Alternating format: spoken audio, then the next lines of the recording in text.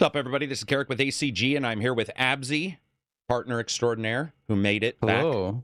Yeah. Who was up? able to actually get to us, which was, I think we were assuming it would happen, but it might be a little late. Yeah, so he was... I had a funeral and a birthday. And at the same time, funeral and a birthday, baby. It's the way to do it. Celebrate coming in, celebrate going out. Celebrate death and life. Yep. Life and death. Yep.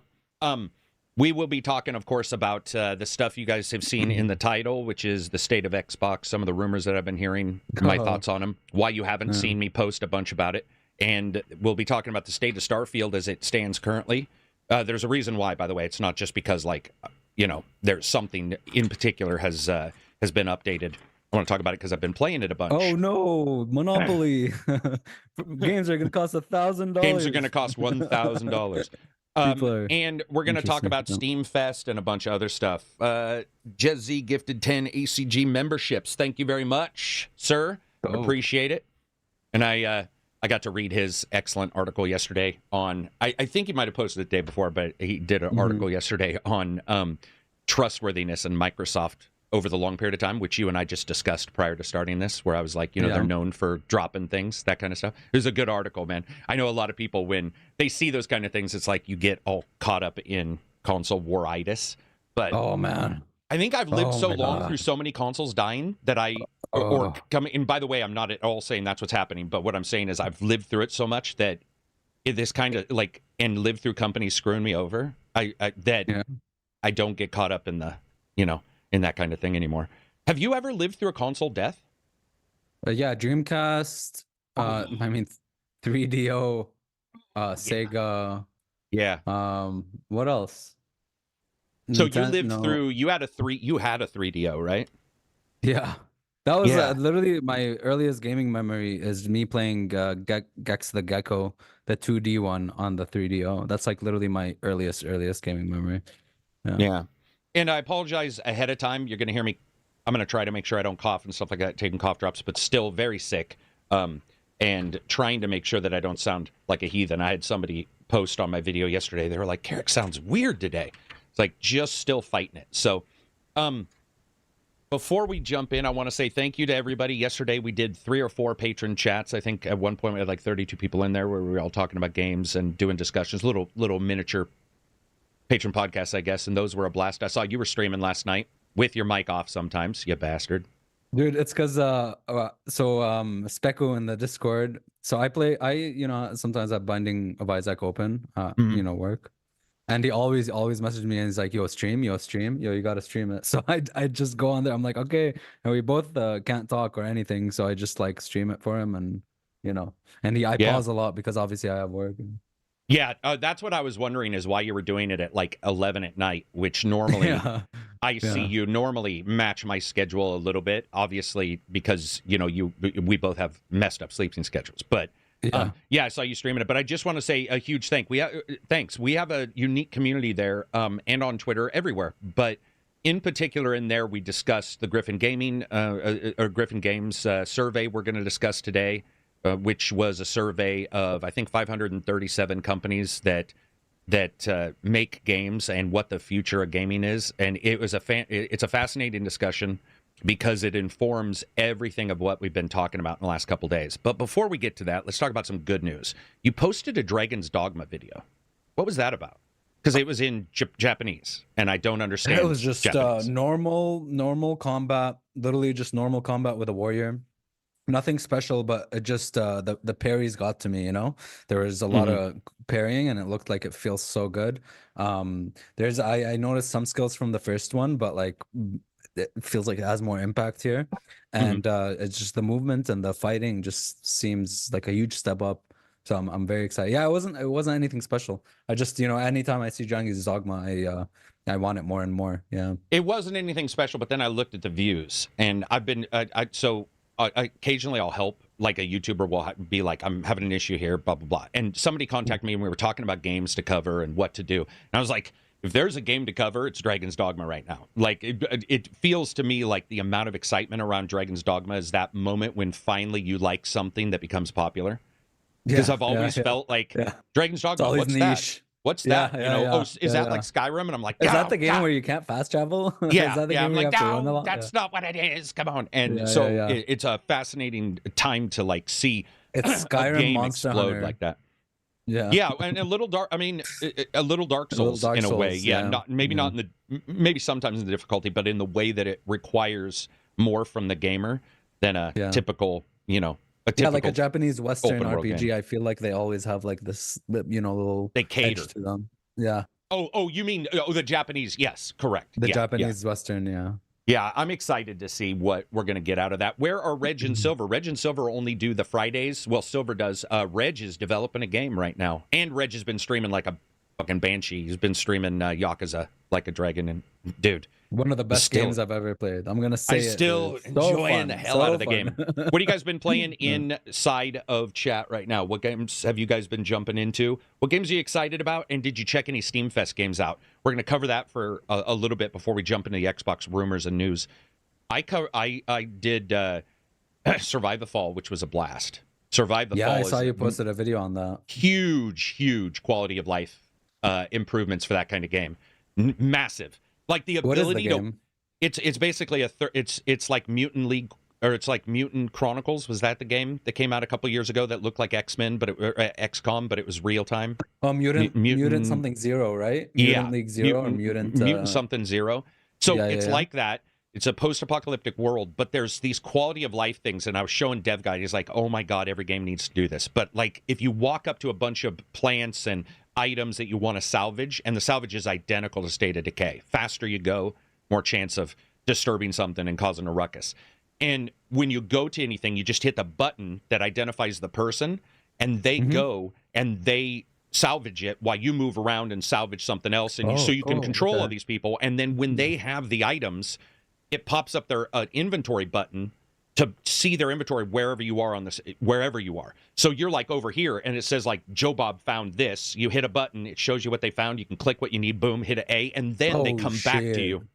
Nice. And when you're in the camp section, which is different than the live action shooting section, which is shooting is very wild, Weird West. It's very, aim with a gun, like with your mouse cursor, that kind of stuff.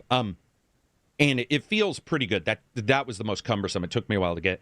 But when you go into the camp mode, the same thing happens. Whenever you click on a place in the camp, it just has a radio menu of all the people. And you're just, so you can just be like, build this, destroy this, take down this, build this, research this. And no one does the thing randomly. So if you say to go build something, they don't, like most games, walk over and just start hammering. Instead, they go gather items. They'll grab books from shelves to research shit. So there's this fiction selling that we're, and it's, by the way, it's from a really small company. I don't think they've released anything. Is it like a campaign type of game, or is it like a continuous like? No, it's campaign. It's a story. There's a story involved. Yeah. Okay. Yeah, there's a story involved. And the story's pretty bog standard. Something bad happens, so let's steal every dead person's stuff and build our own castle out of like tires. Yeah. Because what you're saying, dude, I want it to be a game where I can continually grow my shit, you know what I mean? Yeah, I would say it is very close to State of Decay. In the third person, though. Amazing. In isometric, in the pulled. Yeah. And it does have that look. I did talk about that in the review, or in the preview. It is not the greatest looking game in the world. It's definitely has some issues there. And then I did more Pacific Drive. Did you check out Pacific Drive's demo? No, because I know I'm gonna get it day one. Like that is one game I'm very excited for. It's Stalker with a car, without guns. Yeah. But I've heard a little bit about some rumors about their budget being pretty high, and I would agree. When you look at it, it looks, it's just everything about it speaks to me. I only watched your preview, and that's it. I only watched your preview, and I have it on my wish list. I didn't want to do the demo because I know like whatever I saw spoke to me. You know what I mean? Whatever I saw, I dug everything I saw. So definitely gonna be like a purchase for me. Hit the car button. Pet the car button's got to have it. I did post that on Twitter where I said I wish I had a pet the car button, and their PR contacted me. I don't know if I've told this story yet. I think I told Johnny, but their PR contact told me that I should sit in the car and look around more, indicating there's some secret I didn't find. Yeah, but I thought pet the car would be at the hood, right? You come up to the hood, because otherwise you're like in the car's colon punching his prostate. I don't necessarily. Why would you pet on the inside unless you like pet the dash, or something? Right. Right. But yeah, dude, that game is wicked, man. I saw people complaining because of steering wheel stuff, and I was like, why you wouldn't want to play with steering wheel because you get out so often. I mean, you could steer and then grab your controller and yeah. Have you ever done that in a game? Because I don't even know if I've ever done that. The closest I've gotten is like playing GTA and using a controller and a mouse and keyboard at the same time. By like whenever I go into like a car or something, I switch to a controller. That's like the closest. Gotcha. I've never done like steering wheel into like a controller or like a keyboard. Yeah, I haven't done that. Yeah, it's an interesting thing to see where like the idea that people want to be able to drive with the steering wheel and then at the same time walk around, and I'm like, I just don't know if I would really want to do that. But overall, that one's been great. And then I played a game. I'm gonna forget the name, but it's basically Elder Gods, Call of Cthulhu mixed with like a Slay the Spire card game. And so far, I loved it. It was awesome so far. So there was that. There were a couple that didn't work. Did you do Homeworld 3?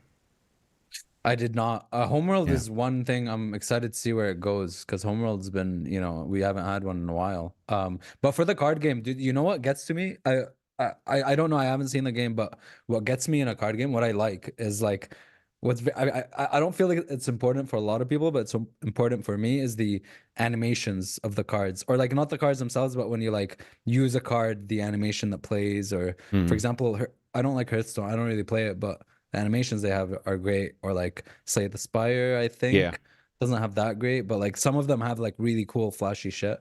This has some flashy stuff, but it's not in like it'll show a spell effect, but that's about the most, at least that I've seen. Looking in here, it looks like From the Deep is the game's name. Yeah, thank you. Menace from the Deep. Thanks, Wannabe. Yeah, because I was talking about it in chat. It looks awesome. People are talking about Persona 3. A bunch of people are still playing AC Odyssey, Dragon's Dogma 1. Dude, Infinite Wealth, I'm 60 hours in and still in chapter 6. It's a big ass game, dude. It's an exciting time for gamers, regardless of all the other stuff that's going on. Yeah, for sure. For sure. Trevor, it has so much content. Sorry, yeah. $2. No, that's right. Trevor, $2 super chat. Finally made it live. Thank you very much for showing up live, and thanks for the super chat. It helps the channel. Yeah, dude, Yakuza is man. I mean, it's fantastic. Yeah, I think it's RGG fantastic. At their best. I feel like it's like they learned a lot of shit from all their games, and it's like, yo, this game is like a big. I'm excited for the next Judgment. You know what I mean? Yeah, it makes me excited for the next. Yeah, I love the way they've done that. Like everything overlapping everything else, all the gameplay loops overlap, little things that you upgrade one place. Yeah, it's just there's like running jokes. Oh, are there? You mean from there's like other running Yakuzas? Jokes from side quests of other Yakuzas? Oh, gotcha. Like in the Yakuza 6, there's like a side quest where Kiryu dresses up as Onomichio, right? And so even in Judgment and even in like Yakuza 7 and now there's always these nods that Onomichio is Kiryu, right? You like hear his voice or whatever. So there's always like running gags and shit. There's like the side quest from Yakuza 0 where there's like this very old lady that hits on Kiryu a lot, and she made a return in Gaiden, and she makes a return here in a little neat, funny way. Like, I love these running gags. It's like Arrested Development or something, Yeah, they've done a great job with still keeping the humor, but making things matter a little bit more to me, because I always felt like Lost Judgment did a better job for some reason. But in this particular game, I actually care about the characters. I think it's also just straight up, man, it's a new place. Yeah, I mean, it's a new location. Hawaii's amazing. Yeah, you can't. Yeah, or Japan, as I call it, because everybody in Hawaii speaks Japanese. Let's go to Japan. It definitely has that feeling of a company. It reminds me of, remember, like when the 360 or the PlayStation came out, and a company made a game 3 years after it was out, and they knew what they were doing, instead of the first games that came out with a console. So you'd have like 3 or 4 years later, and you have Gears 2 versus 1, and you'd be like, oh my God, that's the way this game feels. Like, it's taken them. 2. Yeah, it's just like once you jump into Yakuza, you're like, oh, hell yeah. It feels like everything has finally come together. I'm looking forward to playing Banishers. Somebody's playing Monster Train. Ooh, Monster Train is awesome, dude. I don't hear a lot of people playing it, but it's one of the better card games. roguelike card games out there, man. So good. So many, dude. That game has like so many races and so many synergies with races, because every time you start a new game, you pick 2 races and you could just have it's so deep. It's really fun. Yeah. I think that all the games that I've been playing lately and the things that like you guys have been talking about, I've been talking about, Johnny was talking about, Silver was talking about. A couple years ago, whenever we all got on the podcast, there was a 70 to 90% chance that we had all played the games that we're talking about. And I was telling the guys in chat yesterday, I feel like that is now down in the 30 or 40%. Yeah, easily. Yeah. And they're good games, by the way. I don't mean just playing games. I mean, you guys are playing a game I'm not playing that's really good. I'm playing a game you guys aren't playing that's really good. Johnny is at Silver. Like, it's nuts that it's changed that much. But I was going back and editing some old podcasts, and I'd hear one person bring up a game, and everybody had played a little bit, 25% of it, 15%, 100, it just depended. Now, you guys will bring up a game title and be like, dude, I haven't even turned that on. Like, I don't even know when I'm going to get a chance. Yakuza being so long is going to burn you out on a bunch of games, I bet. You're going to lose. You're going to miss out Final on Fantasy, dude. But mind you, I didn't watch the state of play. I know it has a ton of spoilers and what the fucking game is, and they showed like every region and shit. I did not watch that. But yeah, I hope, because I'm going from one large game with mini games and stuff in it to another large game with mini games and stuff in it, which is also like half turn-based or whatever. Hopefully I don't get burnt out. It looks great, maybe it's I won't be burnt out. But I will definitely be 100% ready for Dragon's Dogma in March. That's going to be exciting to see, man. For sure. Dragon's Dogma is one of those titles that it has a chance that it's going to be janky. I'm just going to be brutally honest. It has a chance that, like, this will be the game that maybe breaks Capcom's streak of pretty good titles. But I just don't think that's probably possible. I mean, I think it's possible. Sorry. I don't think it's probable. It just feels like overall everybody who's working on it, sorry, I got a cough drop, who's working on it knows what they're doing. They know the ideas that they're putting into the game. They've talked about it. Everything that they put and that they've shown feels cohesive. There is no mini games in the same way as like a Final Fantasy, so it's all just that adventure core.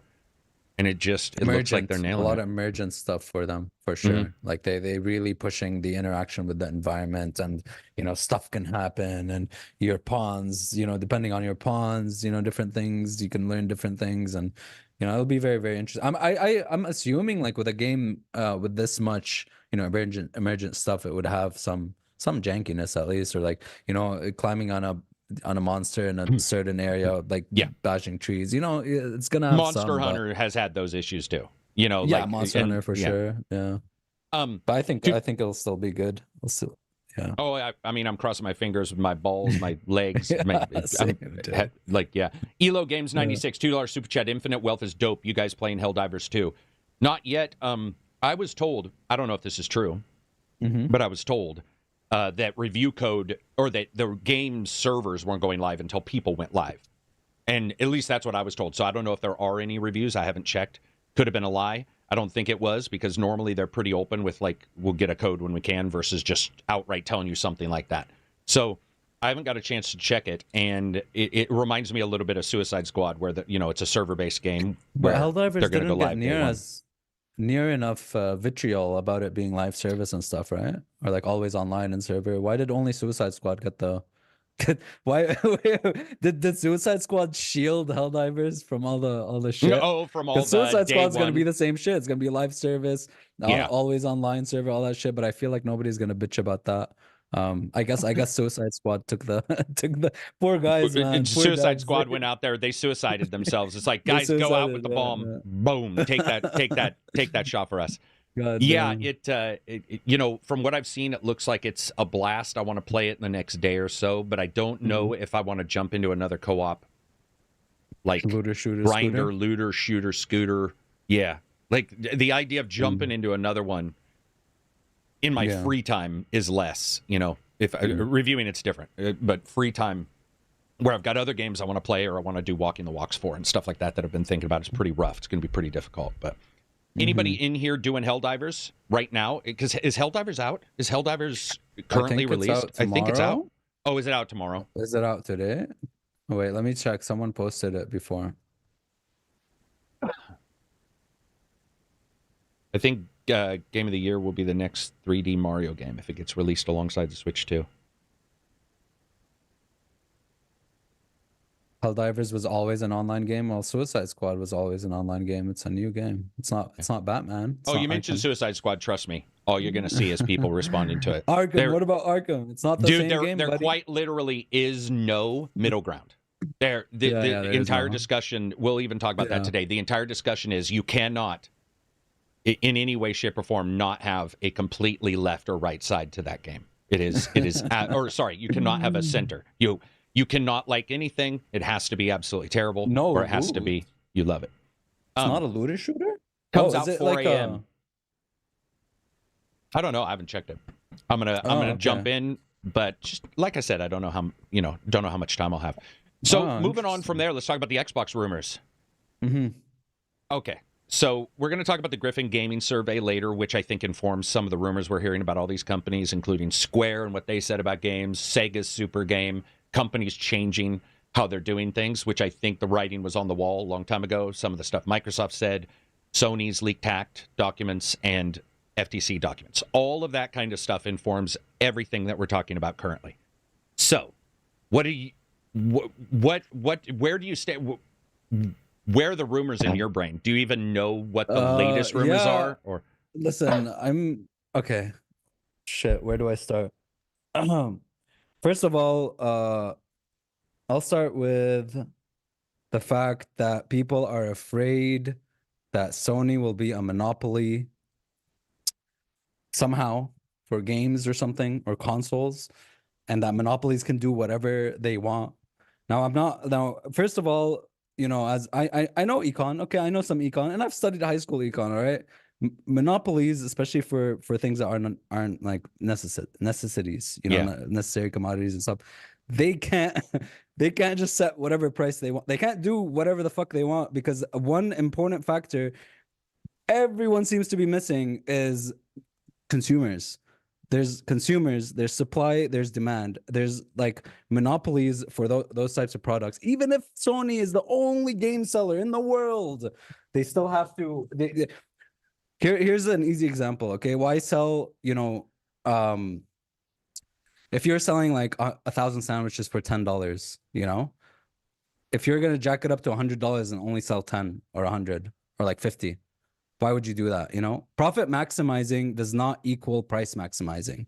And that's a lot of things I've been seeing so many comments of people just being like, oh, the console's going to be like $1,000 and shit like that. It's like, dude, it isn't, it isn't the end of the world, and monopolies can't do whatever the fuck they want.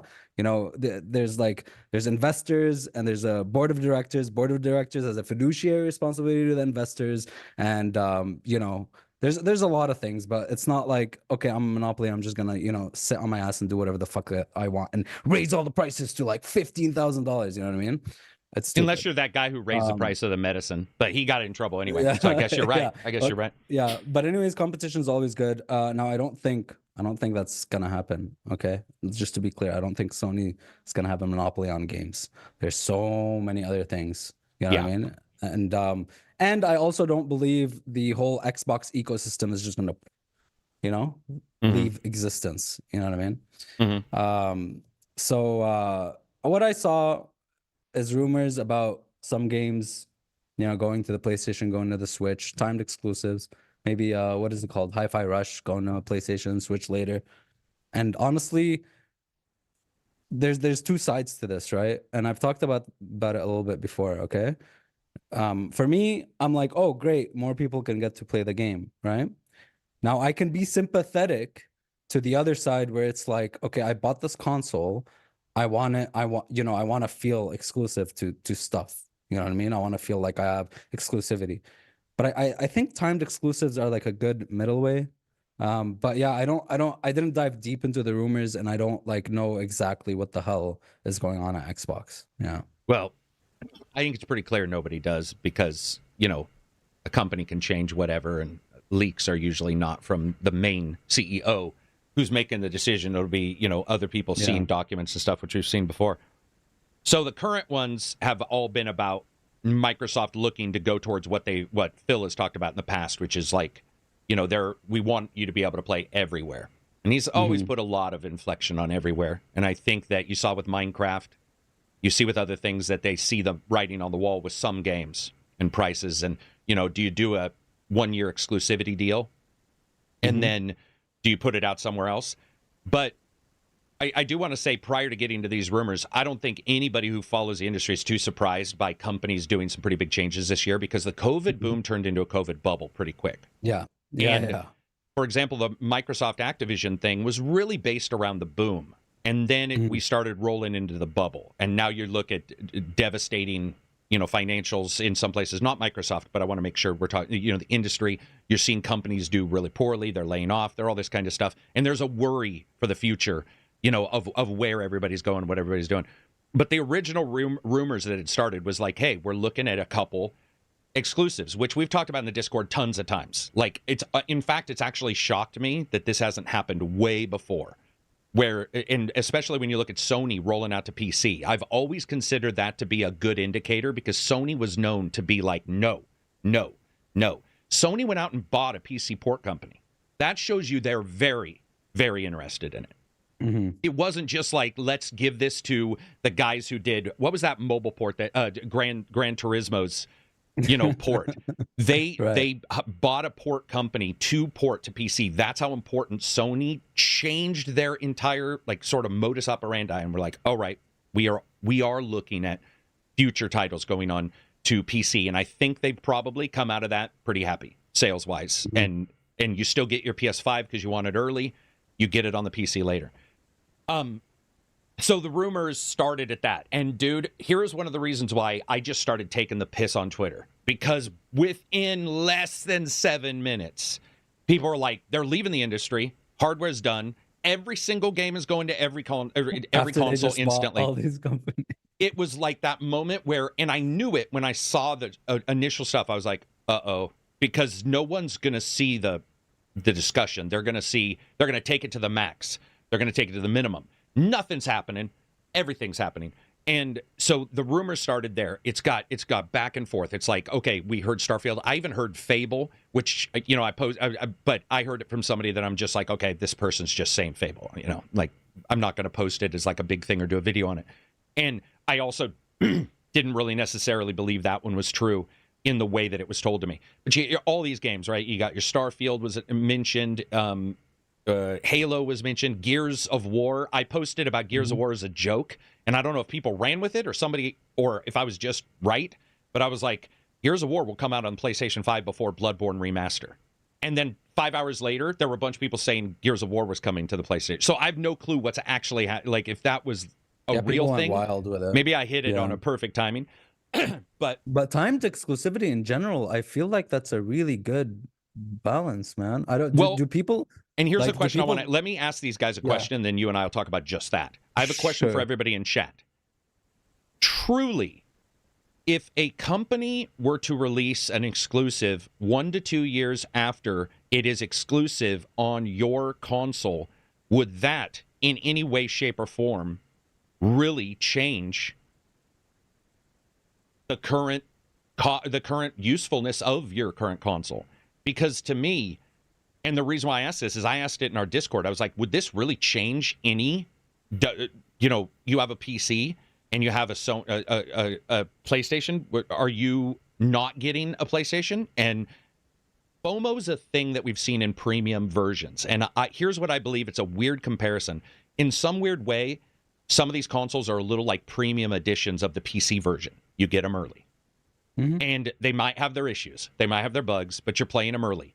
And over a 3-year time span, $500 for a console turns into a couple premium editions. $30 here for a premium, pretty soon you sort of have the equivalent in that. And that's just what it feels like to me, is that we've got the FOMO premium editions, which are going to be your console editions, Xbox, not Sony, at least as far as we know, but Xbox for sure. And then you'll just roll them out on some other ones. Also, the Switch sold over 130 million Switch units. everybody that I know of who understands business, every single person I've asked stated there is absolutely no chance Microsoft and maybe even Sony don't want a part of the next success there in some way. And I'm telling you right now, dude, can you imagine how much money you're leaving on the table for just a Switch port, a Switch 2 port? I mean, a Switch 2 port. If we're, Microsoft's always loved Nintendo. The FTC documents they talked about, they've met with them, they tried to buy them. They've got a love affair, with Nintendo. It's like the idea of saying, if the Switch 2 is powerful, boom, here's Gears or something on the Switch. I'm not saying I would play it on the Switch, but I am saying that is a massive success. The Switch is unbelievably successful. It's mind-numbing. So the idea of putting even that to the side seems stunningly short-sighted to me. Even for Sony, by the way, any company.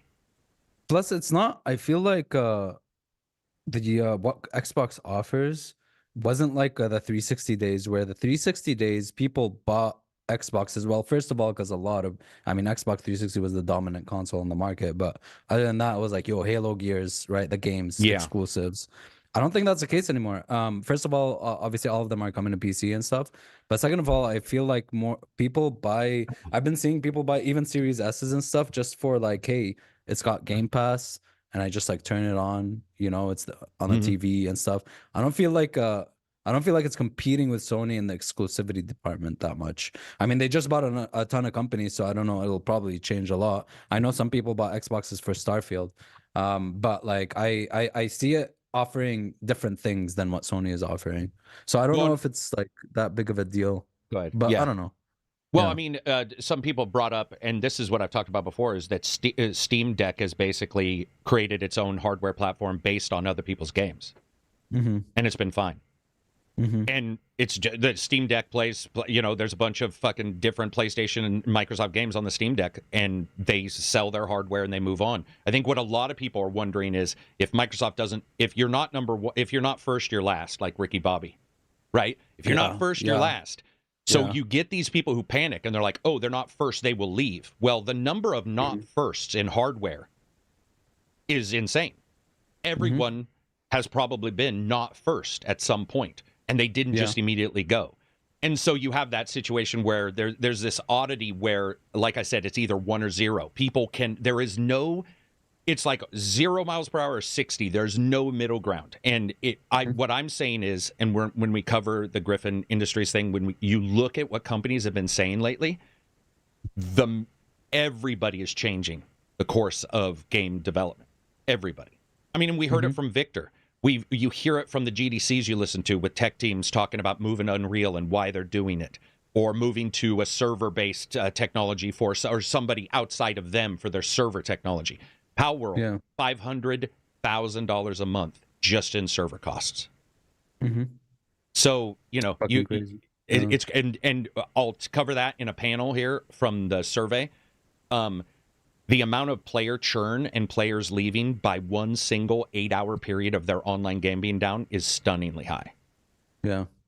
So it's like you make sure your online game is always there. You want to make sure that all those things are there and are prepped and stuff like that. So I absolutely get people worrying about it, and I think we'll get more data, but we'll talk about that in a second. King Becca. Also, hi team. This $5 super chat. Do you think the Xbox news are due to MS capitulating, Jesus, boy, today's going to be tough, in this console wars and wanted to make as much money as possible and prep for next gen? So, that's funny they mentioned that, dude. All the companies that did the survey and all the companies I've talked to have talked about sort of a bit of robbing Peter to pay Paul, which never happened in the past. And one of the things is, do you make a service game that does well, and does that feed cash back into the other development teams or other companies or the what have you? Do you do exclusives now and then roll them out in 1 year? And then if you're doing well, do you pull them back? Yes. And how do we know that? Because multiple companies have done that. Multiple companies have been very open. Well, where they're very free and open until they do well. You were talking about the monopoly for Sony. People are worried about the pullback. But people that you're talking to are worried about a complete pullback, to where Sony somehow sells you a $10,000 system and it's got one game and you're told you have to love it. Now, Sony are the ones who said, we want you to get a second job. But ignoring that. I remember that. the competition wasn't there. The competition here is beyond belief now. Handheld systems, Steam Deck. These are competitors when somebody says, you know what, Steam Deck plays PC games. This will come to the PC, and this is powerful enough for me. I'm just going to stick with this. And when you get these price points of a console and a handheld being equal, many people are going to look at, you know, all those avenues to decide what they want to get and what they want to buy. But yes, it is possible that a company makes choices and then changes. You know how we know that? Next week, we're going to hear about changes because things have occurred. That I do not understand. There are people who want you to believe that companies run like religions, where they have tenets written down, and those tenets are like, you join this company, you have to, you know, sacrifice a pigeon, you have to, you know, go to an orgy, and then you have to admit that you will never change your status quo for your development or how you handle things. And plus, dude, not the way it is. I feel like time and time again, we've talked about this. They don't make that much money on like the actual hardware sales. I think consoles don't make that much money. Their main priority is to get you into their ecosystem. That's all they want. And they have so many other ways to doing that than selling you a box. You know what I mean? And selling you the box doesn't go away just because they don't make a bunch. I think that's the thing, is that as you said, the S sells really well. And there's a question mark. I've seen a lot of gamers have a question mark about the S selling well. Why? Well, I'll tell you why. Because most of the time I hear you guys, and you guys are in our chat, and I'm a game reviewer and a tech guy. So you will already know some of these things. But a normal gamer will not know that. And we had like 6 people in our Discord yesterday who all had S's and were completely 100% unaware of issues. They were just having a good time playing games. And I'm like, yeah, I think that that's a high number for a tech Discord to have, where actually it was more like 10 or 12, but you sort of get that situation where a lot of people are just buying the S because it works. They're buying whatever. Steam Deck, you've heard me bitch about the Steam Deck due to power, but it's selling quite well, even though I have an issue with its power, which is the same situation you deal with the Legion and the Steam Deck, or if they do a more powerful Steam Deck, and the difference between the two. There will still be people who want to buy the less powerful one to save some cash, and they'll be happy with 30 FPS. So there's all these things. So the other rumors, these were crazy, man. So Phil was stepping down. That was one rumor. Phil was stepping down, and you should expect the CEO of Microsoft, or of all of Microsoft, to be doing the announcement, even though Phil's the one who tweeted out saying we're listening. But that was one other rumor. Another one was that Microsoft is dropping Game Pass completely. Now, what's interesting about that one is, even on very lean numbers, looking at the leaner months of Game Pass, there's 250 million a month. And people have been like, oh, well, they're losing money. And you look at these titles and you know that they don't pay. There's multiple tiers that they can do for Game Pass games. And I'm looking at $300 million a month. And I'm like, so you're telling me that after all that, they're not able to pay for whatever Game Pass stuff is going on, and they're not making money at all? And we saw their financials, and they were a little hard to parse now because of the Activision stuff being in there. But it's just an odd discussion, because I've always wondered about Game Pass. I know that it must cost a boatload. And that's the other rumor, is that they're dropping first-party titles from Game Pass day and date. And so that one, did all those rumors come from like one rumor, one thing about Hi-Fi Rush, or is it like, where did they come from? All I can say is, checking into a couple things, it certainly does seem like 1 or 2 at the most were saying things, and they were getting sort of translated by multiple different contacts in the industry. And so you get a story, and then another story that builds on that story, and then you hear like, well, we verified here. But then you're like, well, did you verify? I mean, do you know it's a different person? Because what if it's the same person? And I've had that. I've actually had somebody pretending to be 3 different contacts. And I found out while I was reading their emails, I was like, this email is written exact like this other email. This is the same person pretending to be 2 people. And the rumor turned out to be false. But on this one, the other rumor was that it was from a disgruntled Microsoft employee who was mad at what they saw, the ideas of what they saw going on with the exclusives, and they were like, I'm going to leak. And that's, we've seen leaks from Microsoft and Sony turn out to be true. Not always fully true in the way that we think, but true in that something was going on. So I think everybody agrees something's going on. Microsoft has stated we had a business event we had planned. We're going to move it to, we're doing it next week or what have you. But the rumors were crazy, man. I mean, it went from like nothing to absolutely everything is happening. Dude, like Microsoft is selling the Xbox division to Nintendo. There's so many pessimists, and they all say the same thing. I think I'm a realist. They're like, I'm a realist, but it's like, holy shit, where are you getting these? It just feels like they think the industry is gonna die, and like, as I said, like monopolize, and everything's gonna go to shit. I don't think it's gonna be that big of a deal, honestly. I think you're gonna see some games come out on other platforms, and that's it. I think that's the extent to it, honestly. I think and other than that, go ahead. Other than that, I feel like we've been talking about this a lot. I feel like there's a whole push for the cloud is getting better and better every day, and there's going to be more streaming stuff. And I feel like a lot of we're seeing a lot of more companies doing live service things, and I think just a lot of things in the industry are gonna kind of cater towards more of an online everything everywhere all at once anywhere type of system, where it's like you play anywhere whenever you want. You don't have to have like all the systems and stuff like that. So there's some elements to that as well. I think playing into those rumors or something like that, where it's like, okay, they're gonna focus more on like digitally providing games without the need for like hardware, which fits with what they just did. Dana Win Gamer, $10. I think the issue is that money is not infinite, and if you invest in one console in specific and you realized you could have gotten more invested in another, FOMO. Yeah, I mean, FOMO's real. FOMO's real. It'll be real forever. It'll be real if you have... how many days have we dealt with FOMO in the Discord with somebody not having a PC and they want better FPS, or they want to play a game that's not on a console because it's on Steam or what have you? Money will never be infinite, and options will always be infinite. I mean, that's or close to it. What were you going to say? So many people are going to... I know a lot of people already that are planning to buy consoles just for GTA. Because it's going to be 1 year earlier. Imagine missing out on GTA for a year because you're on PC. You know what I mean? Like, there's like the timing, and FOMO is big, man, especially for a game as big as that. And you know what I mean? So timing things, timed exclusives are very, very powerful. They're very effective, I think. Dev guy Ron25 says everything everywhere all at once. That is what it's going to be. Yes, that's what I think that Microsoft made it clear even back in the Xbox One days with the, this is our room. This is like our room device. I mean, even the 360's name was weird. Like, what does that mean? Like a 360, like a device that does everything? And they tried a little bit, and they've continually, hammered in on the OS. But all these rumors were out for multiple days, and then, and this is why they started to roll back. And this is something we've discussed every podcast, which is that it's like, here's what I'm doing. Subscribe to my podcast, and then apology tour the next day. It's like, okay, well, what I was saying wasn't this, blah blah blah. And it's happened to everybody.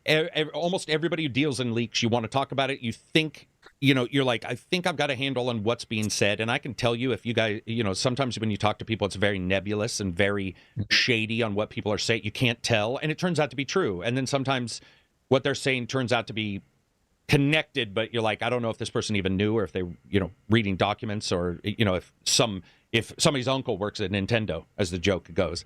But so the rollback started to happen, and now we're hearing we're going to get the event next week, and this is where we start looking at the other companies. Dude, Microsoft is making this choice, but I want to remind people, because it's easily forgotten, that Sony's major switch that they made prior that wasn't talked very much was the 12 service games.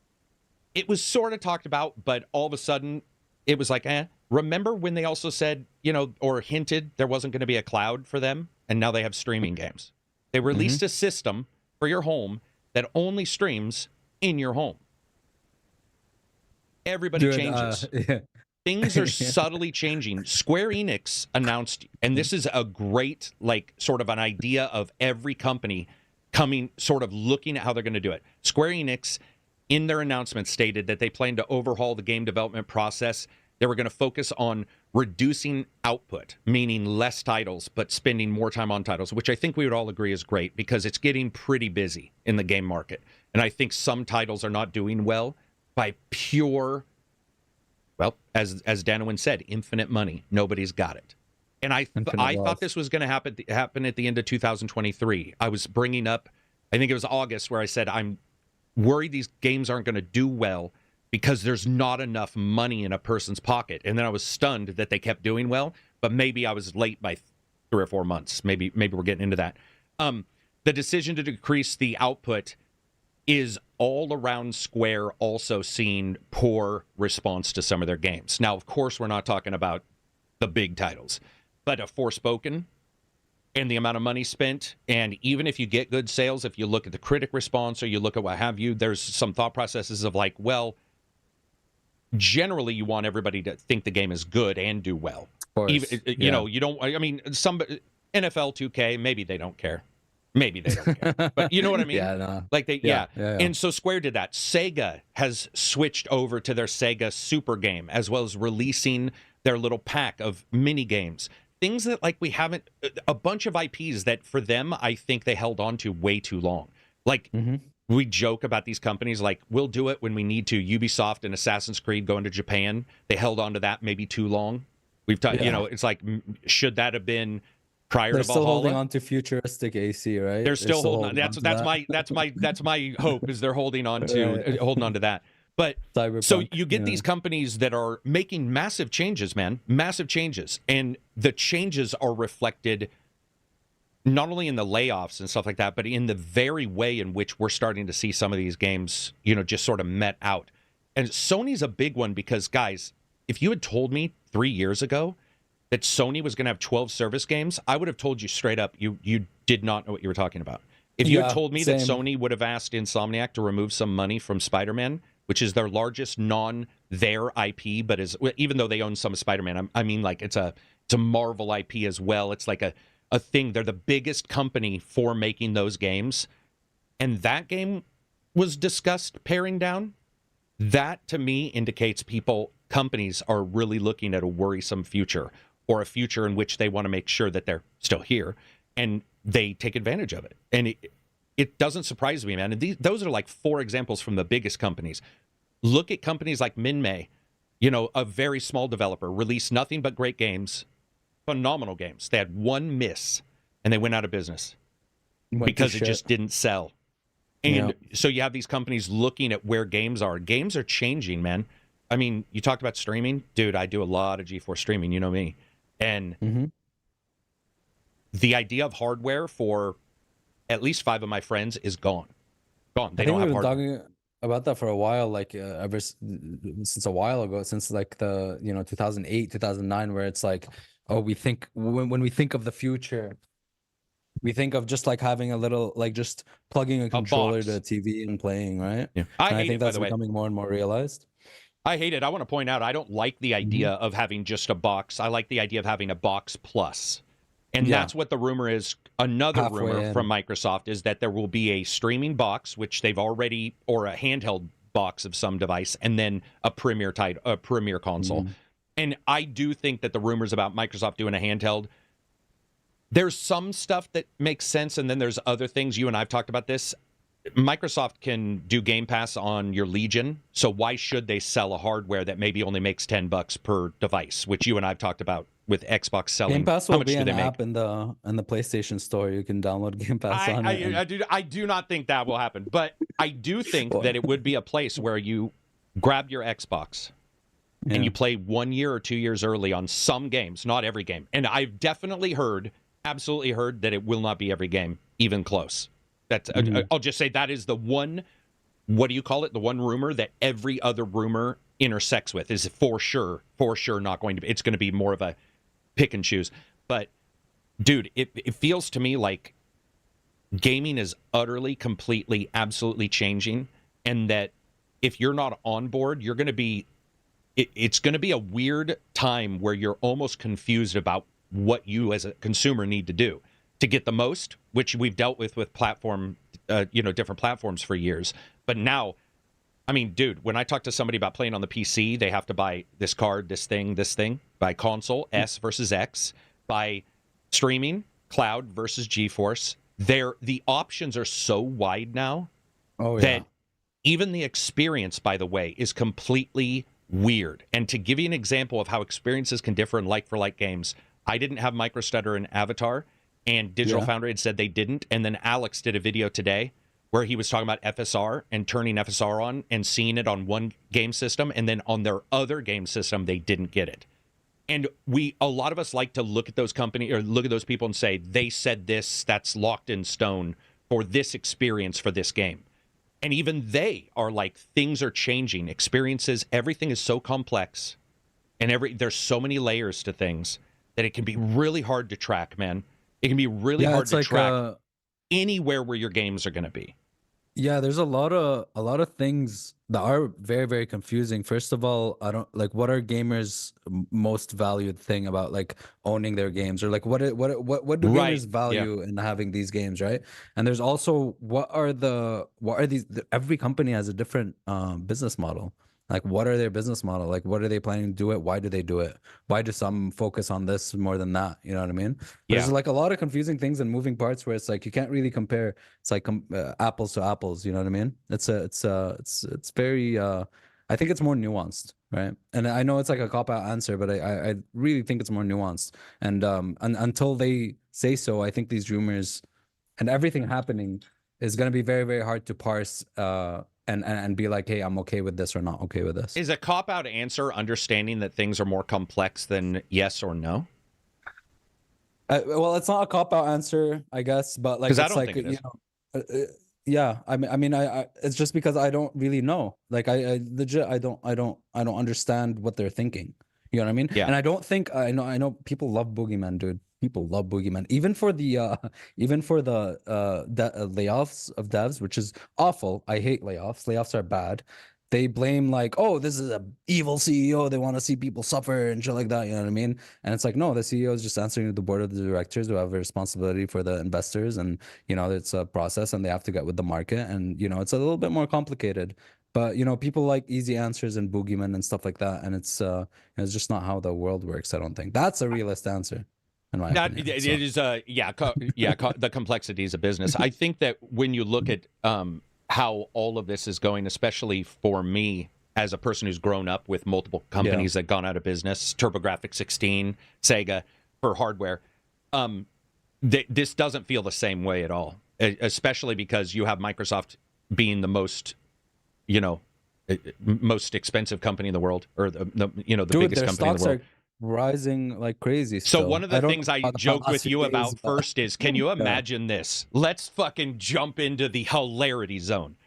Microsoft hits trillions of dollars and beats Apple, and then less than a month later admits we're leaving completely the console market. If you are not telling me that that would not absolutely damn their stock for at least a small amount of time, I think you're wrong. I could be wrong on that because stock markets react weirdly, but I think that overall the idea that they drop another thing, which is what Jez Gordon had written this article about, the trustworthiness of big companies, in particular Microsoft and long term. Some of the things he said, I was like, well, we're looking at the portal, right? These companies a lot of companies have sort of left things in the lurch, PSVR one, but you get that kind of situation, but I do think that would be hilarity in just I love chaos. So the idea of showing up and being like, all right, man, they made a bunch. Let's crater the stock today. Let's just absolutely, then destroy I can it. buy. Then I can buy, you know? We just bought Activision. We're done. We're out of the hardware business. Now, some people may consider being out of the hardware business better, which is what Windows Phones did. You know, they dropped Windows Phones. They dropped Windows Phones via a fucking tweet. It was a tweet.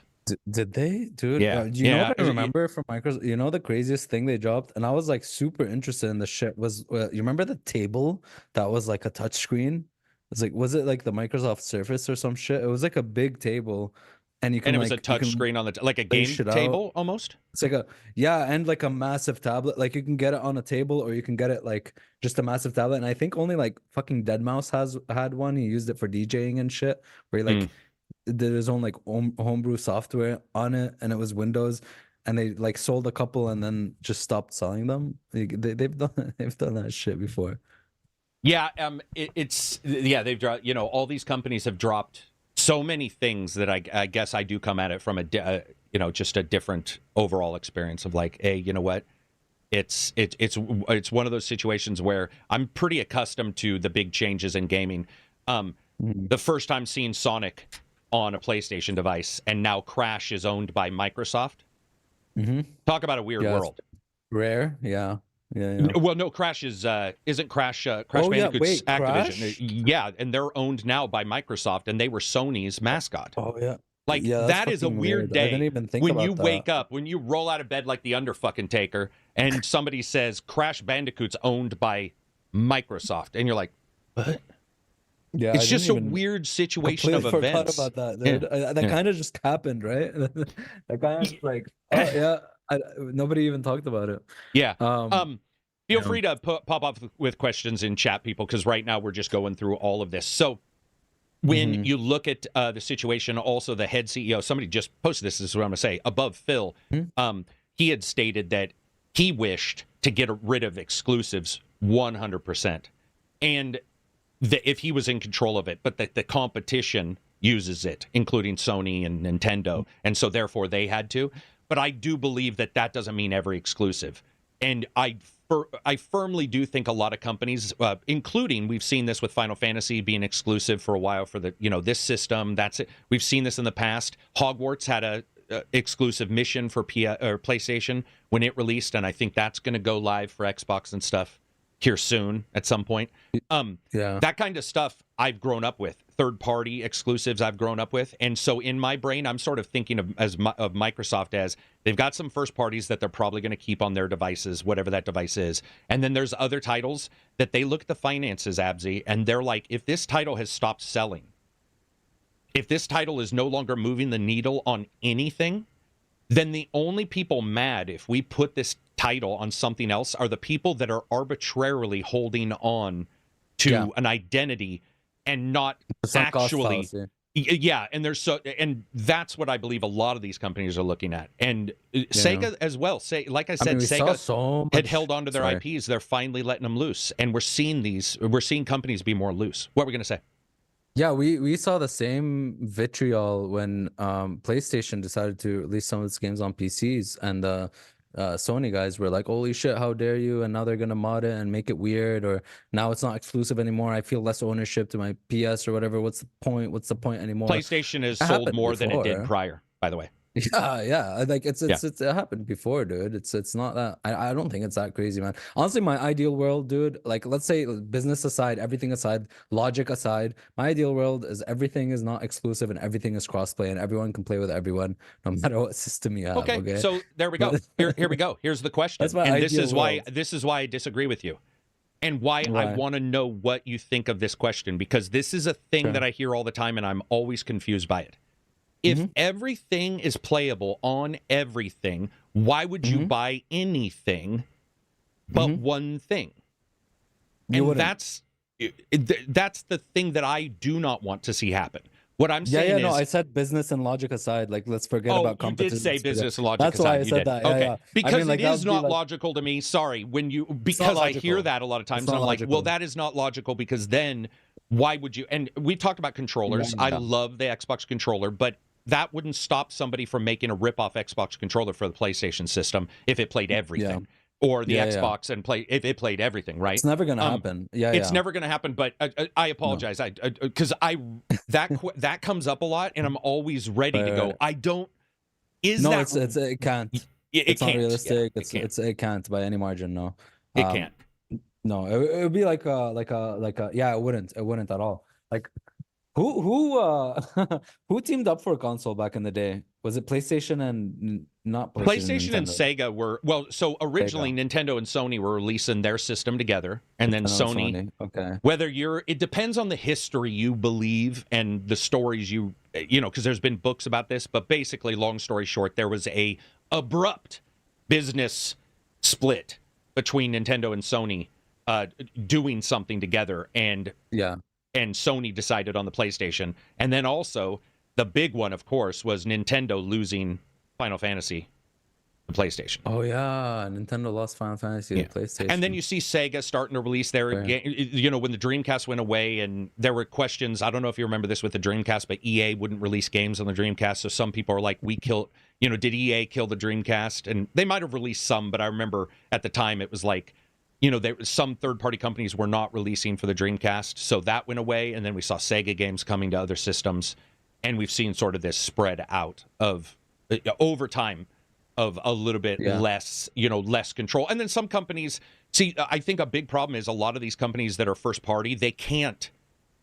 be bought by anybody, so they get fired, or they go like Concrete Genie devs, they evaporated. So you can't later say the Concrete Genie devs now make games for everybody because they were evaporated when they were under Sony.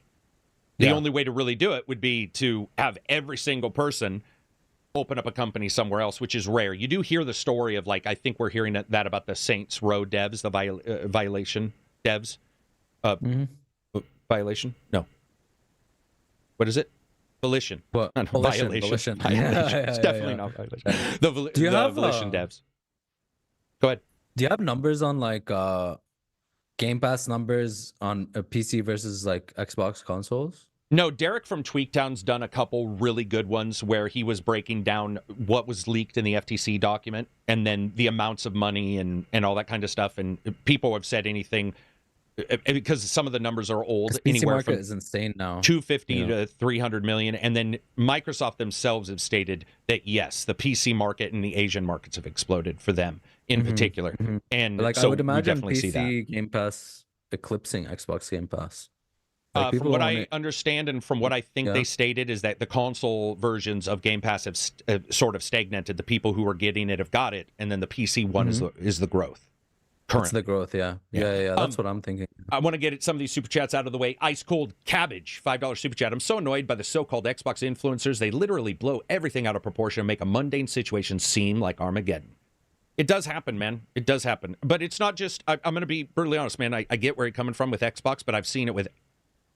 Maybe it's because I don't have a particular system in mind, but I see it. Yeah. I think everyone married to their consoles are like super passionate, and I think it's like ideologies, right? They've become ideologies. I think now you see a lot of people super tied to their ideologies, where they just like throw away logic and shit and just say whatever they need to push that ideology forward. And it's not a political ideology; it's just literally Xbox or PS now. Right. You know what I mean? So I think you're going to see a lot of people that are just, saying shit just to drive it home for their company. Yeah, that will definitely happen. Necro, $2 super chat. Thoughts on Helldivers 2? Helldivers 2 is not out from what I understand, so I don't have it. But thoughts are, I'm excited for it. Hush Al Ghul, $10 super chat. Phil said that they lost the console war with the PS4 and Xbox One due to people buying so many digital games. Could they bring games to other platforms to increase market share? Yes, and I think we can all agree that when you look at a title like Forza, so I don't know if you saw this, but I think it was the most recent Forza non-Horizon, or it was the one prior, but it sold quite poorly. And the idea that you could port that to the PlayStation 5, when I know a lot of people would love to play another game that isn't GT, isn't Gran Turismo, there is the chance of, you get a couple 100,000 more sales on these different consoles, and I could definitely see those happening. Hush Al Ghul, $5 super chat. What if Xbox does a Sony and brings their games 1 or 2 years later to PlayStation and Switch, yet day one game on PC and Xbox? Yeah, that's what I think is. That's happening. what I think too. Yeah, I don't know if it's for every game, but I think it's at least going to happen for Hi-Fi Rush. In some games, and I think it's fine, man. I think it's fine. Honestly, I think it's fine. I think it's just the people that are going to be the most, and I can be sympathetic to this, is like if they bought the Xbox with the intent of, hey, I'm going to buy it just for Hi-Fi Rush, or I'm going to buy it just for this like couple exclusives, and then after the fact being like, oh well, I could have not bought it at the time and waited and stuff, but that's like hindsight. I feel like that's the, it's like buying Bitcoin and selling when it was like $20. Hey now. I did that. Sorry, I have a friggin' migraine. Yeah. I would say when you also look at how the companies are sort of handling FOMO, it's been for a while where they've been handling FOMO in their games, battle boxes and battle passes, all this kind of crazy shit. The one thing I do know of is that companies are looking at way more ways to monetize. Some are looking at what I consider to be very smart ways to monetize, where it's not what we would consider to be egregious. And we've seen some companies, I think, do a fairly good job. Free-to-play game where you might play it and go, this is actually quite playable, and I'm going to throw $10 to the developer. We've talked about that before. And then you get the other games that feel like really egregious. We do know that there are some companies looking at some good ideas for monetization where maybe the game comes in at 0 or whatever and has monetization that isn't so noticeable. But we're going to see all these kind of changes coming soon, man. I just do not know why people, when you look at all these companies making all these announcements, huge announcements, Square basically just, listen, I don't want to say this in a bad way, but Square just basically said, we want to make good games in a press announcement. If that isn't a sign of the apocalypse, what the fuck is? They basically, I mean, now they didn't really, that's me sort of taking the piss, but they really did sort of say that they get it, that there's obviously something going on with them and they've seen it and they want to make a massive switch. That's Square, who I think we can have more quality. But can't we all agree that Square's one of the more ironclad companies that seems to have always put their foot down and been like, this is what we're doing? And so they're changing. Sega's massively changing. It just seems to me like we're going to see more of this. You know, we're going to see more, and you need to be prepped. What about the rumors about the next-gen Xbox and Switch like Xbox handheld? So I have heard that rumor as well, and I think that when we look at handheld and console, it makes sense. When they switched away from PPC chips, the 360, when they switched away from PlayStation having a specialized cell and all that stuff, they went to X64 stuff, the chances of all these other systems that are compatible but lower power went up dramatically. I mean, it's much easier to make something compatible when you know what the port is going to basically be to the same, OS same style, hardware, to the same instruction sets. Yeah. So dude, I think that writing was on the wall the moment the Xbox and PlayStation switched over to AMD and went to APUs. And you're like, all right, there we go. Even though there was a rumor also, and it was in the FTC document, that Microsoft was also looking at ARM. They were also looking at ARM hardware to decide, if there was something that they could build. What what? Well, do you switch to something like an ARM chip? Snapdragon is I'm not saying that, but I'm saying there's these other chips that are powerful. We're starting to see from other developers that aren't the typical Intel AMD. And it's like, are there ways to make a better system or a system that fits what you want to deliver with these other CPUs and GPUs? They're pretty powerful, man. The new Snapdragons are pretty ridiculous. Would I want it in a home console? No. But I'm saying they're pretty insane when you really look at what they can do. And so Microsoft, in their little documents and their PDFs, had stated that they were looking at other technologies too. So it'd be cool. That's cool. Let's see. Genuinely do not understand why people would be mad about the elimination of exclusivity.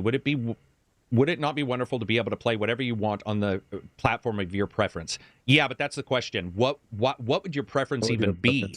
How would your preference be defined if nothing would? Things like Game Pass? Well, yeah, we even define PC via AMD, Intel, and NVIDIA. Yeah. That's how we define it. I mean, it's quite literally how what are they doing now? FSR 3 does one thing, DLSS does another thing, ray tracing's here, we define, I mean, there is no one platform. There never will be. I wish I hadn't, asked you that, because you had stated quite clearly that you didn't want to talk about. Yeah, it's I don't know, man. There's so much nuance to it. I don't even know how to really, I can't put my foot down on this type of thing. It's like what I want versus what I think is realistic versus what I think they're gonna do versus what I think the people want. There's so many different sides to it where I can actually see people's I can be sympathetic to the people who own these consoles and love those consoles too. You know what I mean? Even though I don't see it, even though I don't care, but I can see why people care. I mean, I can see it, but I'm also I am of the opinion that if a game is no longer doing numbers somewhere, and if it is not pushing your hardware, then if you can port that to a mobile device, for example, mobile, and it does well, or Apple and it does well, should you not do that? I personally think, you should do that. And or you should look at it and say, what's the return on this? Now, the return on it, some people are saying that they will lose the identity of their console. Then it's the opposite side of the same discussion we just had, which is, what is the identity of that console then? And the exclusives for Sony are for sure their identity. Microsoft has exclusives. You always hear that. They don't, but they absolutely, I mean, they obviously do. And we're now seeing even more. But you're also going to see a lot of these where they look at it and they're like, you know, do we do it day and date? Do we do it a year later? Do we do it 2 years later? Do we deliver it via Game Pass on any browser? You know, like there's all kinds of different ways that companies can deliver these, and they can make them special on their devices. I think with Xbox in particular, the big problem has always been that they're a monolithic corporation that has had a tendency to stop, drop, and roll. And fucking, they roll off the stage and they run out. And it's happened with it's not happened with Xbox. In fact, Xbox has been the opposite of that. But if you look at some of the tech, Sony's had it too, and so has Nintendo. But at the same time, Microsoft is the one that we remember as the ones that are just like, boom, stop, drop, and roll, we're gone. And you're like, whoa, what? What is like in their, so obviously, you know, a lot more people own PSs than Xbox. What is in there, like, what do they, I mean, there's, okay, obviously the PC market is massive, okay? Especially the Microsoft Windows market is completely massive. The Xbox team, obviously they have the Xbox software on the PC. Their hardware isn't selling as much. Obviously, a lot of people have PCs. I just want to know what the hell they're like thinking and planning, and what like, do they want to win the console war? Do they want do they not care much about the hardware and care more about more people on Game Pass through PC and through other means? Like, or are they going to try to salvage and beat PlayStation next gen? Like, what is their intent? I don't know what their intentions are. Well, let me explain something that I find fascinating. And you tell me if I'm right on this, but I find what you just said, I am fascinated by this. Less than 3 or 4 weeks ago, the Activision purchase was done, and an event happened, and Blade was shown and all this stuff, and Microsoft was known for having a large stable of games coming, blah, blah, blah, and they were sort of known as being the biggest company and the biggest third-party publisher, even though we didn't know about exclusives. A couple rumors have caused such an explosion, and some of it's obviously true because they're going to do a business event about it. But it is crazy to me that a couple things have caused such a reversal of the overall zeitgeist to this point of they're leaving the hardware market. It has been crazy to see they release their finances doing insanely well. They're $1 trillion company, to go from all of this stuff and we're here to this because of a couple rumors. And then not only that, Abzi, people telling them straight up, now we want you to come tell us what you're doing exactly. And I can tell you, as anybody who's run a business in a competitive market, they're listening to that going, the fuck you talking about? We're not telling everybody what we're doing. Like, what are you talking about? In no world would anybody tell. Guys, you can go look at a new car every year, and they've got special shading on them so photographers can't take a picture from a mile away, and that's Ford releasing a new fucking Taurus. So, of course, a new console company isn't going to be like, or not a new console company, but the new plans of a console company, they're not going to be like, okay, guys, you're right, we're going to come out and explain everything right up front to everybody. It's a weird thing that's happened in, what are we talking, 2 weeks? Maybe 2 weeks. It's like a huge dilemma. It's like, oh fuck, everyone's freaking out. Oh shit, what do we do? You know, do we tell them shit? Like, what do we tell them? How much do we tell them? What do we do? I don't know. On one side, Abzi, we have Xbox leaving, and in the other side, we have Xbox is announcing at least 2 new pieces of hardware. That's the rumors right now that are competing. If that isn't the weirdest moment, and like you're just sitting there going, what the fuck? Like it took just a couple leaks or whatever occurred for all this to happen. And it does, I think, also indicate gaming is so confusing now, and companies and all the stuff happening, that there's just a worry about everything. And we heard the worry about Sony internally with their devs being mad about going to service games. We definitely heard that. Like, you hear those kind of things. We've heard rumors that some people at Xbox aren't happy with whatever's happening now, but it doesn't seem like anybody actually knows. It seems like the only people who are unhappy, the unhappiness is coming from not knowing about something no one has said is changing.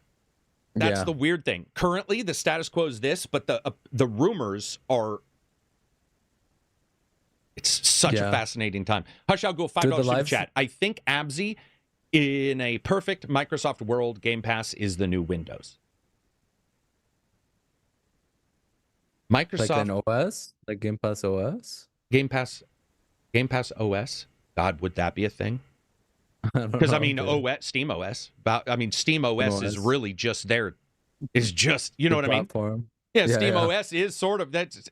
It's a good. That's there's nothing wrong with what you just said, man. I like that. yeah.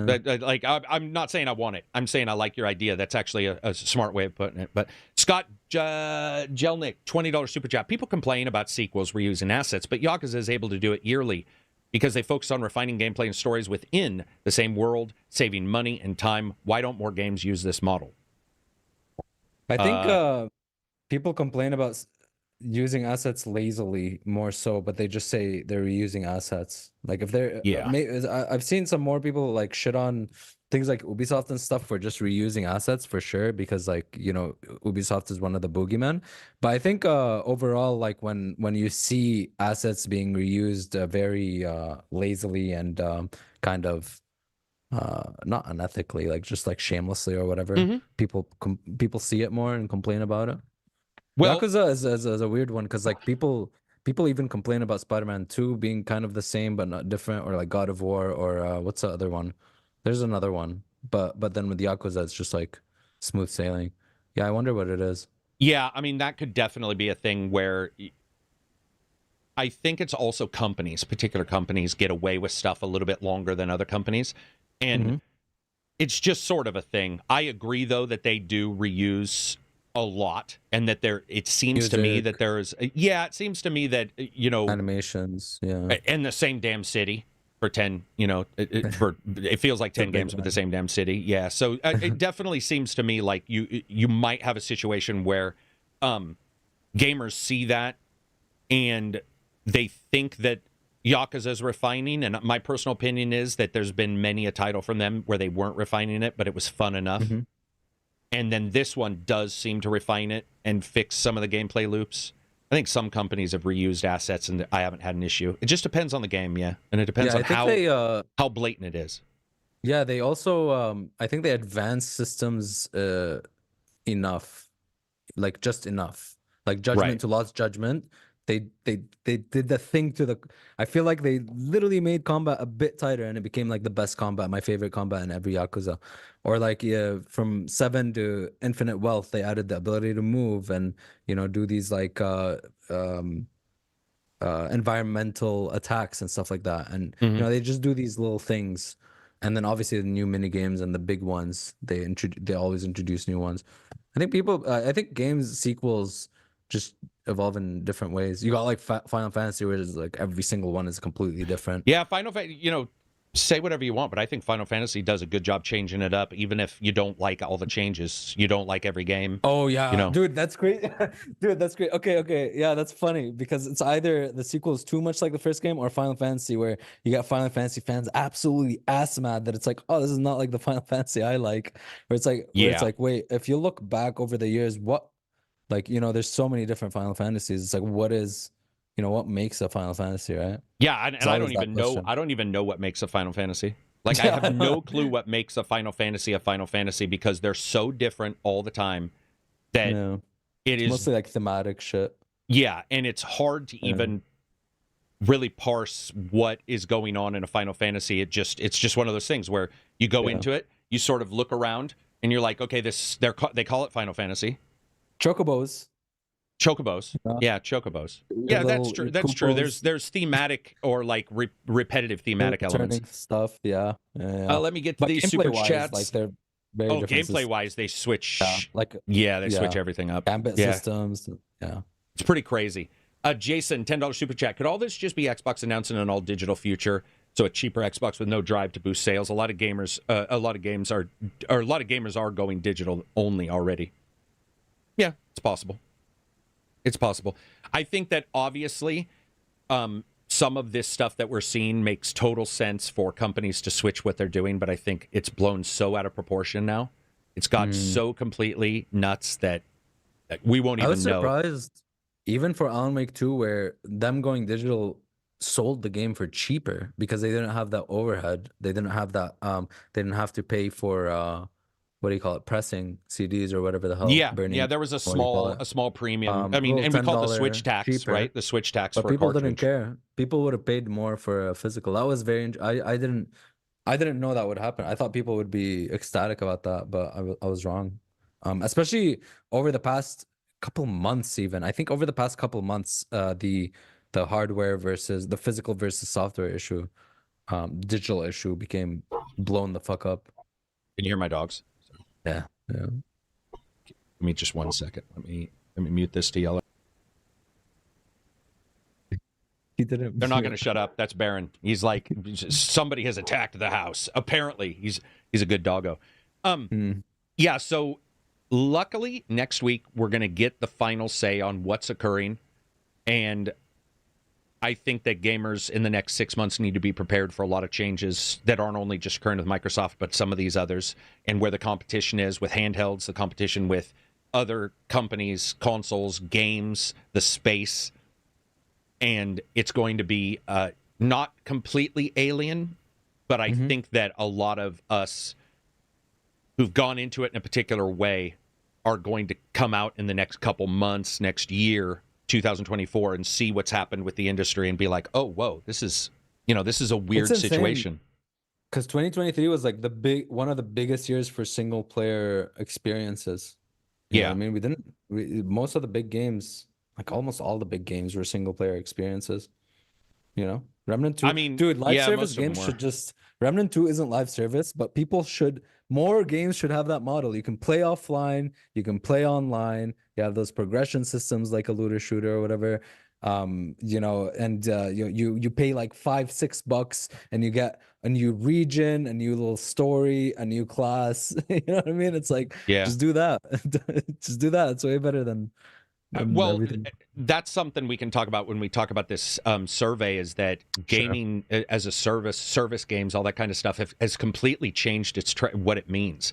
I mean, dude, it's difficult to even know sometimes. Now, really, the only way to say it is a service game is any game that you can't play. Best ongoing it's game. like, but it's like online at that point. It's like, well, it's an online game. It's not it's like service. Oh, we'll continually release stuff. Should it be? What about ones where it's all free? Are they service or are they free service? Do we put a word there to make sure that when we're talking about service games, normal game just getting regular updates and stuff, or like regular DLC? Well, it's like a single player game and you got a DLC every like 6 months.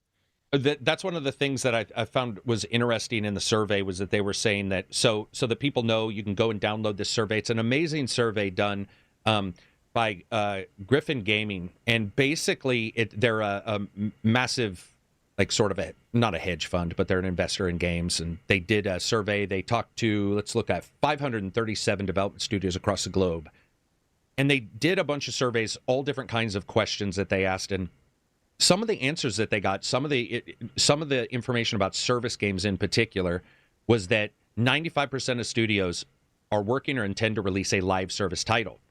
So when this first popped as a survey, people assumed it meant, because there's a little asterisk that says live service is defined as any regular update cadence planned by a game, meaning, oh, you're just updating regularly. But, and that is somewhat true, but what they're also indicating is that 65 intend to release or transition a title to a live service model, meaning at least 65% of that 95%, they are making a massive change. So even if you took the 95% away and you just look at 65% of companies are looking to transition current or future titles to a service title of some kind, service titles seem to be the majority of the future games. And especially when you consider this many people were queried, this many companies were queried about it, and what they're trying to do with service games, it feels like service games, and even Microsoft, the cloud, Sony, GeForce, all of this online stuff, it's definitely passing us by, where the hardware box is not, the disc maybe is less important, like you said last week or whatever, where you were like, also, but I think there's also companies, there's a lot of companies, like even Remedy, where they are making a live service game, but they're also making the other, single player just play through games. Maybe that's what I companies brought are up. seeing more of paying like Peter to pay Paul kind of thing, to where if it's, and by the way, Microsoft, we've seen Microsoft do this, where they've got your Sea of Thieves, your Grounded, they've got their games that they're trying, and then you get that income from those. But remember one thing, Abzi, is sometimes it's not too difficult or not too easy to get money from one project into another project. So it's like, if this project's doing well, where does that money stay with that project? And I've seen it in software development when I used to work in it, and you've seen it where you have 2 or 3 database projects, whatever. You really can't take the money from one. I see it in construction, and dude. put it in the you can put it in the overarching one, but you get that situations where you're like, it just because these service games are doing well, will that help the others? And yes, it will, of course. But it's not one for one, obviously. You saw it today, you said, in a construction? Yeah, and there's like, we basically have credit with like a certain company, and we had credit from like a different project, and we weren't allowed to purchase new things we can't use that credit for this project, and it's like because it's a completely different project, and so there's definitely like money tied to like projects themselves versus the companies. Okay, gotcha. And so I think, especially when you look at the service games and all of this stuff that these surveys are indicating, which is companies looking at trying to maximize a title across a long period of time, I do feel that we're going to be pretty surprised by some of the titles that in the past we've seen as single-player games we might see that service encroach in it in some way. Yeah. I mean, we've seen it with Assassin's Creed and stuff. We have seen it with those games. Like, it feels to me like that's where a lot of the future is going, where we'll see it encroach on the games that in the past there hasn't been an idea of that in the past. But what where if there wasn't a thought process of it? Like like we said before, service games, like, do they count? What if it's like a single player game that gets DLC all the time or something? Like, what? Like, to me, even MMOs are service games, but I don't put them in with the same. I don't say like, oh, this is a service game and this is a service game. There's a huge difference between like World of Warcraft and Destiny, or you know what I mean? Like what's the other one? Final Fantasy 14 Online and Outriders. I feel like a live service has become this genre where it's like the looter shooters, scooters sit. You know what I mean? And where that is what I actually feel like. I feel like that's actually an issue where the entire genre and category is just sort of blown out of, like, it's blown to the point to where it's difficult to decide what one thing is versus what something. And the thing is, man, especially when we're seeing it with these companies trying to sort of go out and stretch their wings a little bit, I do feel that you'll start to see. Okay, let me cross my fingers and say I would like to see Nintendo do some stuff with other companies. I'm not saying they will, but it would be amazing. Somebody was saying to me that, did I see the news that Microsoft may have changed the name of Game Pass? I did, and we talked about that at the starting of the podcast. But it looks like a new ad refers to this. Data's right here. I'm looking on Twitter right now. So this states that a new ad refers to Game Pass no longer as Xbox Game Pass, but as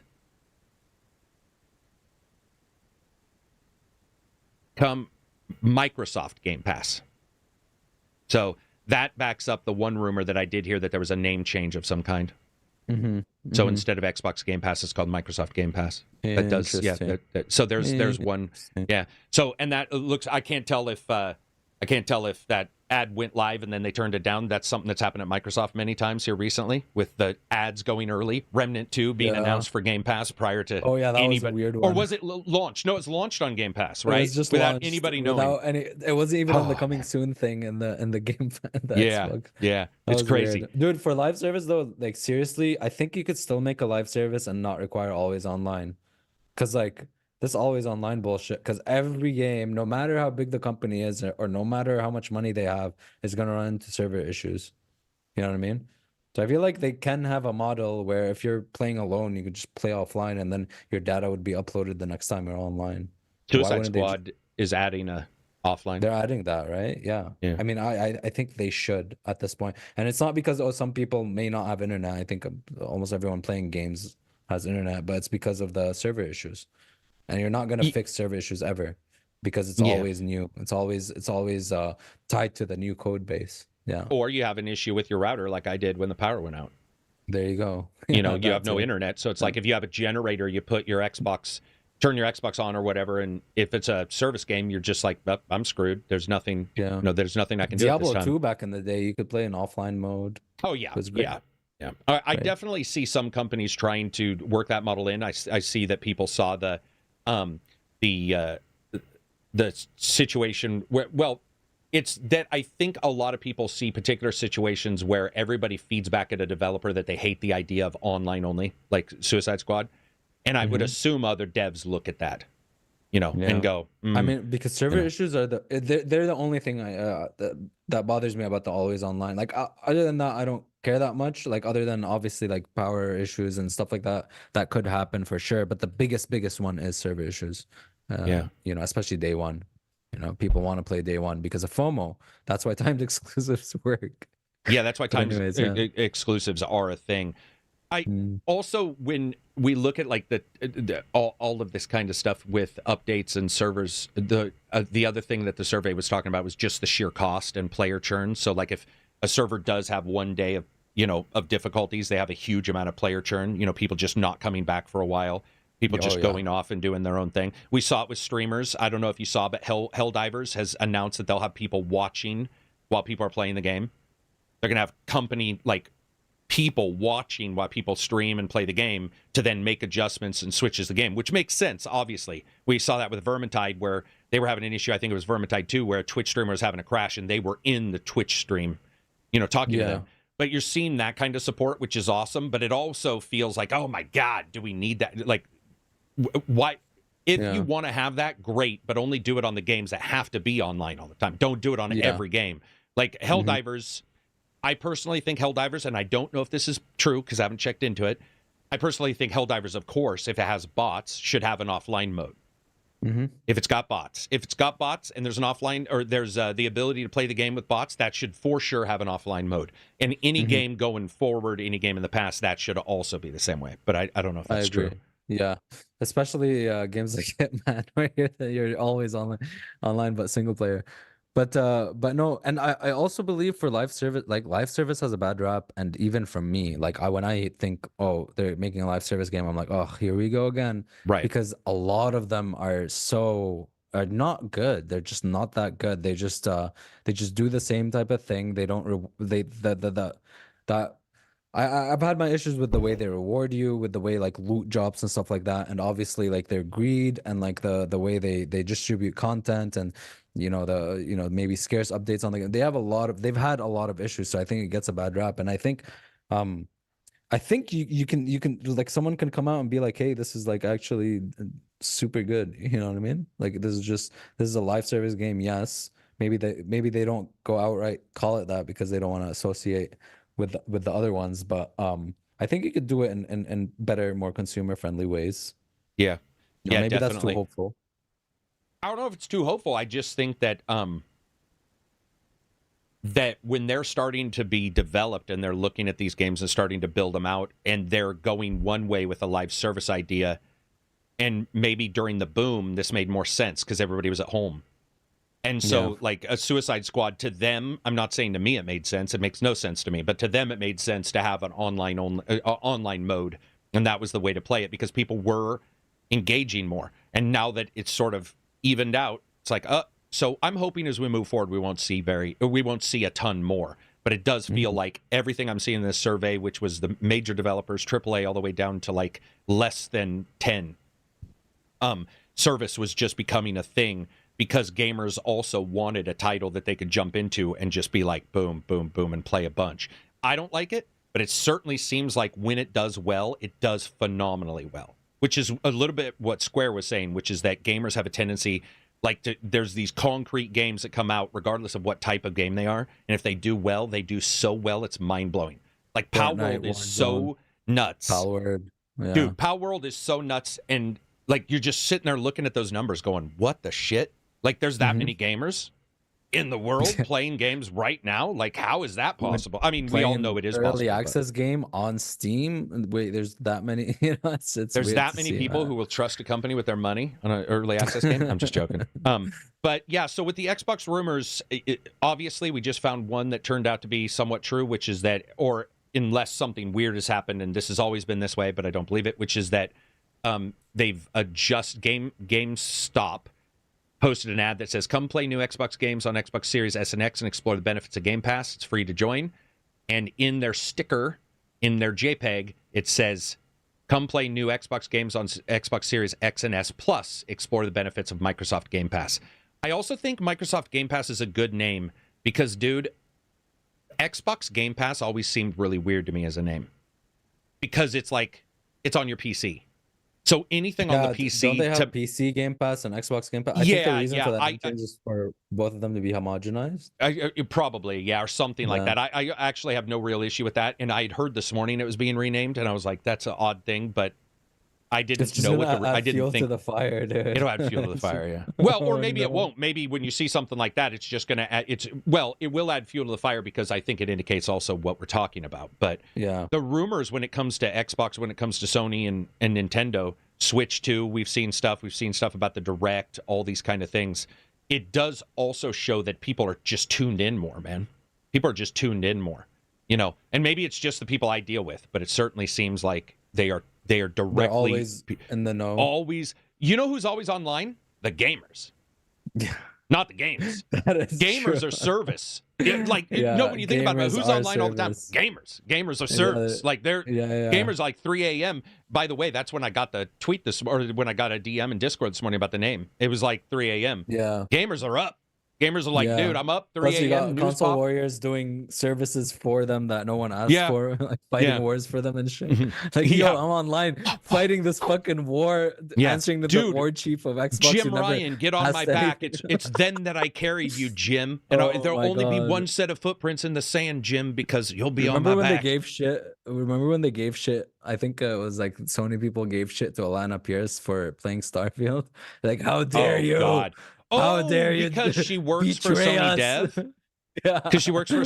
man. Oh, my God. Your employer must be ashamed. I forgot about that. I got Corey Barlow right here playing it too and shit. Yeah, as Corey pops his face and he's like, sup? Did Jim Ryan pops his face in? Starfield. Hey, how's it going, dude? Just got my NG Plus. How you doing? It's like, these console warriors. We didn't ask you guys to fight for us, but... Yeah, that would be amazing, by the way, if something like that happened. But when it comes to the Xbox, some of the rumors are definitely true about the splitting off and, having some titles be looked at to be on other systems. And I think that is the future for them. I think Sony's future is a little different. I think Switch's future is the one I want to know about. Like, will Xbox games come to Switch in some way? And if Switch 2 is powerful enough to do a Starfield or something like that, I already have a handheld that does a Starfield, but that would probably be pretty cool if you like Starfield or you like those games. It would be... I honestly think that would be a boon to them, especially as years go by and this, the game isn't doing much or what have you. I'm not talking about Starfield in particular, but any game that's not doing very much, you look at another platform to put it out on. Dude, Hi-Fi Rush just makes so much sense to me to come out. Sea of Thieves makes sense to me. And Sea of Thieves. Sea of Thieves makes total Grounded. Sea of Thieves, those make sense to me because when you get to that point to where, okay, our system, these people have entered in, this is the number we've got, it's not really getting larger, which you know how that is. Whenever you get into a company and you start talking about maintenance, it's going bad. When it's like maintenance, you're not growing anymore, you're maintaining. And so the idea of like a game like Sea of Thieves is like, we have this many players, they're loving it, let's open this up to Switch gamers. Imagine people playing and being able to play together Switch and like Xbox. Like, that could be something that would be highly advantageous for Sea of Thieves to get more gamers, which means more people, which means more content, even though it's years later. Sea of Thieves. I remember back in the day, I always wanted Nintendo to go full digital and just release their games on every platform. Well, there's going to be a Switch tax for sure on the cartridges for this. I mean, the Switch, so that people understand what that means. It's just simply because those cost a little bit more and it feels like they don't lower their price very often. It feels like there's always a small Switch tax, Yeah. Paul says, MS have stated that they are bringing stuff to Switch. Tony Hawk, Spyro, and Crash will do extremely well on Switch for the audience. Yeah, that's true. That's true. Jez Gordon says that it was a typo. That what was a typo? That the entire JPEG was a typo? Here's the thing. I'm hoping he's not saying that. Because Xbox has had a lot of mistakes lately. And if there's a mistake of a typo in that, I'm hoping he means in a Just story taking Jez did. L's, man. Poor Xbox. Yeah, Jesus dude, Christ. that to me, like taking. I'm going to tell you right now. They're just on fire right now. When I had him, when there was like a mistake on a team below you, you suck it up almost every time, once or twice. People make mistakes, but at that point, if you're getting like this kind of stuff, at some point you say, "Okay, you guys are out. We're replacing you with AI." That wouldn't be surprising. It was what somebody says. I haven't tracked, so I don't know what they're talking about. But that to me would be just like one of those times. I also want to say again, thank you very much. I see that Spec Ops is in here, and I definitely appreciate it. I appreciate you jumping into the Discord as well and jumping into to the conversations. Butterball $2 says Jez says that was a typo, but what is the typo? We need to know what you mean real quick. The JPEG or something in his article in the stream a little bit. He might be. I just want to know because. I'm sorry, guys, if that's a typo, like, okay, whatever. If it's a typo, it is what it is. I don't know what to say. Oh man, you got to really wait. What's the typo? Like what is a typo? A typo like meaning that instead thing? Of saying Microsoft Game Pass, it's supposed to still say Xbox Game Pass. How? That's a big ass typo, dude. Damn, these keys aren't even close to each other. See, and that's the thing, like that talks to the sort of not the distrust, but sort of the like, my God, did you? There was another mistake, and we saw it with Beyond Good and Evil with Ubisoft, where they actually on accident just announced it, and we're like, all right, well, I guess later, we'll talk about this. Just seeing a lot of these kind of things going on, which really sucks. More like a stroke than a typo. Well, that's sort of what I was saying was. To do that, you would have to not only enter it into Photoshop or whatever, then you would have to like, adjust it over that entire time, like change the font. Yeah. It's not. I mean, I've made a mistake in spelling on a title for a review for sure, but that's just one entry. It's one letter. You just do it, and I don't know. You guys are kind of past this now, but people either forget or never knew that Microsoft had Bungie develop a Halo game for the DS. There's footage of it. They considered putting Master Chief Collection on PS4 as well. Yeah, I mean, there's a lot of stuff that is sort of, adjusted in the last couple of years when it comes to games. What would you like to see? Let's say you were running Xbox, and I said, Abzy, first game on PlayStation, what is it? Psychonauts 2. It's already on PlayStation, bro. Oh, what the fuck? That was the last title, I think, that was fully published on all the consoles. But good title. Shit, man. Because do all wait. Question. Do the PlayStation exclusives, you know how they're all like third person, like like movie, like love partners, and we're gonna is that like what the fan base like loves? Like, is that what they always like? Because in that case, Hellblade, right? Hellblade seems the most like PlayStation to me. Oh yeah, Hellblade would be good. Yeah, right. Hellblade seems like the most of what they like to play. I do think that you just hit the nail on the head on the first person thing. That if you look at Sony's stable, they are lean on first person games. Third person. They're lean. They're lean on like the first person shooters, like the Halos that Microsoft has. It would be insane to wake up and have somebody be like, "Yeah, so Halo's going to be on PlayStation." Yeah. Would that be so for me? Yeah, no, that's true. Like Killzone isn't a thing anymore. Killzone's not a thing, and neither is Resistance. Returnal was unique, but it's still third person. But like it was a unique thing. Yeah, for sure. But it's not like the same type. What is that? What would I call that? Like the type of like The Last of Us and God of War and stuff. It's like more matured. Maybe I'm just grasping at straws here. Yeah, let's just say third person. Yeah, Returnal was third person as well. I mean, Helldivers is third person, but it's a bit different than the other ones. Yeah, they don't have like Microsoft Xbox has like CRPGs and weird like all over the place, right? Like I guess Sony has racing, but yeah, I mean, that's why I actually do believe that. I wonder if the demographic. Sorry, yeah. No, I was just saying. I agree. I think actually Forza. If you look at Forza, there is some. I personally believe there is a good amount of people who like racing but don't like GT because of, in particular, how it is, and that they might. I mean, imagine a Forza Horizon, which is gangbusters. Imagine a Forza Horizon coming out a year later on PlayStation or something. You could do quite well with that. I personally believe you could do quite well with that. And I think that their racing fans love GT, and a lot of people love Gran Turismo. It's just a thing, but that there is obviously enough people that are hungry for that kind of stuff that, you know, if you saw Forza another would be racing cool. game, Forza would be... and I want to make sure people understand that we're not saying it would be great to do it. We're just saying it would be... when he said it would be cool, we just mean... I think Like it would decision. be a smart decision financially. Yeah. Financially, yeah, but Hellblade for sure. I guess that would be Hellblade that's like the fits. closest. Hellblade You know, when I fits saw Sony, Hellblade the first time, I thought it was like a Sony exclusive. That one, and there was Hellblade and the French one, where I was like, oh, those look like PlayStation exclusives. Well, the other rumor for Xbox is that Hellblade 2 has a running demo of some kind on the PlayStation already. Oh my God, people are just. That was a rumor somebody popped to me a couple days ago, and then somebody else popped to me, and somebody else popped to me, and then I think it got onto Reddit at some point.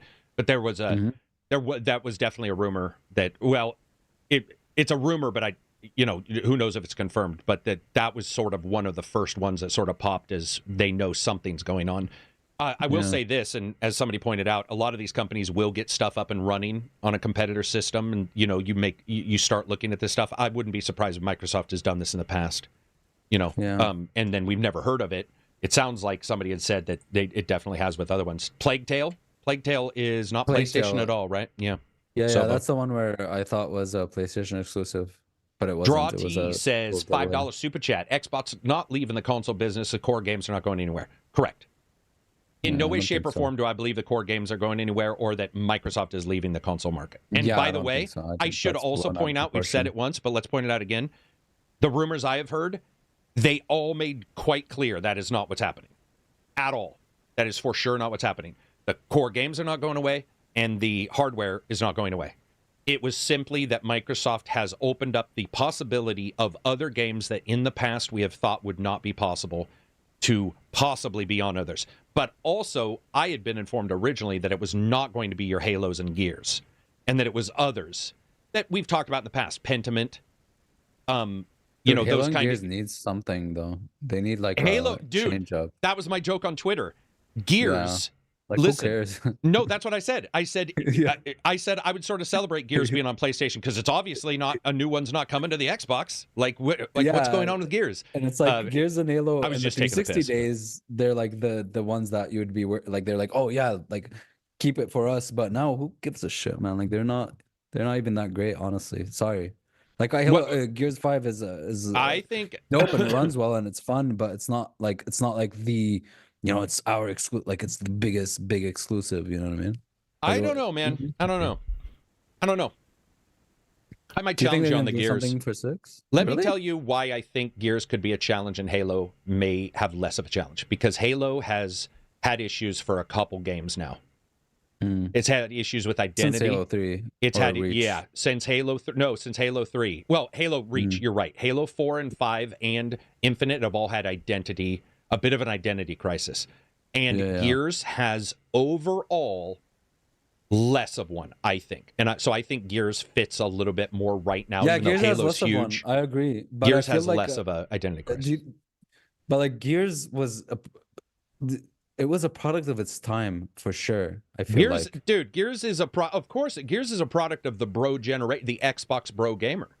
the bro It's gamer, directly, yeah. but here's the thing: there's still Xbox Bro gamers who are now 10 years older who have money to spend on a Xbox Bro gamer Gears, and we haven't got it. In fact, wouldn't you say I liked 5? Or wait, 6. What's the newest one? 6. 5. I enjoyed 5. Yeah, I enjoyed liked 5. But it I would wasn't say like 1 or 2 for me, you know. Right, and I would say that 5 started to almost do the Halo thing, where it started to go a little bit away from like those people, It's like soy, wanted right? to It's get more everybody. soy. Yeah. But you use soy. I don't use soy for anything. I don't eat soy, Like, and I don't use it as a verb or a it's noun like or an more, it's adjective. less like testosterone, you know? It's like Testosterone. It's less testosterone. it's less it's more like, What do you guys think? Gears or Halo, guys? What? Okay, how about this? What identifies Yeah. Xbox? Chat. What identifies Xbox or PC more? Gears or Halo? And ignore Absy's soy. Let's do this. I'm gonna do a poll right now. Let's do this. This is a problem though. Identifies. Go ahead. This is a problem, I think, with Xbox. I don't know. I mean, even there's no one thing. I think even PlayStation, other than like what I said before about third person, I don't think there's like one game that I don't think The Last of Us on its own is PlayStation. I don't think God of War alone is PlayStation. I mean, they're big. I think Naughty Dog is PlayStation. Naughty Dog identifies PlayStation. Yes. It's not a game. You think Naughty Dog? Yeah, I think Naughty Dog identifies PlayStation and not a game. I don't think there's one. You can say God of War, and I think that would be, you could have an argument for God of War. But personally, I just feel like Naughty Dog has done other games. It's not just Kratos. It's like, here's Last of Us, here's Uncharted. And that if you look at them, they're not a game. They're Naughty Dog identifies. And Insomniac, even though Insomniac has done Xbox games in the past prior to being, going under Sony's umbrella, I think it's easy to look at Naughty Dog and say they identify as Sony. I'm just wondering, because before it was like Mario, Halo, Crash. Yeah, absolutely. It was very easy. Absolutely. Right? It was super easy, but now it's like I think about it more. And and the thing with Xbox is like the exclusive, like they're all over the place. The exclusives are just like, we're just buying companies and shit's happening. Well, and even the ones that they didn't buy are their quality has been amazing and then not at times. We get Forza Horizon, which I think Forza Horizon is one of the best exclusives for any console ever made. I think the Forza Horizon series was ballsy to take a sim and say, we're going, or a sim light, and say, we're going to go crazy off the shelf, fucking driving, jumping trains and doing weird shit. And it succeeded year after year to the point to where Forza doesn't sell as much as Forza Horizon. So that's a good exclusive. Halo and Gears are good exclusives. They just aren't in the same level that we see. I don't think they have like an oomph. They don't have an oomph card. And they don't have a character that's identified anymore. I think people could identify with Master Chief as a blank slate, and then you have the TV show fail. No, I'm not blaming the games on TV show or anything like that, but I'm saying you have it was a good representation of the problem that the games have, which is a lack of identification of even Master Chief, because he started to change even as a character. I mean, remember when 5, they tried to sell you that he might be turned into a bad guy? Or I think that's 5. But you're just like, in Halo, and you're all, what? Why would Master Chief ever, they're like, we're going to hunt down Master Chief. And you're like, why would we? You know what Master Chief fucking needs? Guns, Covenant, and Flood. That's all Master Chief has ever needed. And Cortana. And instead, they're like, what if Cortana's going nuts? And you're like, what if? Yeah, there's this new girl now. It's like, dude. Yeah, who cares? That is not there. It was such a miss. It was such a miss in the identification of where that could have gone. And instead, they should have just been like, boom, man, more rings to go to, more new places, more people to fight. They should do what Doom did. Like a return to form. You mean return to form? Way. Yeah. Yeah. Dude, what if they did? What if they were like, okay, Halo's Infinite to Infinite. What if Halo Infinities did that and just said, yeah, we're just fuck open world, let's just return to form. And Doom did it in such a really good, they knew how to bring what made Doom back in the day to the modern age in just like a bombastic way. They knew how to like incorporate it today, and I feel like Halo has missed on that. Halo just tried to be like, oh well, everyone's doing open world now, we can do open world and and non-linear shit. It's like, yeah, I would agree. Drawn JT or Drawn NT $5 super chat. Halo Infinite is amazing. It's just missing content. It's got a lot of content now, but I would agree with you. That it definitely upon release had an issue, and that has been Microsoft's issue. For example, let's look at this. Microsoft got Control from the Remedy devs, or not Control, sorry, Quantum Break. Quantum Break did the exact thing that Halo and Gears have done. It tried to do too much. It tried to be a TV show. It tried to be a game. It tried to have actors as the main characters. And instead of focusing on a game that delivered like Control did, Control's a phenomenal game. Control's a phenomenal Remedy game. And Alan Wake is a phenomenal Remedy game. Quantum Break does not feel like a Remedy game. It feels like somebody who did a port of a Remedy game's ideas into another game. 100%. And that's Microsoft. That is what I've noticed with some of Microsoft's titles. Not Forza Horizon. Not a couple of them, but that one in particular is a good indication of where someone there, you know, you hear Phil doesn't do hands-on. Well, guess what? Maybe he should have with some of these and been like, all right, we're not, you know, what you're talking about that's too much, man. Why don't we, if we're going to be a games console, let's make some fucking games. Yeah. And that's what they're doing now. We do see a bunch of these, but now the worry is that many will be exclusive somewhere else. Do people disagree with me and like Quantum Break in here? Because if you like Quantum Break, I do like it. I don't think it is amazing. It had a lot of tech issues day one, man. That game looked like hammered ass. It looked like I like it. Puckered up buttholes now, when it first came out. Yeah, my older PC with a 2080, it was still not running it couldn't run the game well too. Yeah. Really old game. If MS was smart, they would allow Game Pass to be multi-platform, get rid of day one Game Pass deal. That keeps first-party titles exclusive and encourages people to buy them. Oh, I see. So that was another thing somebody was saying was, what if Game Pass goes away from day one, but Game Pass is available everywhere? PlayStation, Switch. Then the first-party titles are exclusive for a period of time just to Microsoft. But I think Game Pass is making them money every month that no other company in the world is making. I just don't think people realize that. So the idea of that is sort of nebulous, but I get the thought process. I get the thought process of making some kind of differentiation. A lot of money. Is it just like the sheer amount of people subscribe? Sheer amount of people. I mean, dude, it's making the equivalent of many games' successful year-long sales every month. But how do they have enough to pay all those? So that's what I was saying, is that it's not that they pay. There's multiple tiers for Game Pass. We know of multiple tiers, and multiple companies have stated quite clearly. Sometimes some tiers do better than others for particular games, but they're not paying for the game to just be there. Many times they're paying when a game sells, they pay an amount. And is that amount still giving them profit? Of course it is, of some kind, just like the Xbox is giving them a small amount of profit when they sell hardware. So the idea is how much of that is removed for all the games that they've got on there. But some of those companies are only being paid when they sell a game, but it's still on there. So what happens with like downloads on Game Pass? That's the other tier, downloads. There's different tiers. And by the way, I'm not speaking on my ass. This is company. We've seen representatives from different companies say they're on this tier or they're doing it this way. There are different ways in which you can get paid, and you can get upfront. Plus, I see a lot of you know how we were talking about, oh, your game already sold, you put it on another platform, and in that sense, I see a lot of games that are already big and already sold a lot being put on Game Pass later, which is also smart, I think. You think Suicide Squad will come to Game Pass? Yeah, I think so. I mean, fucking, what's it called? What's the other one? Avengers came on Game Pass. Asian Zen says, Microsoft reports of Game Pass sales don't include development costs at all. They are losing money. Game Pass isn't development. They're not even connected. Development's under a completely different sphere. Why would Game Pass sales include development in them? They're not even connected at all whatsoever. That's weird. No, those aren't connected. That would be a really odd thing to put that under Game Pass. So when you look at these kind of things, though, I can see a Halo and a Gears, man. It would be an interesting time. I don't know what people in chat would think, but I personally would not be bothered if Gears 5 came to PlayStation.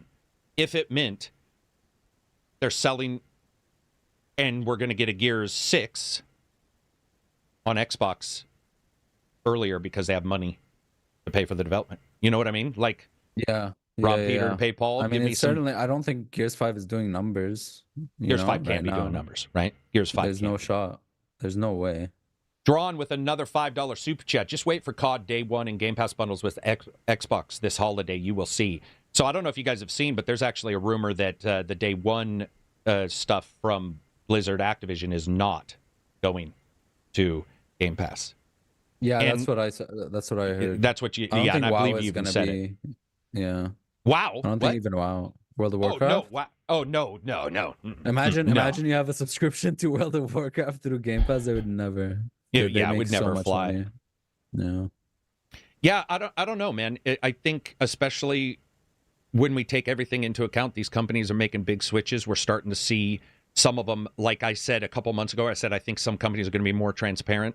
I know somebody might say this isn't transparency, but this is because a leak leaked early, and I don't know when they're responding to this, but we're going to see some adjustments. I do believe Square stating that is what I was talking about, where because I stated this in the podcast a couple of months ago, where I said you will start seeing companies be a little bit more transparent with what they're doing to judge return on like, is this interesting? Is it not? Is this, to sort of see what's going on? And we're starting to see that with some of these companies. I think that's good. I just think that they need to be really clear in the next event, in this event that's coming next week. They do. Bill needs to stand up and be like, okay, guys, I get it. Even though I don't believe he should respond to every rumor, but this is a big one. It's like, and maybe even explain how they decide. Now, that's pretty behind the scenes. I don't know if a company needs to describe that to a consumer, but what were you going to say? I apologize. Yeah, this is one of the things that confuses me, like this sentiment, like someone saying Game Pass is literally killing Xbox. They could just play Game Pass on PC. So do they care that much about the hardware itself? Like, aren't you in the ecosystem if you're playing? Isn't PC like Microsoft? PC is Microsoft. You're playing Game Pass. Yeah. You're playing Game Pass on there through the Xbox app. The app is called Xbox. Do they care that much about like, they're not making that much money off the actual hardware. Like, fuck it. Why would they care if you own an Xbox versus a PC? I'll tell you what any other company has done in the companies I've worked with, and I'll just say that it seems to me like they would think the same way. They have a platform that is their OS, and if you're in it, you're in their ecosystem, and they get something, a knock on. They get a knock on for that. But when it comes to the hardware, it's a low bar of entry for the entire ecosystem. And so the idea of them caring, yes, they very much care. The difference is that I don't think they care in the way that an Xbox fan cares. And so their idea is, if you want to jump in at the lowest, it's $300, I think, $299 for a Series S. I could be wrong on that. Yeah. Yeah. And then something like that. I think it's $100 or $150 more for the Series X, which has gone on sale a couple times. Way cheaper than PC, obviously. So do they care? Absolutely, because they've obviously done well, but not as well as the others. See, that's the big problem, is everybody assumes if you are not first, you're last. We don't know exactly where they're looking at the S and X, and if they're making money on that, or they're making money on a streaming device, to them, you're entering their ecosystem. And that's what matters. Yeah, but like people who do have PC and are on their ecosystem, like, do they want those guys also to buy Xboxes? Like, why would they be competing with their own like ecosystem on PC? Yeah, no, that's been a discussion that happened with PlayStation. Is Sony looking at PC and saying, we want them to like jump to Microsoft because it's an OS from Microsoft, and Sony obviously doesn't care. I honestly think that it's all about that they don't track it as long as you do. It's ecosystem, and that's it. It's just ecosystem. And maybe there's not as much long through thought, like, we're going to, like, we want them to do this and this. Do they want you to buy it? I think it's just different tiers. If you don't have as much money to buy a PC, you buy an Xbox Series S, and then in the streaming thing, I'm going to tell you, man, they had it in their leaked documents where they stated in the future they wanted to, but had not funded the server blades increase. And they need to do that because, honestly, I like Xbox Cloud as an idea, but only a couple games work really well on that. And if you see GeForce, the difference is it's not even night and day. It's fucking a different month in a different location on a different fucking planet between the bit rate and the smoothness of GeForce and some of the other streaming services, Microsoft. If they want to get people into the ecosystem for cloud, they also need to fix that. And Sony does too. Sony's is more piecemeal. And I think you can see Sony changed too. Remember when Sony was like, we never really are thinking about clouds, our games, or you put a disc in a console. Well, guess what? Yeah. They have cloud now too. People like to forget that all the companies are making the same choices. It's just they're making them at different times. And if you have an issue with streaming, guess what? You have to have an issue with Sony now because they stream. That's the thing, is that a lot of these companies have made these switches, and maybe it's snuck up on people, but it's right there. I mean, you can go in, you can stream these games now from Sony, and they were against it at one time too. Microsoft has been against something. As business changes, they change, and that's what we're getting. We're getting companies starting to change, and it's not just them, man. It's not just them. Like, dude, how many companies have we seen release big announcements about the way they're doing things? Like, it's huge. Twitter slash... with the Cyberpunk banner. You know, we apologize for delaying, or we've decided to do this, we've decided to switch this, we've decided to switch that. Also, I do believe that this will probably continue to initiate a change where we see more demos for games. I absolutely believe this is connected, that we will start seeing more demos for games quite quickly. And that's crazy, right? I think for demos, we used to see them a lot, all the time, through magazines, through like other stuff where you just get a lot, those discs that have like 20,000 demos on them and shit. And then they went away for a while, and I feel like they just relied on reviews. And now this is just highly speculative. This is just, I'm talking out of my ass.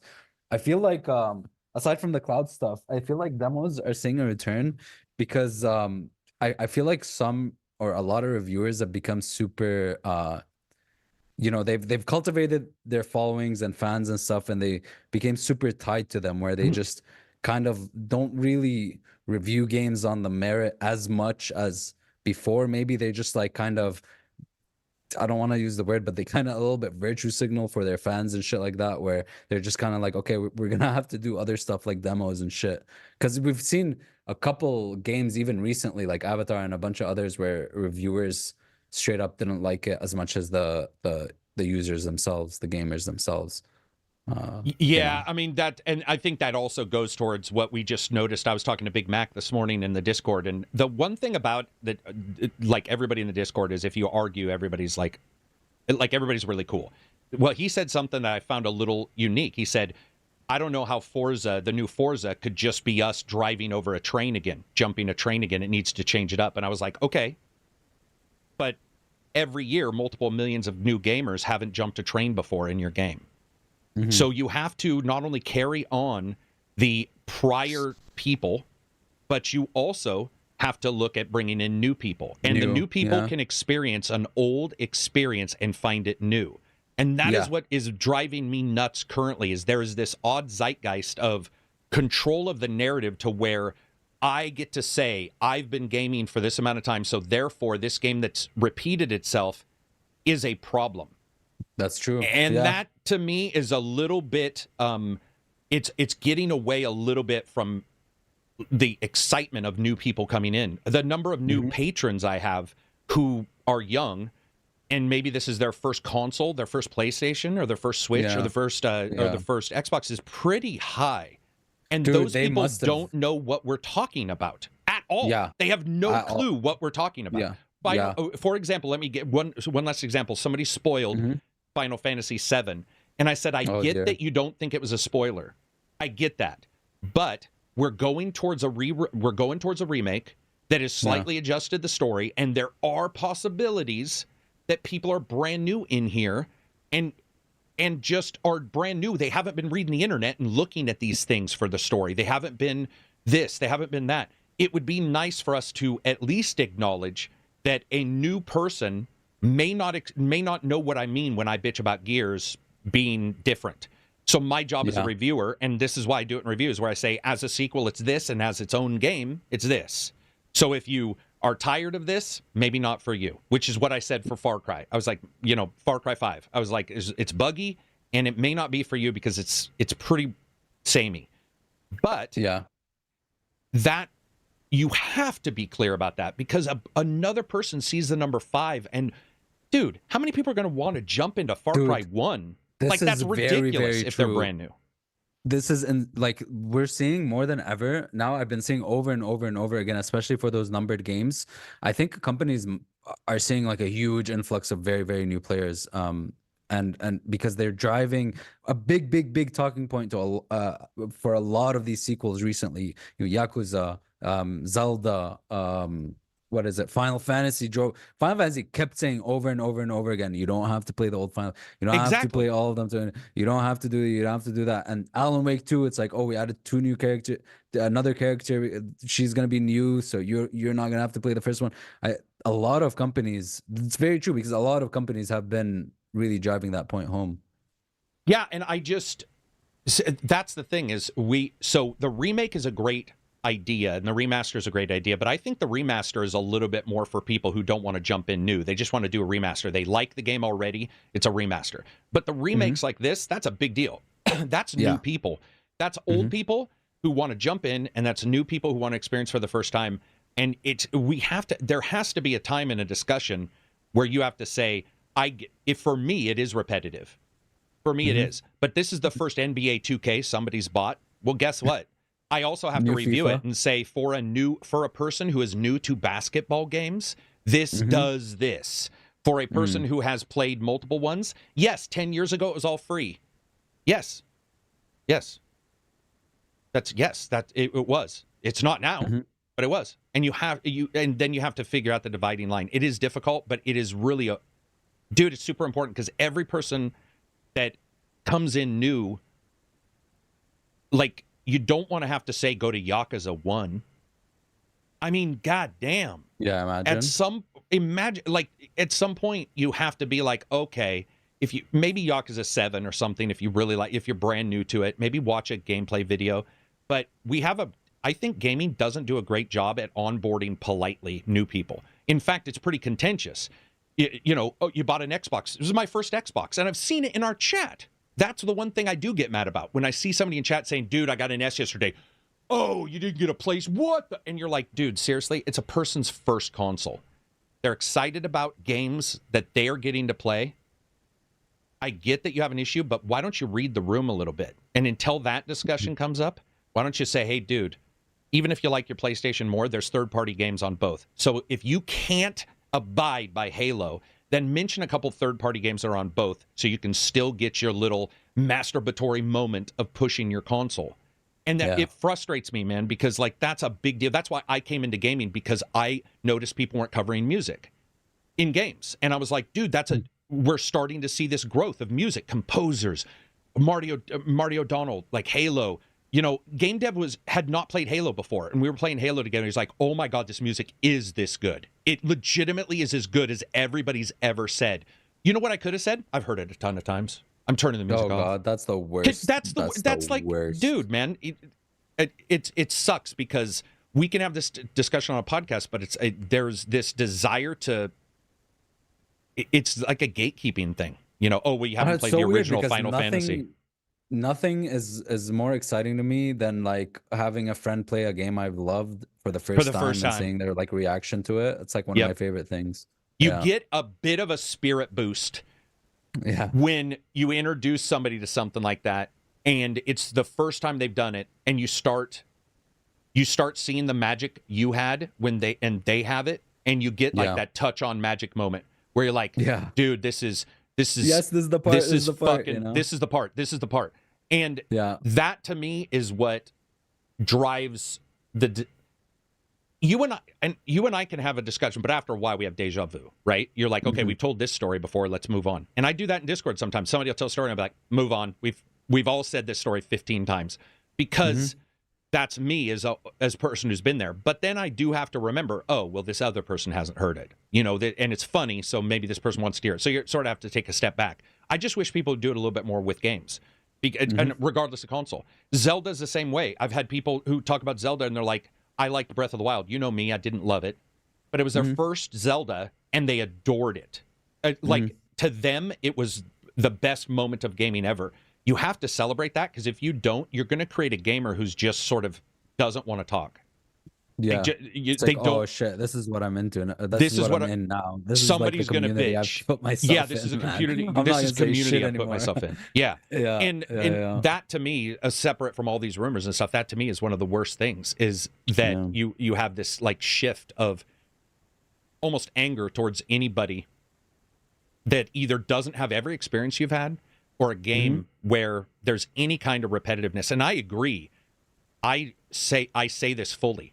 Did I love the Yakuza games? Yes, I did. Do I love this Yakuza more? Yes, I do. Because it did change locations.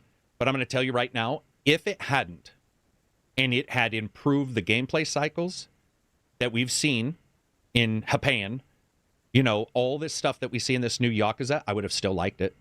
I would have still liked it a lot. I would have found the reasons to like Yakuza that are there. But it has improved. And so that's a game that almost speaks to the two lines, the two groups of people. The new people, you can say, dude, you can play these Yakuzas because they're in Japan. Fucking awesome. Crazy shit goes on there. It's amazing stories. Or you can jump into the brand new one, which looks better, runs better, and is in a unique place, and then return to those if you want to. But I saw some people saying you have to start with Yakuza 1 yesterday. And I was like, shut the fuck up. Shut up. Shut up. Actually. Zero, not dude, 1. don't do that to me. No, well, Yakuza did really cool shit because you have a lot of starting points. You could do Judgment. That's a good starting point. You could do Like a Dragon. And I've seen, so in my head, there are moments in Like a Dragon which don't hit as hard if you haven't played the older ones. But then I heard something very interesting. Yeah, but I heard something very interesting where it's like there's these characters, and even if you don't know them from before, they do such a good job at like telling you that they're legends and shit like that, right? And you're like, oh my god, these are like legends of Yakuza or whatever. And I feel like if you started with that, then you could be like, oh, I want to check those stories out, and then you could go back to the old ones. I think they did a smart thing with having a lot of different starting points. Even in Judgment, they reference like, oh, the legends of past and stuff like that. They used to do this. You just explained exactly what I'm talking about, which is that if a person gets into a newer one, they can then go back on their own and experience those things. And it doesn't mean that that new one is bad. It just means that that new one is a continuation. TV shows have done it. I know a lot of people who got into Walking Dead because of the show and then read the comics. Because they didn't follow comics. That's the way we should be. We should be multi-dimensional, where you can bounce around to these different things, past and future and future. But the idea that you say, well, you haven't read the comics, so you can't watch the show. Oh god. What kind of world do we live in where that's the discussion? And by the way, I know comics fans, I have heard that before. I do know that they are more belligerent. I have heard that multiple times, and that if a game is based on comics, oh my god. Let me tell you about manga readers, Karak. Let me tell you about manga readers. No. Well, you haven't read the manga. Anime is nothing compared to that. I think that when we look at these titles too, we're going to see a lot of companies, trying different things and stuff like that, which is awesome. But I wonder sometimes when a Square says we're going to try this, if they mean they're going to try it with the current big IPs because they're less risk adverse than a new IP. As in, we're going to change how we're doing this thing, but it's going to be with an IP already, because at least they have that plus one to like social knowledge. Did you hear the rumor? Oh, sorry. No, go for it. Did you hear the rumor that their new Final Fantasy, they want to do it just like full on turn-based, and even someone said like fucking 2.5D or whatever the fuck, or like overhead or some shit. They want with the success of Octopath Traveler kinds of games. Yeah, I could see that. I could see them saying we are making, because it would cost less. It just would. I could see them do it in a quality, right? Quality, right? Do a balls to the wall return to Final Fantasy, where it's like, this is Final, what would it be, 17 or 18, or Final Fantasy Tactics 2 or some shit. I could see that. For sure. I mean, I definitely would like to get it. Damn, ACG, you're starting to sound like the MCU versus Marvel comic book guys. Yeah, I know. It's unfortunate the way it goes, but that is absolutely how that conversation seems to occur. It's definitely something that I've noticed with Suicide Squad. Regardless of all the other issues, I got some knock-on arguments that I read about the comic book stuff, and I was like, oh god, man, this is like, this is rough. Moving on from there, well, not moving on, I want to talk about Steamfest. Dude, that's what I want to see from consoles, and I don't know if this is possible, and maybe that's what the GameStop thing was. But I love the Steamfest because there were so many demos. I got 15 demos, I think, and that wasn't even close. There's like 2,000 demos. A lot of sex stuff. Whew. Yeah, like the barrier to entry to Steam is way smaller, easier than consoles for sure. Yeah, I love the idea of Steamfest. I want to see more of those kind of things, but it'd be great to be like, this will never happen. But imagine Game Pass was free for a day. Like, But it would never happen. you could already get it for like $1. Basically. But that's a step. It's an extra step. That is one step, yeah. Imagine a non-step. And it's like Game Pass. This has never happened. I'm just saying, I love the idea of these demos and the ability to jump in. Why wouldn't it happen? Because like, hey, imagine the server infrastructure shit you'd have to do. Oh, imagine turning billing off for a day and accidentally turning it back on for somebody who didn't want to leave it on. All kinds of issues, dude. All kinds of issues. It's just a disaster. But there could be a bin that's like just, and we see it already in, demos. But I mean like a celebration of demos. For at that time would be awesome. That would be really, really cool. Somebody says they thought Xbox did a demo fest too, but whatever it was, it certainly wasn't Steam's size, I guess. No, so. I see a lot of demos really. Demos like are on there. Yeah, like AAA demos sometimes just go on console and not on PC, but like something like Steam Next Fest or Steam Fest would be awesome because and it would be those demos of games that like they're not releasing yet, which is the big thing with like a lot of the games a lot of the demos I've noticed on consoles are full games, as in it's a demo of a full game. What I'm talking about is like somebody's crunching away at home. Not on even a game. Who knows? Maybe this would never happen. That wish list, To get that, Could you wish list? Could you wish list this? There would be just something cool about it that would, especially with Microsoft doing Windows and they're on an OS that's different. It would be cool if they figured that out. It'll never happen. I love that environment. It feels like, is it like Silicon Valley? Like people pitching ideas and shit. Like people just showing. It's like Shark Tank and shit, where it's like, oh, these are all the games and get to try them out. To try all of them and see which one I don't think there is ever a pitch fest. I know Valve does a pitch fest or used to. I don't think there's one at Microsoft or Sony that I've ever heard. I've never even heard a rumor or years later somebody leaving. I know that, so for example, Sean Layden, when he left, he was the big indie Sony CEO. And Jack Tretton was certainly that too. But I know that he would go like Phil does, Phil Spencer. They would go to games they had heard about or were tracking. But there was no... They didn't sit down and have a discussion. I'm sure the head of third parties and first parties have pitches they get to them, but I like your idea where it's like, dude, come to my desk and you fucking have like, 15 or 20 devs and you're like, go, I want a 15-second idea from you. That would be amazing. It would never like happen. A game jam, right? Yes, but they're just sitting in there and they know their console. They know what they have possible. They know maybe they're told a small budget. It's like, okay, because Sawyer did Pentiment, and that feels like a game jam thing. Like, that, you know what I mean? That's like a game jam. We're gonna pull it back a little bit and just do this thing. Yeah. And by the way, from what I understand at least, did very well. So it's like, okay, if that, I'm not saying every game would, but that would be phenomenal. Dude, I want to see like big ass like AAA studios just like having like a little, but we've seen it, I guess, a little bit before, but just like out of the gate, not out of the gate, like out of nowhere, just being like, hey, this is a fucking 2D like Pentiment or something like that. I mean, I guess Ubisoft did it with Prince of Persia. Prince of Persia is a surprising story because they had the other one being made, and then out of the blue, this one pops up and comes out earlier. Yeah. And you're not even Prince of Persia. You're like your uncle works at Nintendo Prince of Persia, I think. You're Sargon or whatever his name is. So it's not even the full Prince of Persia, and it did well. It did well. Sorry, it scored well. I believe its sales were low. But see, that's the other thing is it's like critically acclaimed but niche. Here's the problem, man. This is the big. Let's just jump back then to like Xbox and stuff. These companies need to fix their fucking PR. Bad. Yeah, dude, Ubisoft is one of the worst. These games, man. The game will come out and you'll be like telling people Gods and Foam Stars Monsters is out. and Foam this, Stars, like Gods and Monsters. We were just talking about it earlier. Avatar is based on a movie, and there was like I saw one commercial. I think what the fuck was the marketing? Avatar is like one of the biggest blockbuster movies ever. Dude, the marketing from these companies is like, what do you do? And here's what I think they're doing.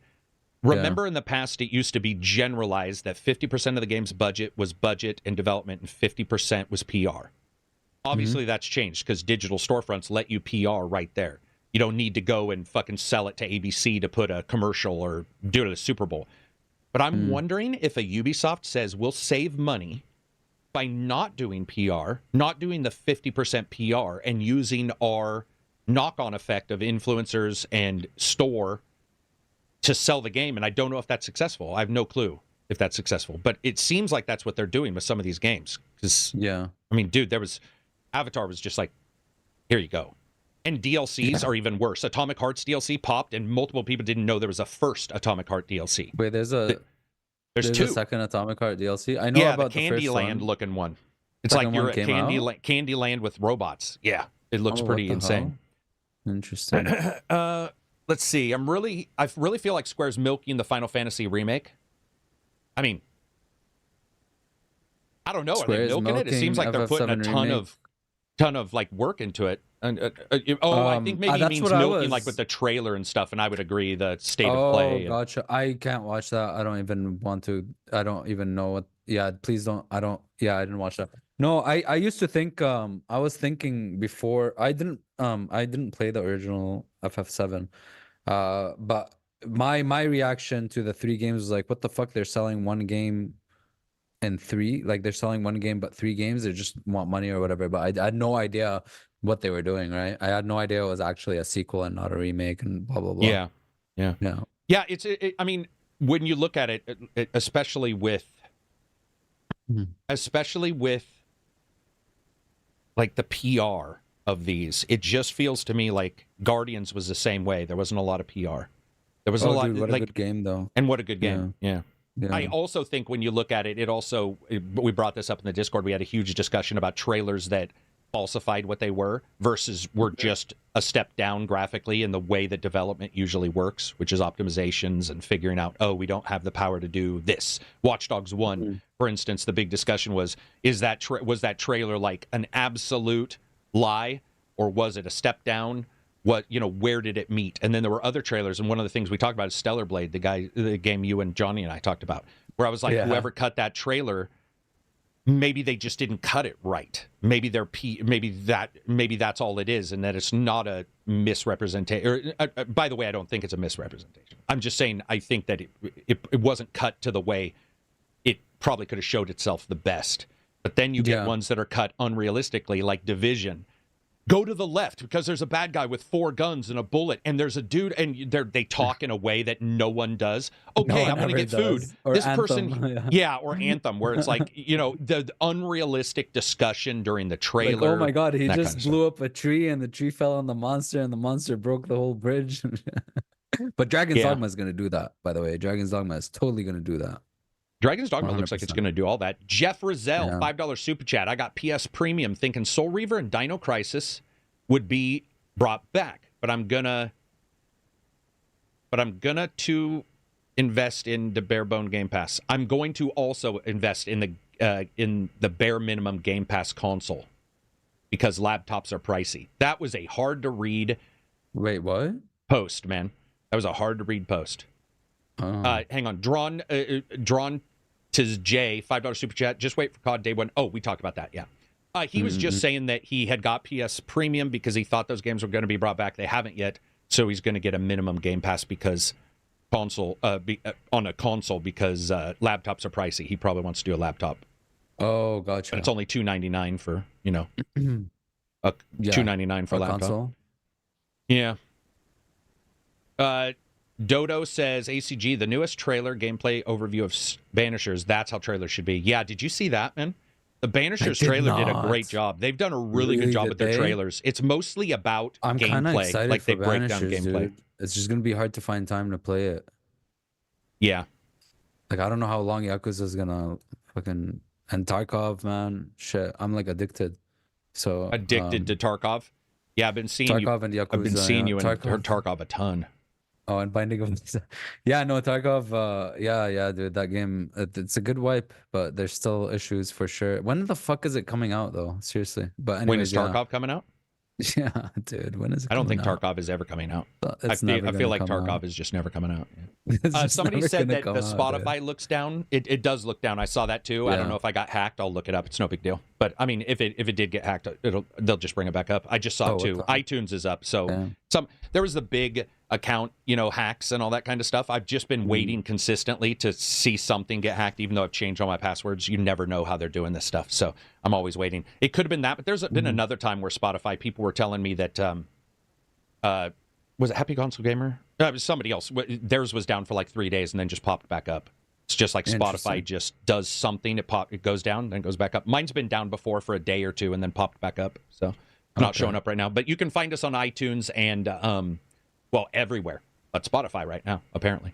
What else do we got? We had what did we have previews of? We had a preview of something.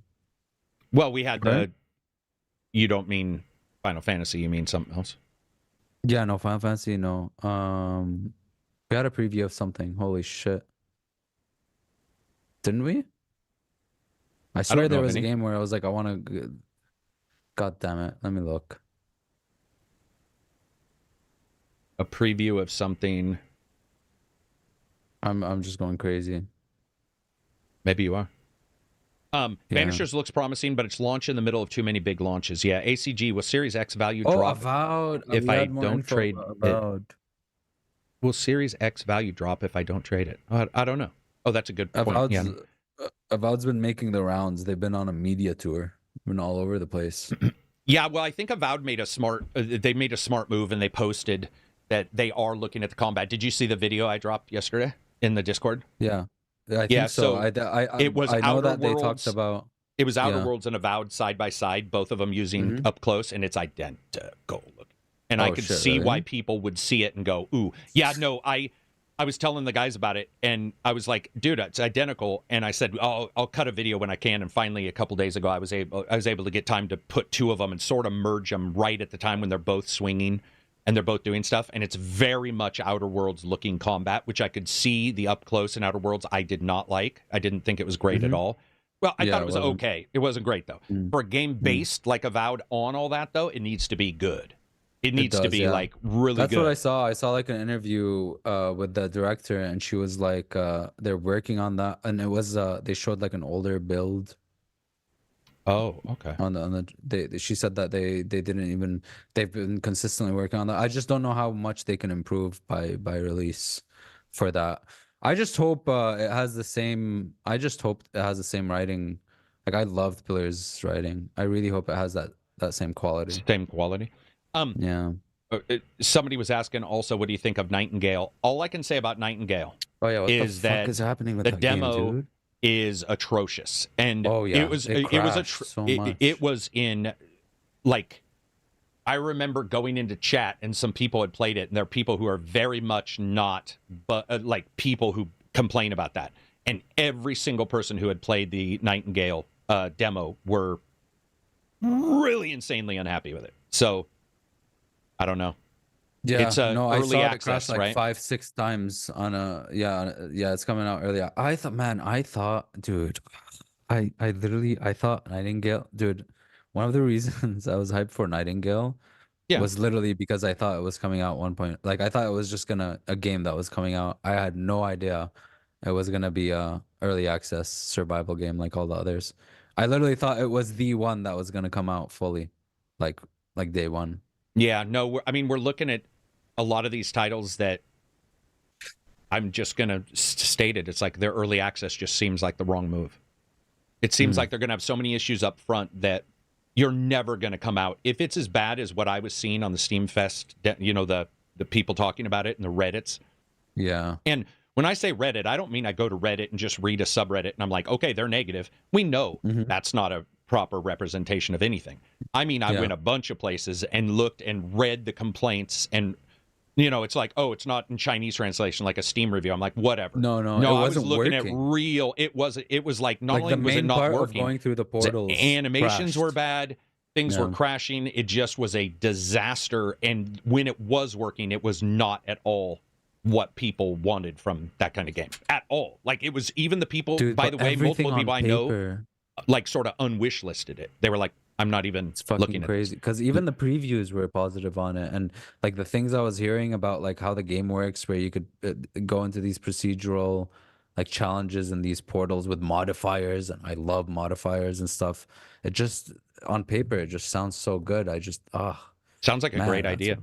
Real it quick, does. It does. Yeah. for chat, if anybody is wondering, do I still do reviews? I saw this earlier today. Yes, of course. We had no electricity for 9 days, and I had COVID. And as people noticed, I sounded weird today in the last couple weeks. But review code, I can only review a game if I get code, and because I wasn't around, couldn't review the games I wanted to, and I also couldn't ask for new ones because I had no internet. And I did occasionally, but it wasn't good enough to send an email like that. So, yeah, for sure doing reviews. You'll see you'll see 2 or 3 next week. 2 or 3 that I'm working on right now. I think I can, Banishers. I can say that. Yeah, Banishers review will be God. one. And there's some other games that I'm working on. Pacific Drive, I'm working on. Man, I'm so scared about Banishers. I want it to be good. I want it to be so good. Scared? I'm scared. Yeah. That's one of the games where I don't know how it'll turn out. Like Dragon's Dogma, for example, I'm pretty sure it'll be good, and I'm really excited for it. Banishers is one where it's like I really, really want it to be good, but I have no idea if it is going to be or not because I loved Vampire so much. You know what I mean? Okay. Well, I can give you some data from the preview. And thank you very much, Eternal, who said, sorry to hear, hope you feel better. I appreciate it. I hope I do too, because I would actually like to make some money or get some views. And like when you go away from YouTube for a week, whoo, you notice it. I uploaded a video and I was like, dude, what the fuck? Nobody's watching this. What is going on?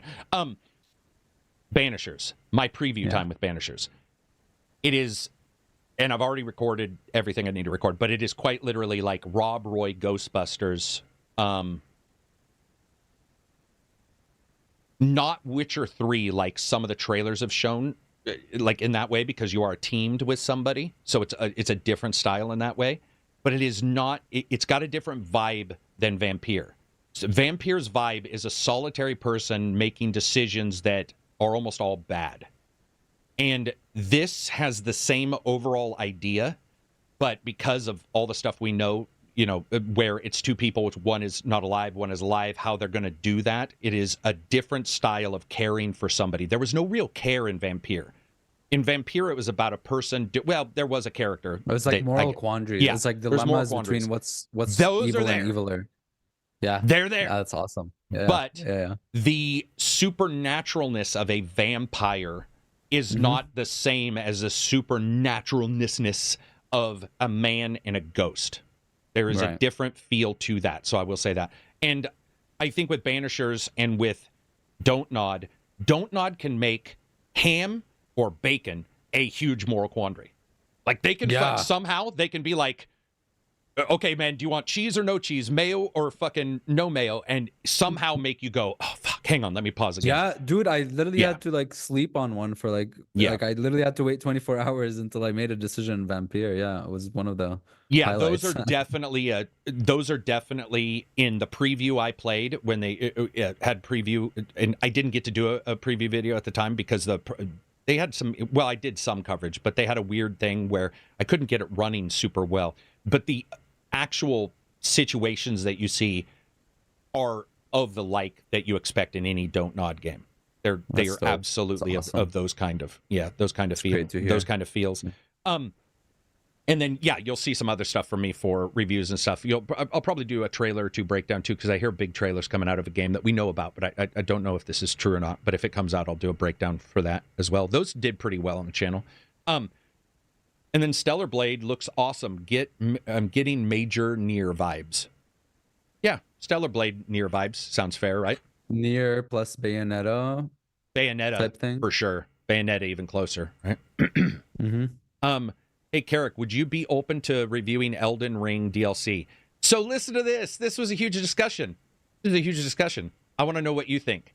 DLC reviews I love to do and rarely get asked, and I would love to. Yeah. However, many DLCs throw you in the middle of the game, and if you haven't played the game in a while, it is like getting fucking destroyed for many hours. Elden Ring's DLC, dude, how long do you think a person is going to have to play Elden Ring to get back into being good enough at Elden Ring to do Elden Ring's DLC as a review. Dude, that is one thing I also like. That's like a big question mark for me. Is like, what kind of like? Is it a DLC where it takes place after the main game? What level are you gonna be so that enemies feel balanced? Like like where can you like? Is it a new? It's probably a new region, right? When are you gonna? Like, obviously you can go to that region at any time, but like, how strong are the enemies gonna be? At what point? Like, I know I'm gonna make a new character. I thought, like, in my head, I was like, okay, maybe I'll make a new character before the DLC comes out so that he'll be at a proper level. But I won't know what the proper level is, right? So I feel like I just have to wait for it and then make a character and then just play it naturally and see. That is a huge question mark for me. It'll be hard to review something like that, I think, especially because you're time constrained. Like, you can't just like go into like another 200-hour fucking Elden Ring session, Dude, right? It's going to be rough because it's not only that, it's that the game has changed, so some things might have changed, some things are buffed or nerfed maybe that like I was not experiencing when I played it. And I played it after review, which was nice as well. But things have continued to adjust. Then the DLC will pop, and is it going to be like instantly those guys are, like you said, level 30 or whatever, and you're piddling around and, you know, your brain is working at level 1, you know, because you haven't played in a while. And that happened with Surge 2. They had that fucking DLC in the middle, and Johnny was complaining about it on the podcast. He was like, "Oh my god, because now I gotta have an old save or start all the way over, get to that point, you know, or if you're lucky and have a save game, you go in, you might, and you have go, yeah." You know what I mean? Because you go back and you're like, oh, my inventory is full of shit. I have no idea. I forgot all of this shit. I don't know what build I'm going. I don't know what I have been doing with this character. So I never do that. I never go back to like very old saves or old characters that much. With Phantom Liberty, it was nice because they let you choose. Do you want to start over? Yeah. And even Witcher in a lot of games. But here's the problem. If any game says, hey, do you want a level 30 character? I know that they will be fighting with a level 30 mentality. And if I have now a shooter is way different than Dark Souls. I don't care even if it's Arma, which are really hard. Course. That's a different thing. But even I was dying into the Cyberpunk DLC at first because I couldn't even remember what button did a cyber punch. You know, I was just like, I can't even remember what does what. Plus, it feels like to me when they offer that, like obviously it's great that they do, but it feels like I'm not playing my own character, especially in games like those where you for sure make your character and level them up and all that. It's like, well, shit, they gave me like a I don't have that attachment. Dude, you know that's why I can't stand games that wipe your skills. So I'll be playing an MMO like Star Trek, and I'll go back and they'll be like, "We did a huge adjustment, so you have to build your starship again." I'm like, it's like, oh, because it's awesome when you're like leveling and they're drip feeding you stuff, and you're slowly because you're the mechanics as you're getting one by one. Yeah, and then that's why I can't do like WoW used to have those like when it's like a major expansion, they used to have those play tests, and you'd like go in at like max level, and you'd spend like an hour trying to figure out because you have like 20 abilities. It's like, oh, I have to lay them all out, put them on the bars, and you know, it's just I like drip feeding. I think that's why you don't see a lot of DLC reviews in many times from the same people, like on a big company, and then other times if you do, it's pretty rare, because even with Dying Light 2, when I reviewed that, luckily I knew it was coming, but the timing is different too, because they might be working on the DLC to the day, because it's DLC, it's downloadable content, so it's not a disc, it's not the certification, they don't go gold, they do a certification, but they don't go in the same way as a real game. So sometimes they'll be like, DLC's coming tomorrow, and you're all, well, I don't have time like to even think about doing that. I could still do it if there was nothing going on, but yeah, it's interesting because there's a couple DLCs. Atomic Hearts I would have loved to have reviewed, and I noticed there were almost no reviews. And it's a niche thing, but I'm telling you, if a YouTuber started and they were really efficient, and they practiced as if it was a real job, so they were trying to make sure they were good at a game, I bet you a person could do quite well with just DLC reviews. I absolutely believe that. You couldn't do like Division or something, because you would have to get good again at Outriders, then get good at Division when those DLC came out. If you knew ahead of time, though, you could. And I bet you they do well, man. Because my Dying Light 2 DLC did quite good for a mini review. And I like DLCs. And I would love to be forced to return to them, if that makes sense. Because right now I'm not. And so, like, Phantom Liberty was exciting because the honest truth is, I probably would never have turned Cyberpunk back on. Yeah. I was done with Cyberpunk. So getting forced in a weird way to do it was awesome, because then I got to go back and be like, okay, well, I guess I did go back, but I didn't play it. I would just go back and be like, I still had a bug, or, you know, this or that. So yeah, it's awesome. No, what are these guys talking about? I have no attachment to Cyberpunk. Absy, when he has a stand-up meeting in work and then the podcast after, Moore says. I don't know what that means. Oh, because of my shirt? Oh, you're in I was going to say, you were in a business shirt. You looked like you were dressed up. You're like, I just did Hitman. We just did a LARP. You just did a LARP for Hitman. LARPing. Instead of doing a review of some games, maybe a walk in the walk, look at some of the games you would like to see. Yeah, walk in the walks are great, guys. I'm going to repost the Horizon one with some fixes when Horizon Zero Dawn's PC port comes. Walk in the walks are not on hold. They just take me a long time, and they cost money, and they do not do well. They're fun to do. So I will for sure. It's just right now YouTube does not, unless I'm Mr. Beast giving away. I mean, like the Valhalla one, even though Valhalla sold, they're at almost $2 billion or more than that. Valhalla sold well. Video didn't do great. And that took me, I had 8 hours of video. So, such is life. For the walking the walk? Yeah. That was because I had a blast doing it. I was like, I released it in 3 parts. I was like all excited. Yeah. And I saw the views and I was like, oh, fuck. And what's weird is there was tons of, people playing it. It's just one of those things where maybe people weren't interested. I don't know. But it's life. Such is life. Sounds like it's just a wine. Sounds like a whiskey. I don't know what that means. YouTube algorithm shiver. Yeah, true. What else do we got? Do you have questions and shit or no? Oh, yes. Dude, you mean going and looking at all the stuff people have asked us? Should I do that? Yes. Hell yeah, dude.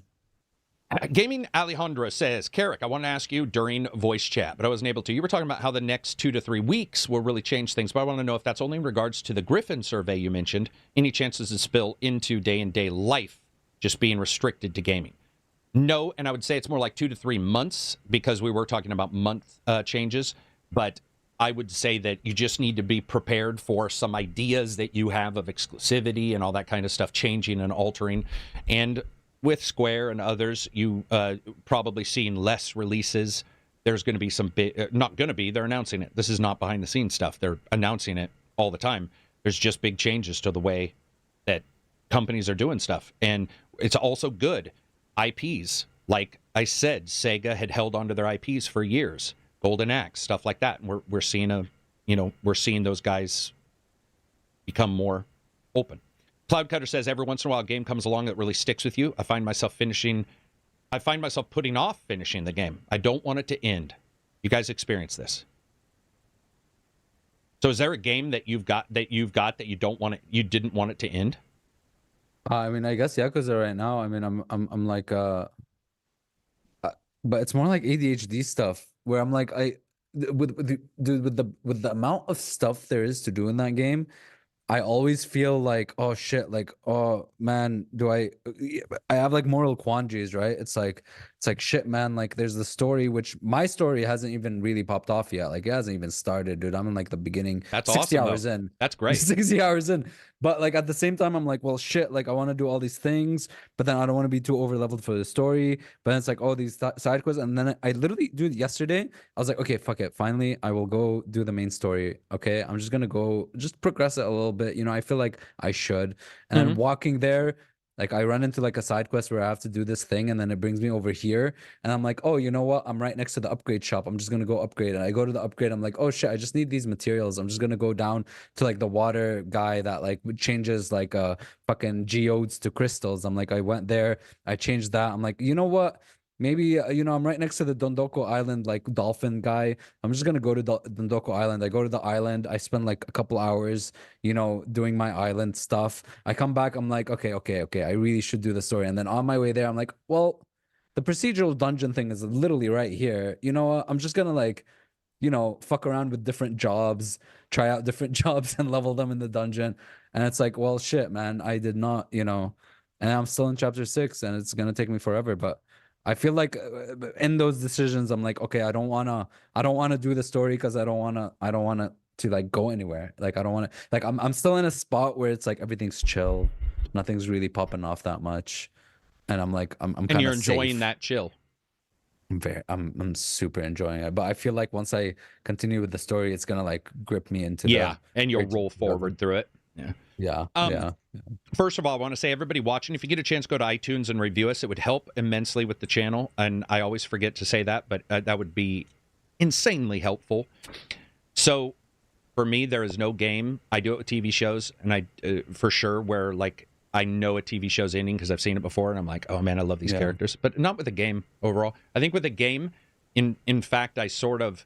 This is going to sound really weird. If I can bookend a game and get done with it, then my exploration turns on because I'm done with the story, and I will go back and then meander around. Oh, you're like the opposite of me. Yeah, you like you finish the story first and then explore. Do you know why? It's probably my love for spoilers and your hate for them. Well, not your hate, but my love for spoilers. So I want to see how it ends. I love that. I love going, this is done. And then I go, and there's this magic when I see a side story hint at the end, and I already know the end, and I'm like, yeah. They knew what they were. That was foreshadowing, where I could have easily missed it because you don't know it, and so you could miss that and I love. There's this kudo I feel like I give spiritually to the writer of a game if they do that. That I never say it out loud, but when I see it, I'm like, I see you. I see what you did, and there's something magical about it. Even a show like Attack on Titan, which you should watch Attack on Titan, dude. You'd like it. Where I've seen it, and then you go back and you find all these small ass details where it's like, are you talking about Attack on Titan, the anime? Yeah. I watched the first season of Attack on Titan. Matter of fact, I think I finished all of Attack on Titan. Yeah. Oh, really? It's one of the few animes I've watched. Yeah. Yeah, Attack on Titan. Well, yeah, giant groinless giants, right? Yeah, I watched that one because I played the game for a review back in the day and started watching it. Yeah, I finished it. That's one of the few animes I've actually watched. Could I tell you anything about the story? Not much. But I do remember actually I watched it, which is, I would say, it's a beyond the pale Vinland for me. Saga, I think Reg Reg told me about that one. But yeah, no, with that, like you know, there's even the naming of the first episode or like a couple episodes is like super, like what the hell, they knew all this already, you know. You get that feeling where if you even Lost, dude, like when you go back and rewatch Lost and you notice all these like things that are just like, holy shit. With them, it's also, if I like the story, if I like the characters, I could do both. 4 reviews. Sorry, I'm just putting that in chat. But I think that for the most part, I also don't have a nostalgia for games until I've completed them. I can't cohesively put together the thought of nostalgia till I'm done, and then I can't. Like, there's no good old days. There's no good old days until I'm done, and so I don't feel the desire because I don't know how the. I think it's also because I got burnt. This is going to sound weird, but I do believe Mass Effect 3 changed my opinion of how games are done, and the ending was so bad that it did change a little bit to how I like thought about games as a story and stuff, because I really did feel burned in like a. Not burned like I wanted to go to the guy's house, but burned in the like, wow, the care is so low. The care was really low. And then I started to almost think, was I lying to myself? When I did see this, was I thinking there was foreshadowing? And I think at that point I did there was a switch where I was like, okay, you know what? From now on, I think there's going to be a slightly different way in which I experience games, and it changed it. That was prior to reviews, but or not prior to reviews, but it was like in the starting of reviews, and it's definitely, I think that informed me. ACG, is it sad that when Attack on Titan draws from the infinite well of Logan's Run, people just assume that they're ripping off the island that Michael Bay drew from the same well? Or am I old? You're not old. You are old. You're very old, and you're doing what we said earlier, which is that you know something somebody else doesn't know. So I wouldn't say I feel anything from it, but multiple movies that we see now that do amazing are all ripping off another movie, which ripped off another movie. It happens. Did you know that, by the way? That's an interesting discussion to have about AI art. It's like, do people say AR steals art from, like, is there an artist that was just born and never saw art before in their life and draw like a masterpiece and drew a masterpiece without memory of what art is? Obviously, everyone looks at art, sees art, takes it in. It's in their memories. Like, how else would they How would you output data without any input? You know what I Right. mean? Like even for a human. And you see, like it's like, okay, would you rather a human doing a weird, like lazy formulaic approach, like the fifth movie that's the same as all the other movies, versus like an AI doing like a better job by better Yep. compartmentalizing the data? You know, like what? Absolutely agreed. Like Dude, it's it's an also, interesting discussion to have, right? I think the other thing is AI, it's speed at which something is done. And when effort doesn't look like it's put in at all, even though the programmers put in the effort, and we now have AI that's been trained on like people who've been okay with their art being you got Adobe Firefly, I think, is one that was trained not on art or something. It's not as good, but it still does stuff. Yeah, that's like there's still humans are no trained. effort.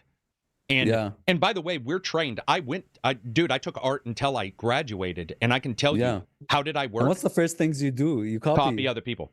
Yeah. Even for music, you got to copy other people's tracks to learn. Absolutely. And so, again, I do see that it is, there's so for example, it's almost like cars. We went from walking to, bikes to horses to cars. Horses were first. I don't know why I said that, but you have walking, horses, bikes, cars, planes. What AI is feet to rockets. Yeah, that's true. Yeah, the danger of a person who's just walking around, who's like, "Hey, let's launch a fucking rocket," you'd be like, "Whoa, Johnny, slow your ass down.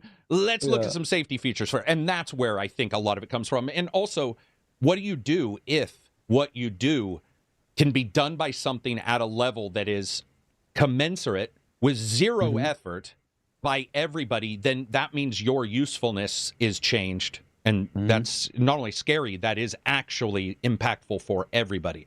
I like AI in a ton of different ways, but I also absolutely do 100% see the gulf of this day where a lot of people don't have a request in. It's just, you don't get asked to do something. You're like, why am I not being asked? Oh, because AI does it. I'm like, ooh, that's different. Yeah, it's like we always say the time it takes to manifest something is getting smaller and smaller and smaller and smaller until it's like a split second where it's like. And by the way, I deal with copy editors, and you have too. You dealt with those people who would write with nothing, and I still remember the first time I had a spell check on an old PC, and it was magic because I didn't have to send something to somebody when I was writing the book. I didn't have to send it to them and say, "Please edit this."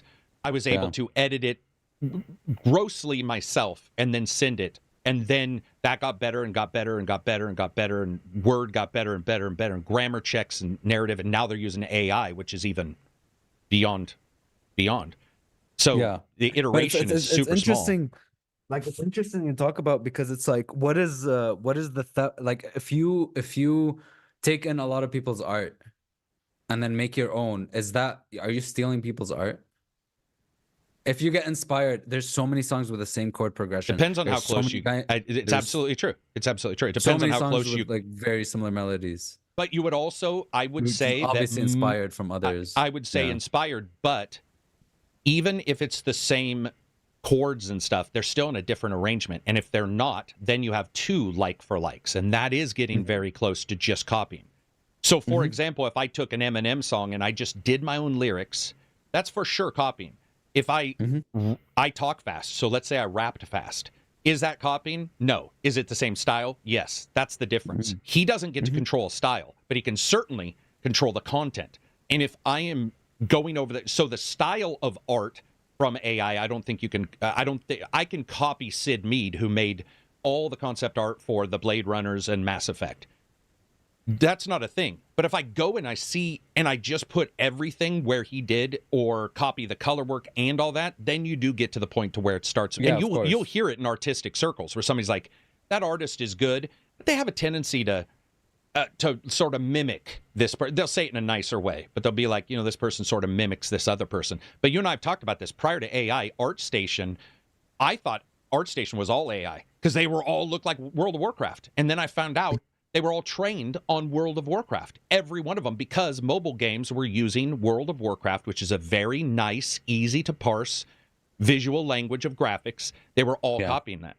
And I got to tell you, dude, there were times where I was looking at ArtStation going, this is identical to this? What the fuck? Like, it's like the same exact thing. And then found out to other people that is not considered it because the effort was put in. And we don't see AI effort. We don't. There's no. Yeah, we don't see it. But like, let's take Midjourney. Not that there like, is any. I'm just saying we it's don't see trained it. on data. It's trained on data, but it's making completely new things based on its memories. You can say on things it's seen, on the art it's seen, which I think Hang is on, no something different just than a popped human, right? right now. Disney bought Epic. What the fuck? As we speak, Disney just What bought the Epic. Fuck? Let me look Are you this up. fucking kidding? We'll Are read you- this. are you We'll read this joking out, me? peeps. Here we go. That is. Boy. What Is that the real? fuck? Is that Is real? that real? Are you I mean, are you fucking with me? I'm not seeing it on Reddit, which is the only place I can go right now. Hang on one second. Let me look. Wait, I'll just seriously? Disney bought Epic. The Walt Disney Company and Epic Games will collaborate on. Oh no. Oh, it's acquiring a 1.5 billion equity stake. Yeah. See, that's why you always look, because that would have Equity turned into stake. us saying that and then people bitching about the podcast. What percentage of Epic is that? 1.5 Disney will billion? invest 1.5 billion to acquire equity stake in Epic Games alongside Equity a stake, multi-year yeah. project. Maybe they'll get a. Do they get a seat on the board with that? I don't know. I don't know how any of that goes, and it depends on how Disney even handles, because they, they've always got their main CEO. Wow. Yeah, because Epic Games is privately owned, so I wonder, like 1.5 billion. No, Epic Games is Tencent, isn't it? It says it's privately owned. Oh, Epic Games is a privately owned company, but no, CEO Tim Sweeney Tencent owned has more money than in half of Epic. its shares. Thanks. Chinese technology. Anthony. Yeah, Tencent held a 40% stake in the game maker. 40% of Epic. So yeah, I wonder what percentage is 1.5. What is the valuation of Epic? Epic valuation. So while we're talking about this, because I would say 32 personally, billion. 32 billion, and I would say this isn't as huge a deal as it popped. So I want to return back to this, because Paul asks, ACG, isn't this the same argument Pokemon and Power World are having now about imitation and ripping off one another? It absolutely is. And that's why the number of situations that are copied start to become a thing where you basically look at it and say, is there a possibility of not being copied a thing? And you have to almost prove the negative space. You almost have to prove, and it depends on who gets sued, because at least in America, you have to defend yourself. It doesn't matter. So people just come at you and just sue you, and you have to defend yourself. So if somebody wanted to come after Pow World here, they probably could by just saying, we've decided. Yeah, I don't know if you saw, but the lady who was fired from Star Wars Mandalorian, the UFC fighter, Gina Serino, whatever, she was fired for saying some stuff on Twitter. She's now trying to sue Disney for firing her, and she can't. Oh, yeah. Like, she said... She compared. Yeah, she did some. Yeah, Republicans to the Holocaust. Yeah.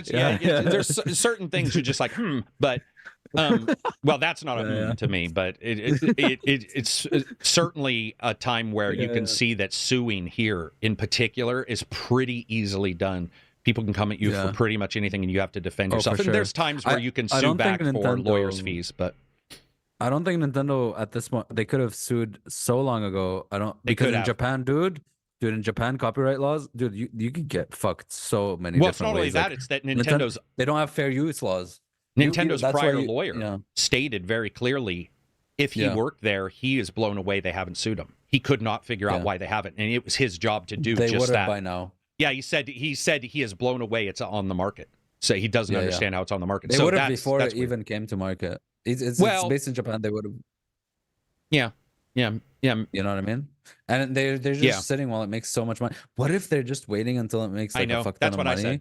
And do you know why? And then they could sue for more. Do you know why? Because it's Nintendo and Microsoft is Microsoft is handling all the Asian Game Pass subscribers for that, because it's on there. Imagine Nintendo says, "No worries, we won't sue you. We just want 5% of every sale that you make." Microsoft, like, there's weird things that can happen in business deals, and we've seen that before, where deals will be made instead of the suing, where it'll be more of a, this is going to be an issue. Do you want to stop it from being an issue? Yes, then let's do this. Sort of like Activision or Microsoft handing the game stuff over to Ubisoft in Europe, because they were mad about that. The fact that you can look up Epic's net worth means that they aren't private. I don't think that they've been private for a while.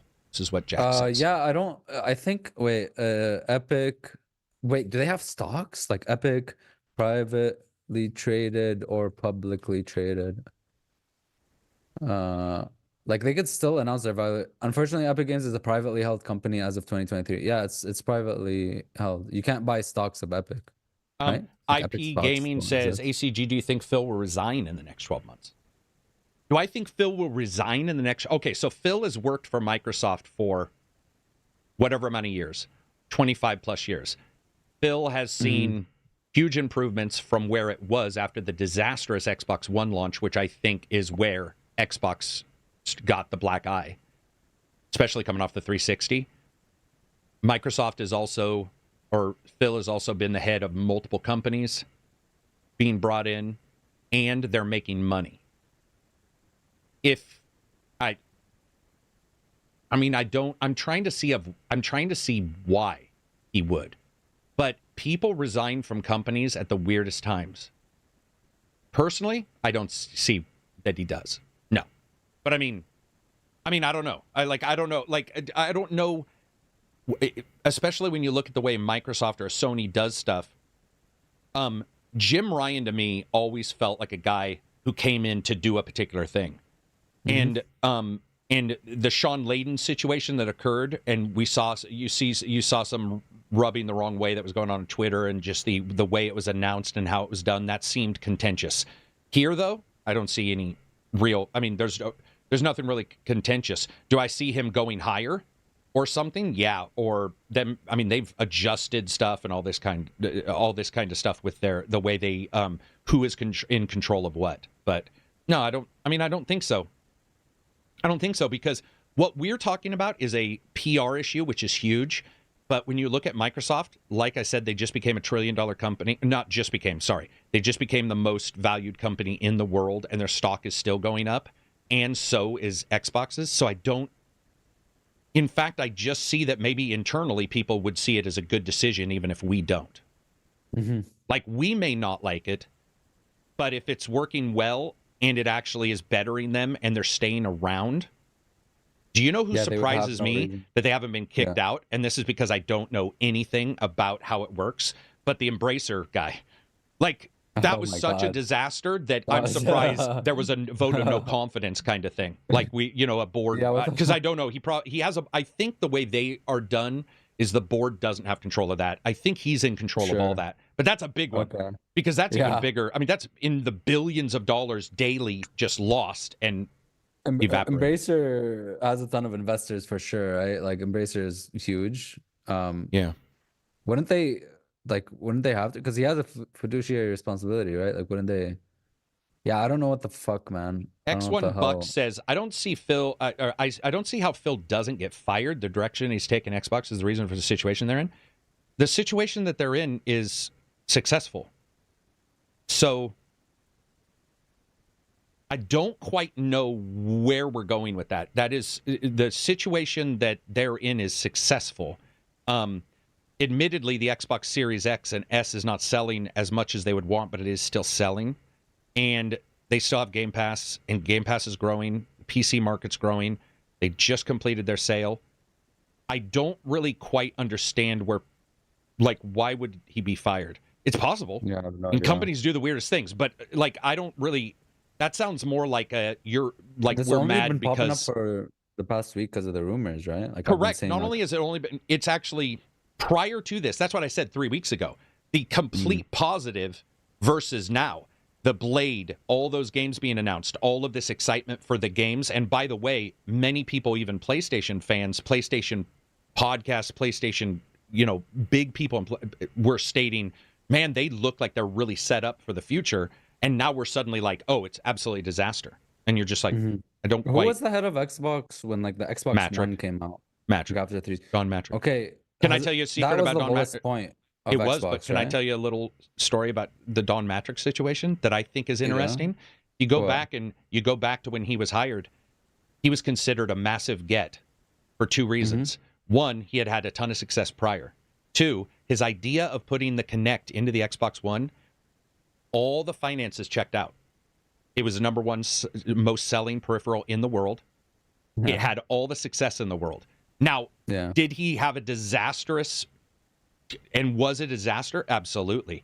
But it is certainly a disaster that when you go back and look at how it was done, and by the way, there were people inside of Xbox who were very happy to get him, who were like, this is the way, it looks like this is exactly the way we want to go. And finances would have showed that. You would have looked at that peripheral Abzy, and said, holy shit, it's selling unbelievable. We're going to pack it in. We're going to do all this stuff. And it failed. And there were other failures as well. But it's like sort of downfall. It's sort of this weird story of like, it's a star player in the NFL, I guess, not panning out. But what were we going to say? Sorry. Yeah, no, about that, I asked that because I was like, because it reminds me of when, let's say someone is in office and he fucks up royally towards the end of his term, and then the other guy comes in and he's like, like at the end of his term, like everything starts going to shit, and then the new guy comes in and he's just trying, and it's kind of going up with him, and he's like fucking like just like taking the scraps and rebuilding the whole thing, and then people go like, oh, this is the bad guy in office. I think that's what's happening, right? Like that guy kind of like, because Xbox One was like a disaster.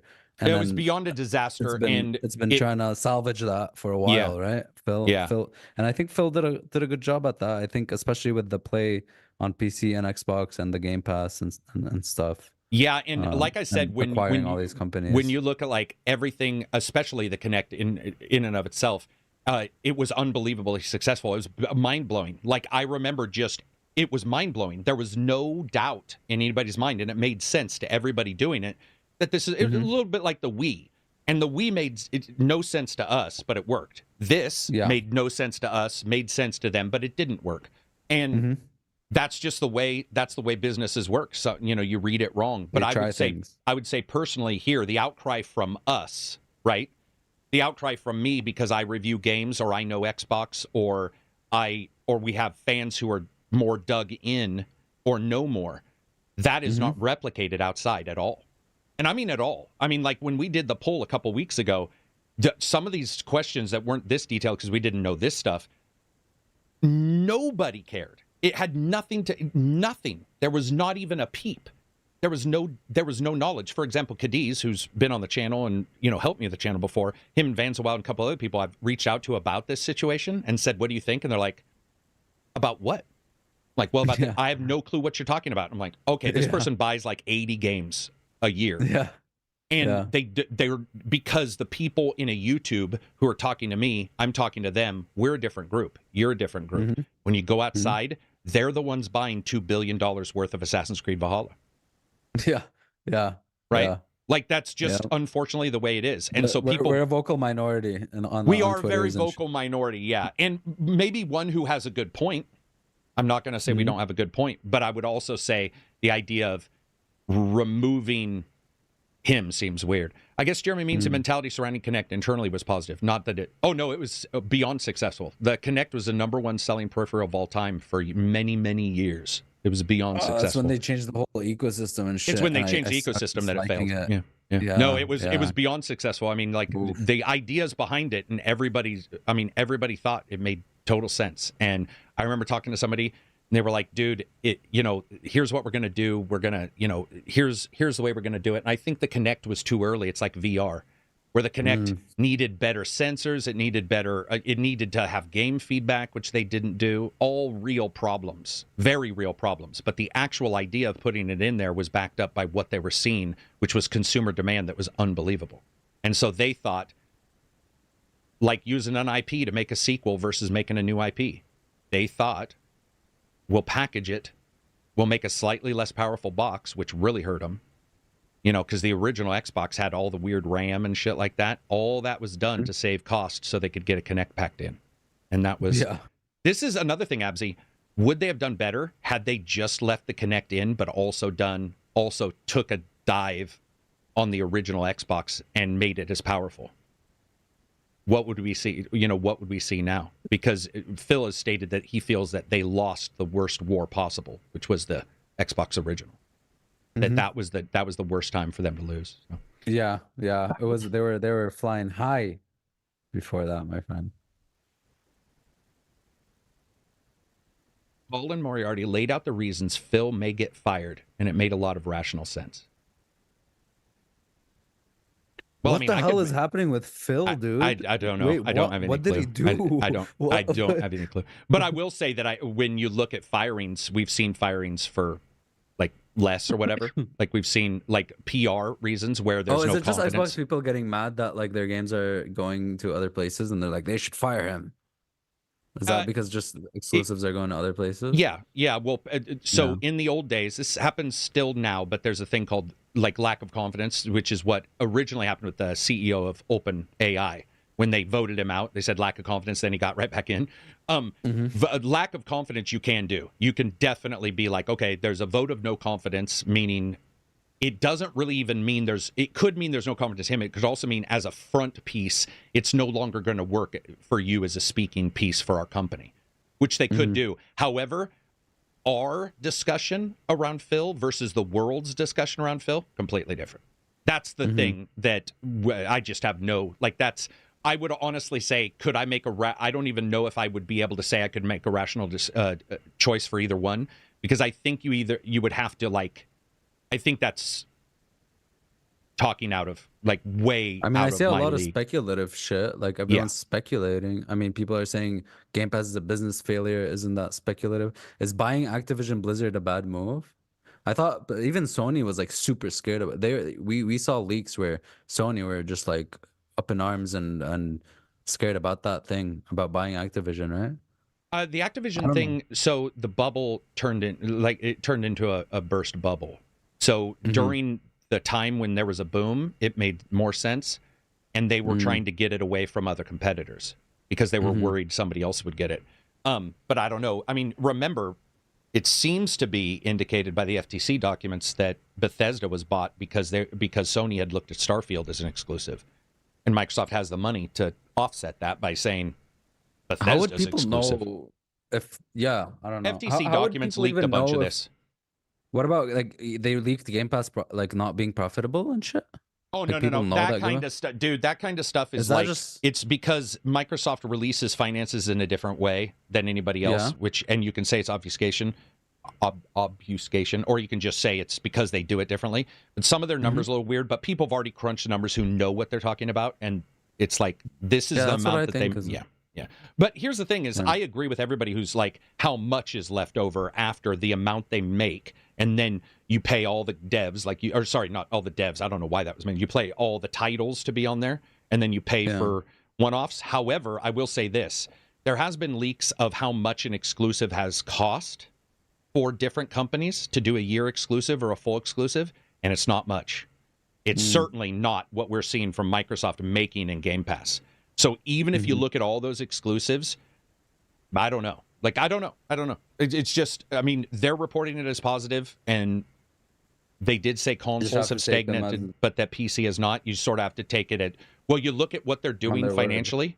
You look at the numbers, and you're like, well, their numbers are checking out. So for right now, the only thing we have is...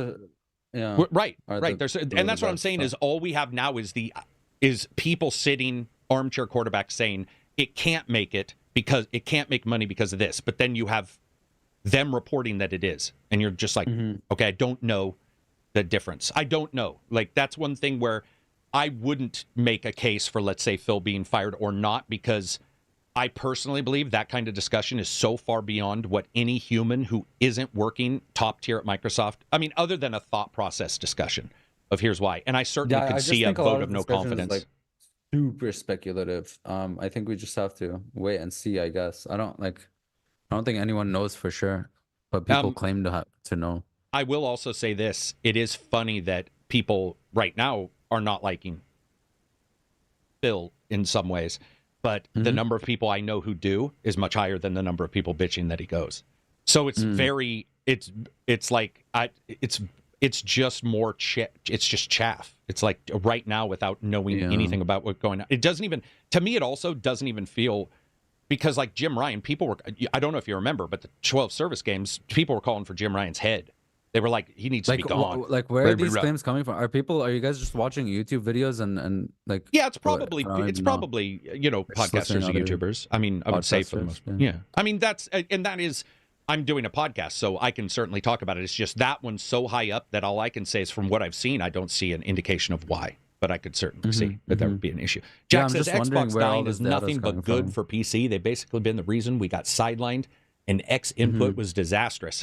There we go. Somebody from 1904 remembering some ancient wrong like a dwarf.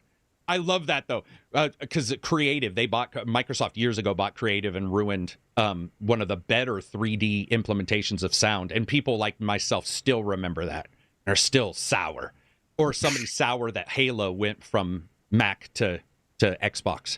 Man, that was a big deal. That was a big deal. I remember the first. I remember Combat Evolved being on PC, and that was like the only one back in the day. Yeah, being on PC. Halo was on Mac. Yeah, Halo was shown at the first Mac World, I believe. Let me check. Shit. Halo 1 shown at Apple. Macworld unveiling, Bungie. Yeah. Oh shit. Yeah. Halo first ever trailer, Macworld 1999. Yeah. Yeah, so that was back in the day when Microsoft was doing sort of what they do now, which is where they can get companies if they want them, and they saw that game, I guess, and we're just like, dude, we want that. We want it. Xbox makes more money than Windows now for Microsoft. Xbox. Oh, I did hear somebody say that. I haven't tracked any of that kind of stuff. Is that real? If that's the case, then if that's the case, then geez, no, really? If that's the case, that's crazy. Well, that's actually nuts because like Microsoft's valuation keeps going up, dude. It just like they're top, like what, 3 of the SP 500, or are they top right now? Well, let me look. SP 500 top companies. Top 10. Let's go. Top 10. Yeah, it's up. Yeah, it's up. It's up even today. It's up 10%. No, sorry, 2% today. Jesus, almost. Yeah, it shot up in the last couple days. I just think that that's Microsoft and not Microsoft Games Division. We should be clear about that, for sure. But that's why I was very surprised. I think a lot of people right now are just pissy about something that they feel is real, and I absolutely sympathize with it. I just don't know where it's all going. It's hard to know. It's going to be very difficult to sort of track it, and especially now. Yeah, I think, you go. Number 1 Apple, number 2 Microsoft. Yeah, sorry. Right. Yeah, I was just going to say, I think the one thing everybody needs to remember about companies making money, what we think, what we dislike, what we like. Companies will do the craziest shit. We've seen companies. Well, for example, OpenAI randomly in the middle of the night fired Sean Altman, and then had to bring him back. And like the number 1 guy from OpenAI. So this is the kind of stuff that you just need to expect, is that weird shit does and can happen in business. It's 100%. Yeah, it's very dude, like everything's entropy, man. Like even people going like, oh, there's a recession gonna happen, oh now it's gonna happen, oh never mind, now it's gonna happen, or like shit can go wild. Like pandemic can happen, can crash everything, then the tech industry can boom for 2 years and then go back down because it was in a bubble, and then all the devs can get laid off. Like, who saw this coming?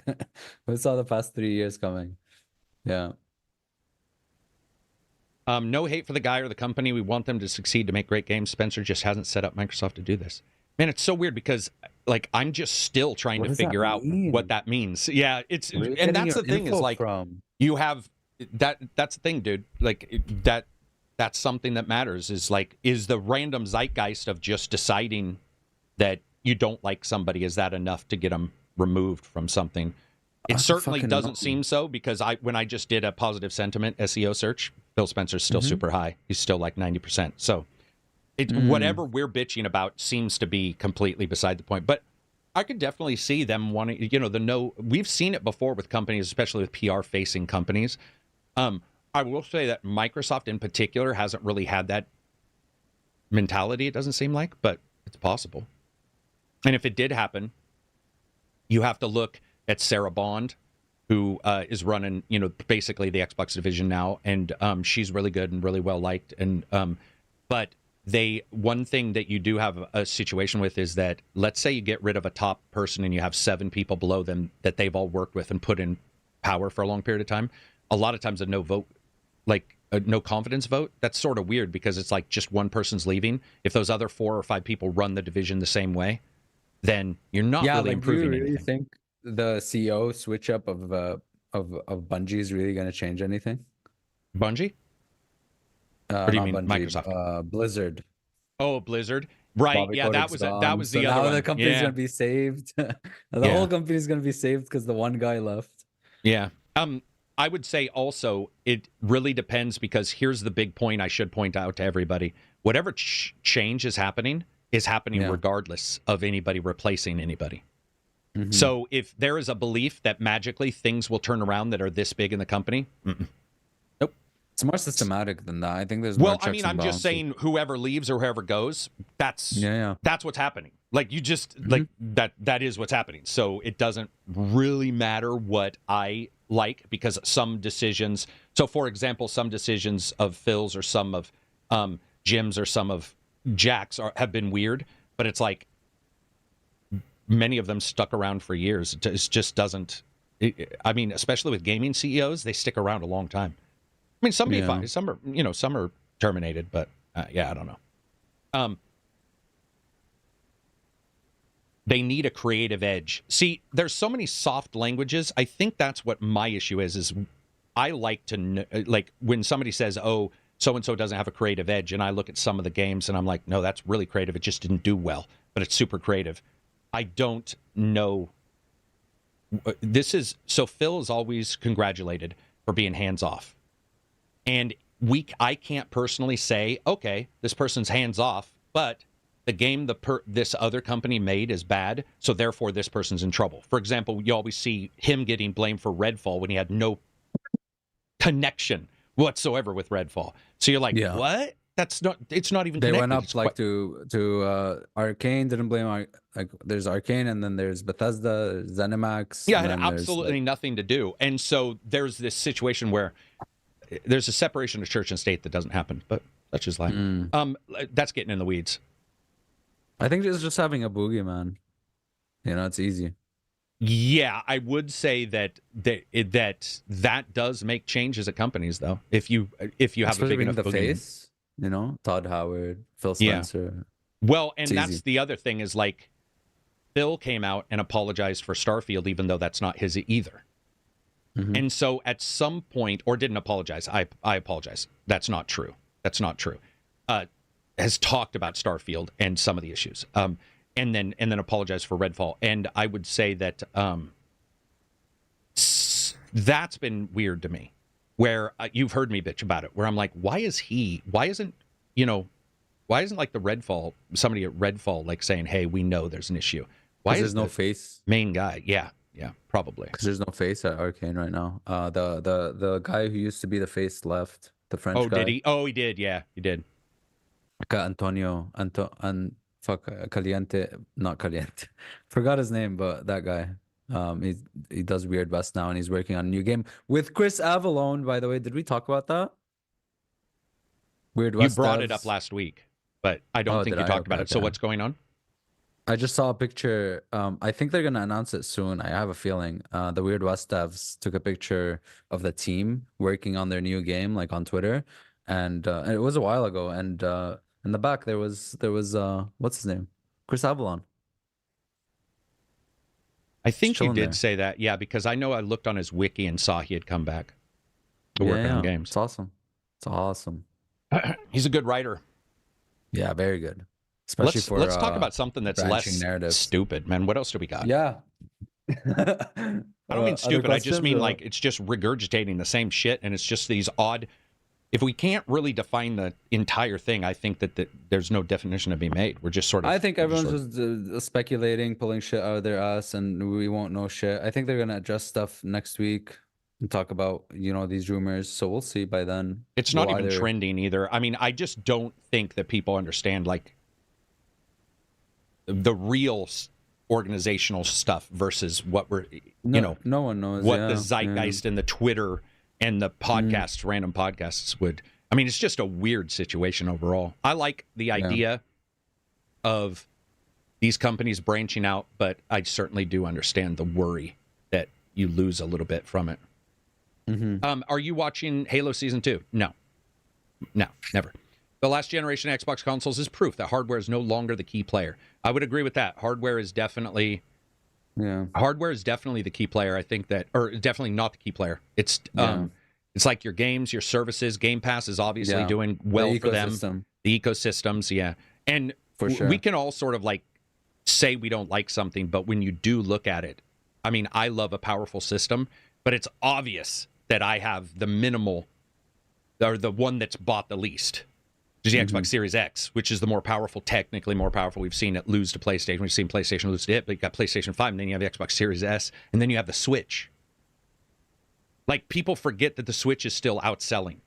Like, it's just hardware, something happened. And I don't know, maybe it never was a thing. It might not have been a thing, because the Xbox One, the original, the ancient Xbox, was very powerful too, and it didn't win. Yeah. But has the most powerful one ever won? Well, I guess PlayStation 3. You could certainly say that was most powerful. PlayStation 3 was more powerful than the 360, but I think the 360 definitely won that generation, or outsold it. It did not. It did not. PlayStation passed it later, but it passed it later when Xbox had already moved on. Yeah, but I mean, that's when Xbox. I think PlayStation 3 is soundly ahead at this point. PS2, I mean, was like the biggest. PS2 was a bomb, and it was also super powerful. So it was like PS2 is a really good example of like uber power. That was a great system. And games, and being its own thing, because at the time, if you look at the Saturn versus PlayStation, the Saturn was it just wasn't even capable. It was not a thing. It was like it was not close to being as capable in most. I mean, there was all of the stuff where they were doing, to the metal programming and stuff. And developers have talked about it in GDCs, but it was never as capable as the PlayStation. That thing was awesome when it came out, man. Like that thing was a beast. Man, GameCube was a beast, and Dreamcast was a beast, man. Perform well. Dreamcast was a fucking bomb, dude. That thing also didn't perform well. Yeah. Well, yeah. And the Switch is the least powerful. Carter White says you're actually wrong about that. 360 was more powerful, and definitely the most powerful constant of each generation. It's funny because I just had a developer tell me the PlayStation was more powerful. I don't, whatever. You can argue with it, but I was more powerful. I know the cells in particular were, and I know that the PlayStation had an issue with their graphics card having less memory than the and they had Blu-ray, which was like a huge. But they had Blu-ray. It did but at least when I talk to developers, it's very close with the cells pushing them above for particular things. And then the 360 having the RAM on the chip, which allowed them to do some tricks with the RAM on the chip, a little buffer they had. I can't remember. So they both had their own strengths. They both had their own things, But overall, at least the developers I talked to, and many were Xbox developers, were still saying that the PlayStation was, in the end, more powerful. But I think it also depends on the game, because when you look, for example, like Bethesda games on the PlayStation 3, so certain engines did not work on the PlayStation 3 very well. They just didn't. Like they had, because certain engines were using certain parts of the hardware. So you could probably say some devs, if they worked on those games or specific games, they would be like, no, it's not as powerful. And then others would be like, it's more powerful depending on the time you put into the cell processors, which were ridiculous because, man, I think even the guy in our Discord who's a PlayStation 4 engineer was discussing PlayStation 3 programming and just being like, dude, the amount that you would get out would be crazy, but the amount of time and like effort was beyond belief. It was like, even for the top tier guys, it was really rough. Was it just like a very closed system or something? It was just very specific. Those things had like small memory, but they were blindingly fast. And so you could do some things with them, and you could like, ooh, and it was insane. And he's talked about it in the podcast, and then he talked about it in the Discord. He doesn't talk too much in the Discord, but sometimes he does. And I've talked to him. I believe it was him. A lot of ports ran better on 360. It was weird, but probably because of those that you're referencing. Like it was well, a lot of times extra effort is not done. I mean, it just won't be done. Extra effort will not. If you can get a couple, and by the way, this was prior to Digital Foundry, myself counting frames, prior to all those guys. So when you got a game that was dropping frames, it wasn't as brought up as much. It wasn't like shown on videos. It wasn't. So the idea of putting an extra 3 months into a particular platform wasn't a thing. Saturn was the same way. There were a couple companies I talked to that sort of one of the reasons why I've had issues in the past with how Sony has done deals. But one of them, we're talking about it, and they were saying it was like an extra 3 months just to get the Saturn up to spec with like a PlayStation port. And there were ways to come close, but the idea of spending, $100,000 extra or whatever was just, and it just didn't happen very often. Yeah. Let's see. What else do we got? Oblivion was beautiful on the 360. Yeah. Oblivion and Fallout 3 were way better on the 360 than the PS3. I remember. I remember the PS3 had way more bugs and stuff. Did it? Wait, did the PS3 have Oblivion? I know I feel like Fallout it 3. did. Fallout It's been 3 had way so less many bugs on years, the man. 360. What's the for last sure. PS3 game I played? It was Red Dead. Uncharted 2 or 3. 3 was on the PlayStation 3? Right? Yeah. Was 3 on the Uncharted PlayStation 3? 3. Yeah. No, wait, was it? Yeah, it was. Yeah, Uncharted 3 was on the PS3. I remember, I think the last one I played was I think it was Red Dead. Was Red Dead towards the end of? No, what the fuck? It was GTA.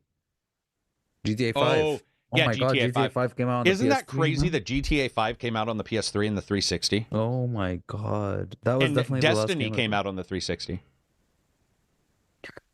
That's crazy. What? Seriously? Mhm. I thought it only Yeah, it and was they like and then they what- dropped support pretty quick. Destiny Oh, okay. on 360. Yeah, Destiny 1 on 360.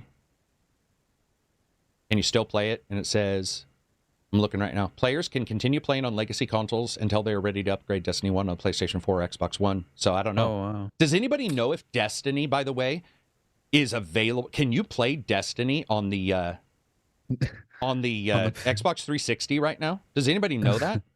That would be amazing to go back. Oh, no, wait. What am I doing? There's a video of it. Somebody says Destiny 1 on Xbox 360 in 2021 or 2023. Dude, because I thought that was like one of the premier titles that they showed for the new There's a generation video of of it. consoles that There's a can video of only them be playing done it. in the new generation. Okay. It's crazy. Oblivion was PS3 was 720p. 360 had Dude, resolutions in the 2013 600s. 2013 E3 was wild. 2013 E3 was like Lies McGee. It was like everyone, let's all make fake trailers. Let's all promise. Remember Killzone, or what was it? Killzone 2? Killzone 2 with their fake trailer, and those guys just lied through their teeth, man. They're like, oh, yeah. Division, Watch Dogs. Wow, a lot of Ubisoft ones. There was Watch Dogs, Division, and The Crew, and Destiny. And it was all like this new. That was like the beginning of like those live service looter shooters where it's like it's not really an MMO. It's drop in, drop out with your friends. And that's what caused all the hubbub and discussion too. Was like, what's an MMO? What's a co-op player? Or what's a co-op game? What's a service game? That time, I don't even know if a live service game was even. It wasn't even a term it wasn't as even much. A term. Yeah, but I remember, and we've talked about this before. I still remember back in the day when the first real free to play MMOs came out, where there was a discussion of like, do we call it we call it an MMO, but I mean, it's like, do we even discuss it in the same way? Because it's not. There were all these things, or all those old ones that were subscription that went free to play later. Free-MMORPG.net.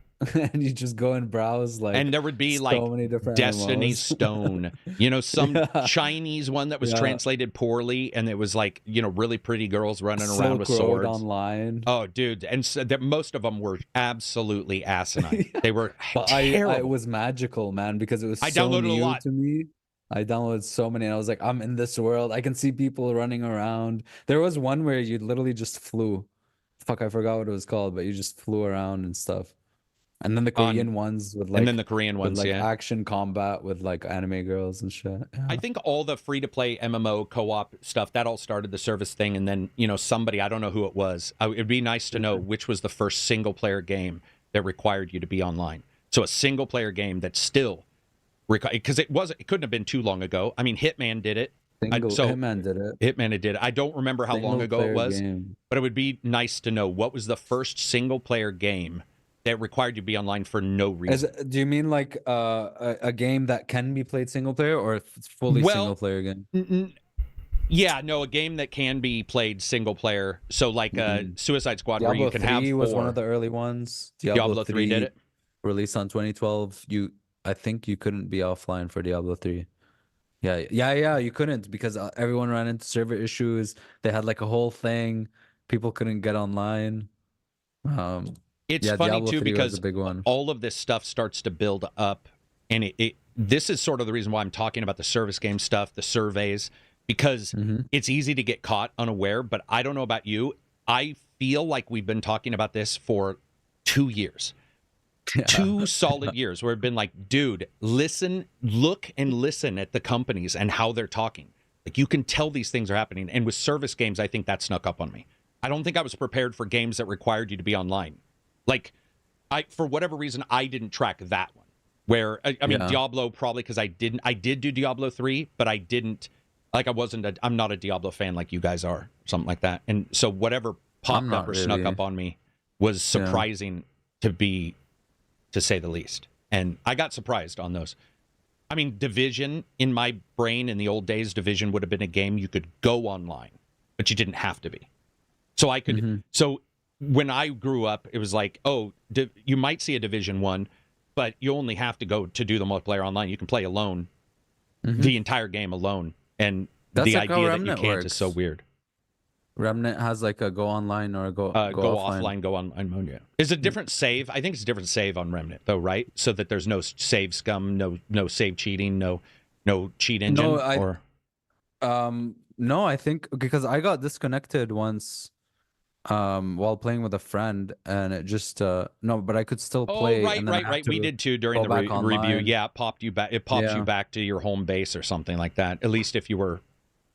I think if I was in somebody else's game, it did. But yeah, it's just so weird because, like, I always thought, oh, a game like Division, why would you ever need to be online? And so when you had to be, that was the big. I think Division was one of the first ones where I was really shocked you had to be online all the time. I was like, oh man, like why would you have to be online? And then I think that's when I started looking around and seeing that so many of them had already snuck that in or started to sneak in where it didn't. There was no reason. There was no. You know, and that's what I was saying with Helldivers. Helldivers doesn't sound like it's got a solo mode, but I really question why, if there's bots. If there's bots, let a person play without it being connected to the net. I think because a lot of the time as well in the infrastructure, they probably make a lot of your save or a lot of I'm your absolutely sure like they inventory server side, right? Not client side. Loot drops, all that will be on the server side, like all of the chart, or not the charts, but all of like drop values and stuff for sure. Yeah. I'm just saying. They did that. They chose to do that. Yeah. Exactly. I guess that's what I'm saying is like, yes, that is what's happening. And no, I do not believe that's required. You could make it so that, I mean, Suicide Squad's showing that. It's like, here, we're online, but we're patching it out, and there's a solo mode. Oh, somebody said it has one, because I was asking earlier. So Helldivers, wait. No, they're talking about Helldivers 1. We're talking about Helldivers 2, the new one. I'll just look it up myself. Helldivers 1 has an offline mode. Right, but Helldivers 2 is the one coming out. Yeah, does Helldivers 2 have an offline mode? They all should, because server issues. You know? Well, somebody says it looks like it can be offline. That's why I was asking earlier. That'd be great. Oh. Now this says, yes, Helldivers 2 requires you to be online. Thing, right? Well, I guess that would make sense because, like I said, the review code request I had, they stated that I couldn't review it early because the servers weren't online. Oh, so that never mind. You can play with bots. We're asking if you can play with bots offline. Is there an offline mode? Anyway, everybody's trying to figure out that language. See, there we go. That's the confusion. It's that easy. It's that easy for the confusion to be. Yeah. It's like that's the kind of stuff that, and I think it's also because all of us think that we should be able to. ACG, funny hearing you talk about the Gears of War 6 not coming anytime soon. It's been in development since 2021, and we'll probably have a big trailer. Yeah, probably. Thanks for saying the exact word that I have an issue with. I'm saying Gears of War 6 is not coming anytime soon because we haven't heard anything about it. If that changes tomorrow, guess what I'll say tomorrow? We've heard about Gears of War 6. Yeah. I don't know. Sometimes I'm just like, dude, we haven't heard about it. So it's like, I want to hear about it now. The same day. Yeah. What if they do, though? This would be this is how Microsoft wins a couple fans back. Be like, yeah, so we are changing. We're thinking about this. Oh, but by the way, we've got Gears of War 6 and we put testosterone back in it. And everybody's yoked. Everybody has triceps for biceps and biceps for triceps. They're yoked. You're just going to be killing locusts. And it's all the guns don't even need to be reloaded, and it's just all chainsaws. You just spin in a circle of chainsaws. I'd be like, all right, I'm for it. But yeah, I mean, guys, this is the reason why the discussion is fun to have. But anybody putting their foot down, I mean, and we also saw some other press putting other press down and being like, anybody who said anything doesn't know because even Microsoft Staff don't know. We don't know where the source was for all this. If they were higher than the general people in Microsoft, then that person can know. But none of us know. I don't know. I just heard the same bullshit rumors, and I call them bullshit until the moment they happen. And when they do, we'll see. Yep. I'm calling it now. Gears of War 6, day and date next week. Let's do it. Let's do it. Dude, totally customizable Gears characters. 100% customizable. Knows fucking everything. Marcus. You are the exact jackass who makes the Mass Effect and plays it with the default character. I play dude. Shepard is Shepard. He's bald. Did you play him with the normal default guy? Did you play? I think I put a scar on him or something. Like I changed something. No. Yeah, I changed like a little thing maybe.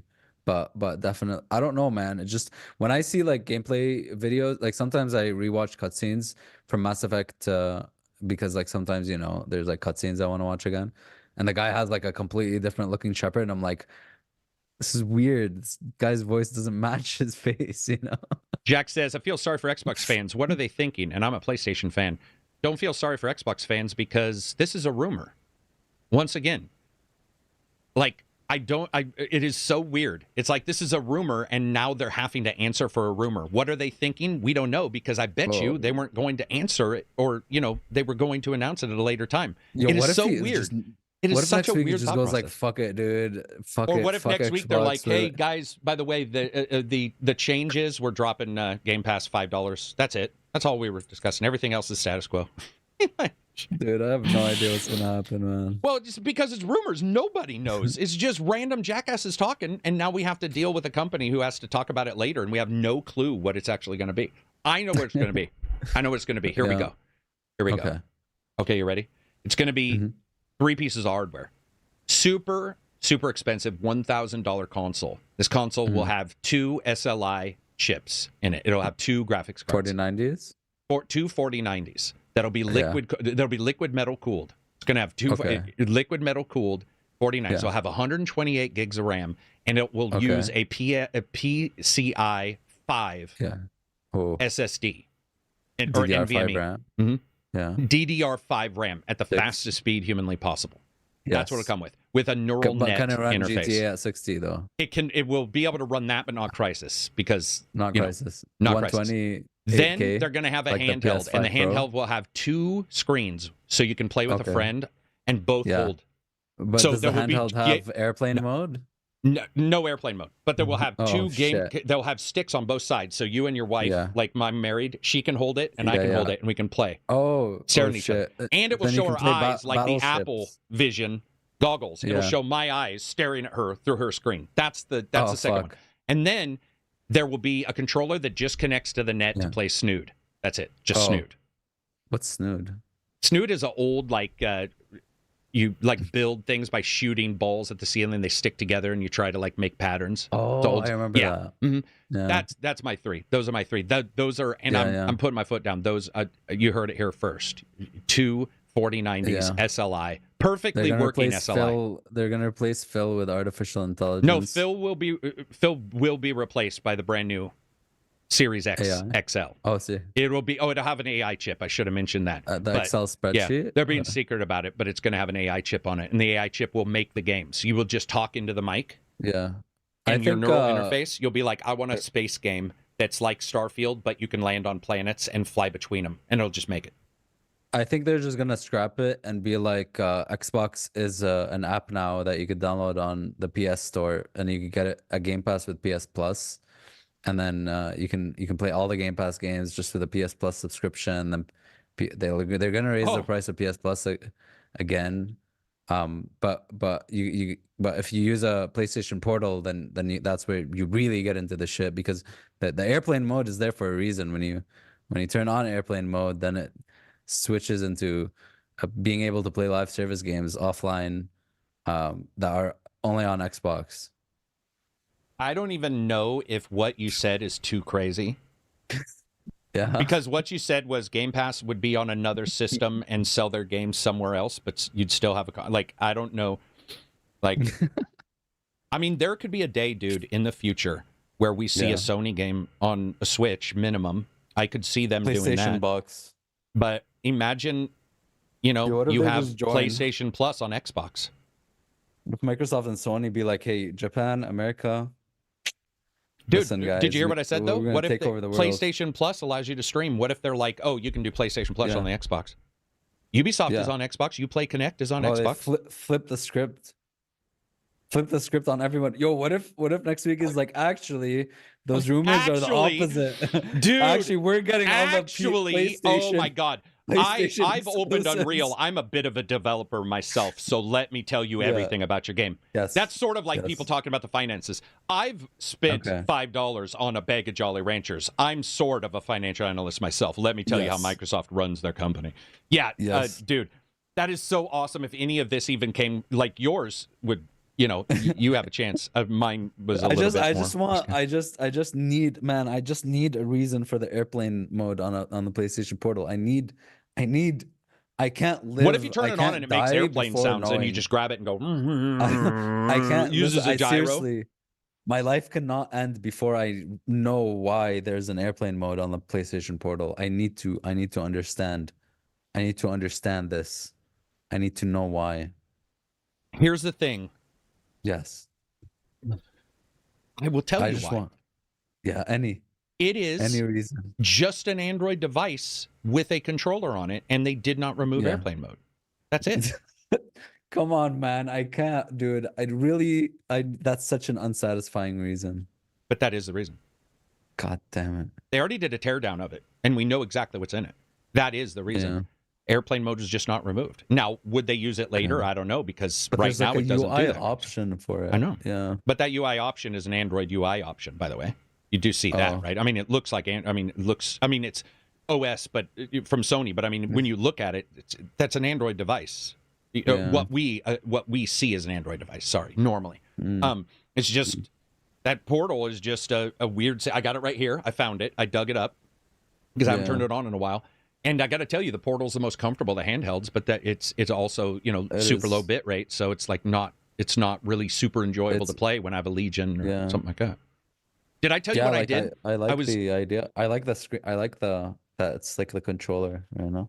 Yeah, it's smart, right? That's the smart part is in good controllers, right? It's not a Switch with the Joy-Cons, the little fake controllers, the little man bun wearing controllers where it's like no human has baby hands to use a Joy-Con like that.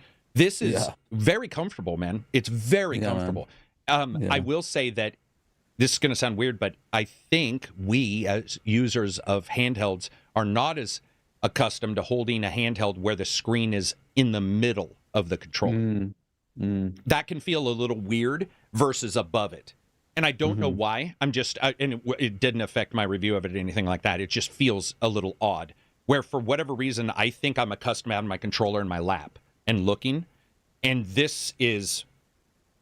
Can't you at that point just like put a clip on like a PlayStation controller and just use your phone? Yeah, you can use it. Yeah, and you can get you can do really well with the 2 apps that fake PlayStation Plus. That's what I use, and they work really well. I use it with the tablet. I made that terrible one with magnets and shit that works really well, but it's like my tablet's this big and it's wobbly because it weighs so much. But I got to tell you, when you're in bed, just lay back and you play on that like 11-inch screen. That's some sweet ass gaming, man. It's I know you don't do it, and I think you're just losing out.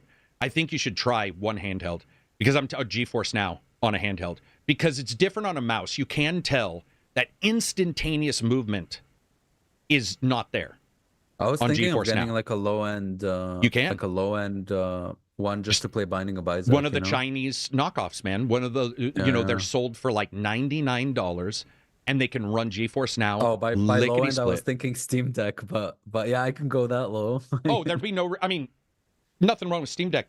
You could certainly do that. I thought you meant just for what I was talking about is just for the streaming, the GeForce streaming thing. Streaming. So, because I'm telling you right now, it is at a level that is, and I hate NVIDIA support. I hate all the other stuff. But the actual, when you get it set up, if you have anything remotely near a good ping, you can crank it to 120 FPS, and the fucking, I mean, it is insane. The latency drops dramatically because, of course, you're getting more frames, and the way it does it, it's phenomenal, dude. It is well worth checking out. Just to see the future.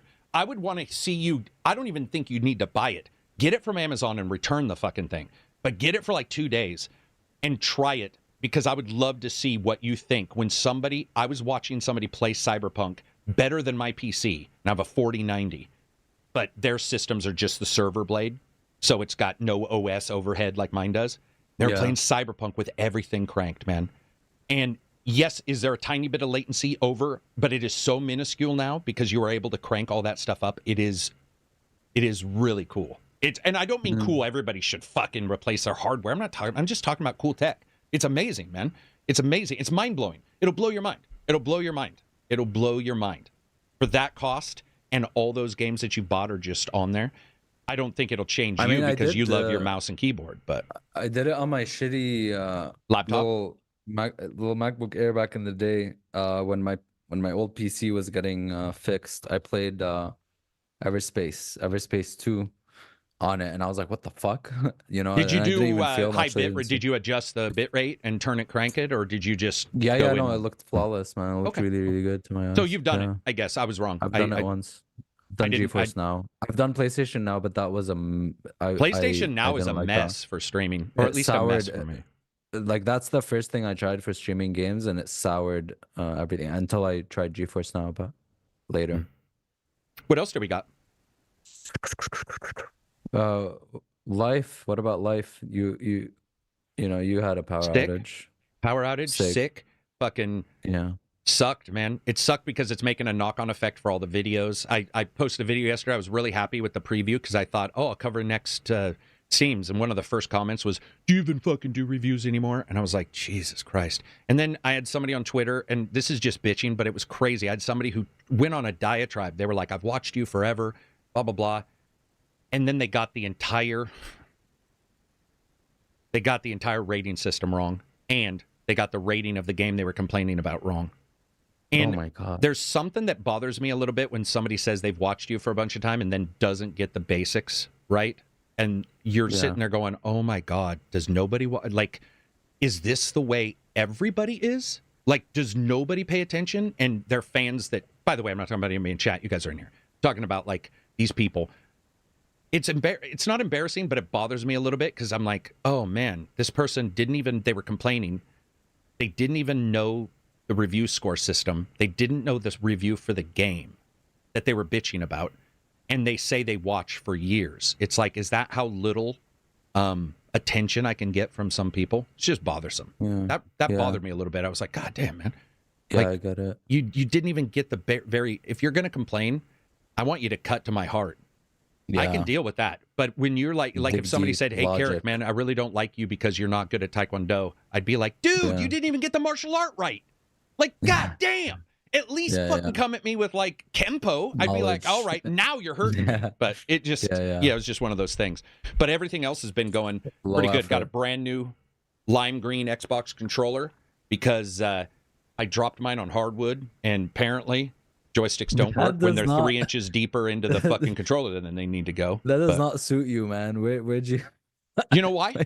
When I got cataracts and they fixed them, one of the things they tell you about is differences in light can be difficult to pierce because your eyes can't focus. So if I have a light in front of me, like the screen, I can see nothing, far less than you. I can see nothing, meaning I will spend 5 minutes looking for a controller that's right in front of me because it's black. So I buy these, or I have like wires, HDMI wires with tape around them that are different colors that say what resolution they are, which I've already done. I did that prior to having cataracts, but I do that now with a lot of stuff. So like if there's a dark section of my room, if you were here, you would be able to see past it because your eyes can adjust. Mine can't. You can't move your the thing doesn't. I feel like a jackass now. Yeah. Oh no, it's no big deal. It makes sense because like you would say, but dude, I'm a 1980s baby, so lime green and pink are the two controllers I have. I have like Miami Vice. I love Miami Vice controllers, man. What do you have? Do you have RGB or PC? Fuck no. No, I'm not a jackass. I'm not a heathen. I'm not an animal. I'm not an animal. What the fuck? Dude, RGB I hammer them out of my. There's nothing lit up on my PC at all. What about you? What color controllers? Red, white. I have a red Xbox controller. I have a white one, and then black, and then white PlayStation, black Nintendo Pro controller, and a black PlayStation one. So white and black, and then the red one. But do you notice that the red one is easier for you to like randomly look at and go, Yeah. that controller's on my It pops. Yeah, It pops. it pops. Yeah. I mean, it sounds weird, but it's like once I started doing it, especially because all the shit I have in my room, there's times where like I'll have cables and I'll be like, oh, where's this controller? I do have those stickers. This one's, can you see that? ACG. Oh, it's like the lion design. Sick. The sticker, yeah, because instead of buying, like a colored one that's like, what are they, $70? This was like $9 for a sticker, and I just put sticker on there. Down. I sticker a lot of my stuff if instead of buying like the It doesn't Xbox even skin. look stickered. Nah, it's fine. Like, it looks like you custom made it on the controller. Dude, I painted this myself. Nice. Don't let anybody tell you different. What about you? So Anything going on with you? Use AI? Yes, yeah, I did. No, I had a really positive week actually. Like really positive. I've been studying masters while working, and in the same day I got a raise, and I'm on the dean's list, graduating with honors. So Damn. I'm like, hell yeah, dude. AI helps writing Very those happy. school reports. Yeah, it certainly does. GPT helps. No, The it's been great. GPT. I got. What do you got a degree in? Chat AI or chat GPT. Chat AI. That's- Yeah. No, it's an MBA. Yeah. That's cool, man. No, that's awesome. What are you gonna like? Instantly, does it instantly help you having one? Yeah. Does it? Yeah. Yeah. I don't know. My old job instantly. would pay more Like, as soon depending as on I- your degree. Yeah. As soon as I graduate, it's like, A raise of some kind or like something, maybe Promotion. promotion. Yeah. mm, Yeah, my old job did that where I would go. I had a lock. I was a lock because I hadn't completed my degree, so I was super high, but it wasn't high enough to get to they had director roles, and you couldn't get it because just didn't have a degree, and you absolutely had to. I mean, we were an education facility, weird, so it though, made because sense to have one. I feel like, well, obviously now, thank you guys so much. I feel like now, well, I feel like now, especially that I'm like studying and working at the same time, obviously I have a way better understanding, but like a couple days at work, you feel like you get taught way more than, a year in college sometimes, you know what I mean? Because So- you kind of like see the shit happening. You're, like, You in the do. shit. You do. And operationally, but I'm telling you, man, I've never felt stupider in my life. And I've written professional documents. I wrote an email to my boss, and she sent it back corrected. Mhm. And it was ridiculous. It was ridiculous. She was picking out things that you heard once in school, one time. It was like grammar or something like that. And she wasn't mean about it at all, but it was like that moment where you realize that school teaches you some stuff that like, and if you got into a discussion with them about their sphere of influence, you were going to lose. So I could figure out how to get stuff running and all that kind of things. But these people I dealt with, they were like double doctorates, and the shit that they dealt Like more with was theoretical shit. But well, it wasn't only theoretical. It was their knowledge of that thing was so beyond that. Even when we talk, and I've studied it for a year, and I'd be like, "Hey, I know a good amount of study for a year," and you sit down and talk to somebody who's got like a doctorate in something, and they were good at communicating. Some of them weren't, but I'd get that person that was good at communicating and be talking to me, and I'd be like, "Fuck, man, I should just leave this room because they're just making me sound stupid." Like you can't even, you really can't even mention anything around them. I asked everybody what their successes were with multiple S's. Keeping up with my workout routine, another 2 pounds this week. Excellent. I slept 8 hours, 2 days in a row. That's actually really Gym good. has been going really well this time around. I feel like I'm getting the dopamines a lot. From But working out. working out is fun. Yeah. I feel like I haven't got that lately. Like since I think a couple of years ago, every time I've gone back to the gym and stuff, it hasn't hit that well. Mhm. But now it finally came back pretty well, like the gains and the fun and the dopamine. Yeah, I don't know what's going on with me. I honestly, I think it's just being tired. But yeah, I have no clue. But I definitely haven't noticed that when I not as much as I used to. Where this morning I did though. I just remembered. Well, and then you said you couldn't come, or sorry, you didn't say you couldn't come. You said you were going to be late. So I was preparing to do it by myself for the first 15 minutes, and I was like, okay, how am I going to cover it? And then I got sort of excited. I was like, okay, so I guess it's just going to be me talking for 15 minutes, blah blah blah. And then right before you DM'd me to say you got in, I had a moment where I was like, oh no, I had this dump in energy. So I was super energetic until about 20 minutes prior to you DMing me. And I was like, oh no. Like, what am I going to do? It's like, do I go work out? Do I go outside? Do I like? I'm gonna be like, hello everybody, this is Karak with ACG. And luckily you DM'd and you were on time, because I do not think it would have been. I would have still done it, but I think I would have been like, let's just listen to music, or I would have left the intro in. Sometimes I like worry you for no reason. Like I go like, hey man, I need, maybe, but oh no, you didn't worry me for no reason. Like it wasn't that at all. I want to make sure. I was excited for a second have all my because bases covered. Yeah, no, it was just it was more along the lines of just mentioning that usually I would stay up, and I wasn't. Mm-hmm. Usually I would be energetic, and honestly, the discussion about Xbox and stuff like that, it's so contentious that it was like sometimes people have ideas that are so built in.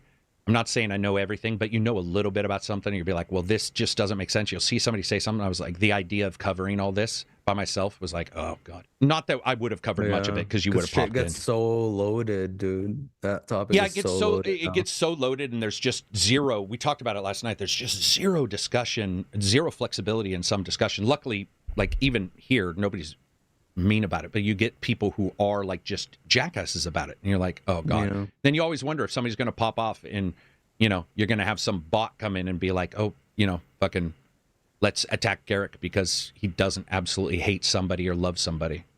It's just one of those things that you have to deal with, especially when you run a YouTube channel. Didn't you get after like 20,000 conversations of us talking about how we don't like early access games, you got accused of being soft on early access games or something? Did I? Yeah. I got accused one time of being a Ubisoft lover, and I was like, have you looked at my reviews? Have you looked at how many dude, just people being people. Those are more fun to deal with, but it's like something like this where, in a weird way, when I sympathize, it's actually worse. And I used to joke with my wife saying, when I'm a dick, nothing bad happens, ever. And that's just the honest truth. But the moment I'm like, okay, man, I see your side, shit goes south every time. And I was just like, oh, man. Yeah, it's weird, but it's like, it's probably just a defense thing. But I know that when I'm just like, nope, this is it. No issues. Usually everything works. There's no misconstrued, oh, Karak said this, I'm going to clip it and put it on Twitch or fucking whatever. But it's like, if I'm like, okay, I sort of see your point, somebody, clip that. And you're like, dude, that's not what I was talking about. Did you play the Final Fantasy Rebirth demo? No, I'm waiting. I'm done. I'm going to get it.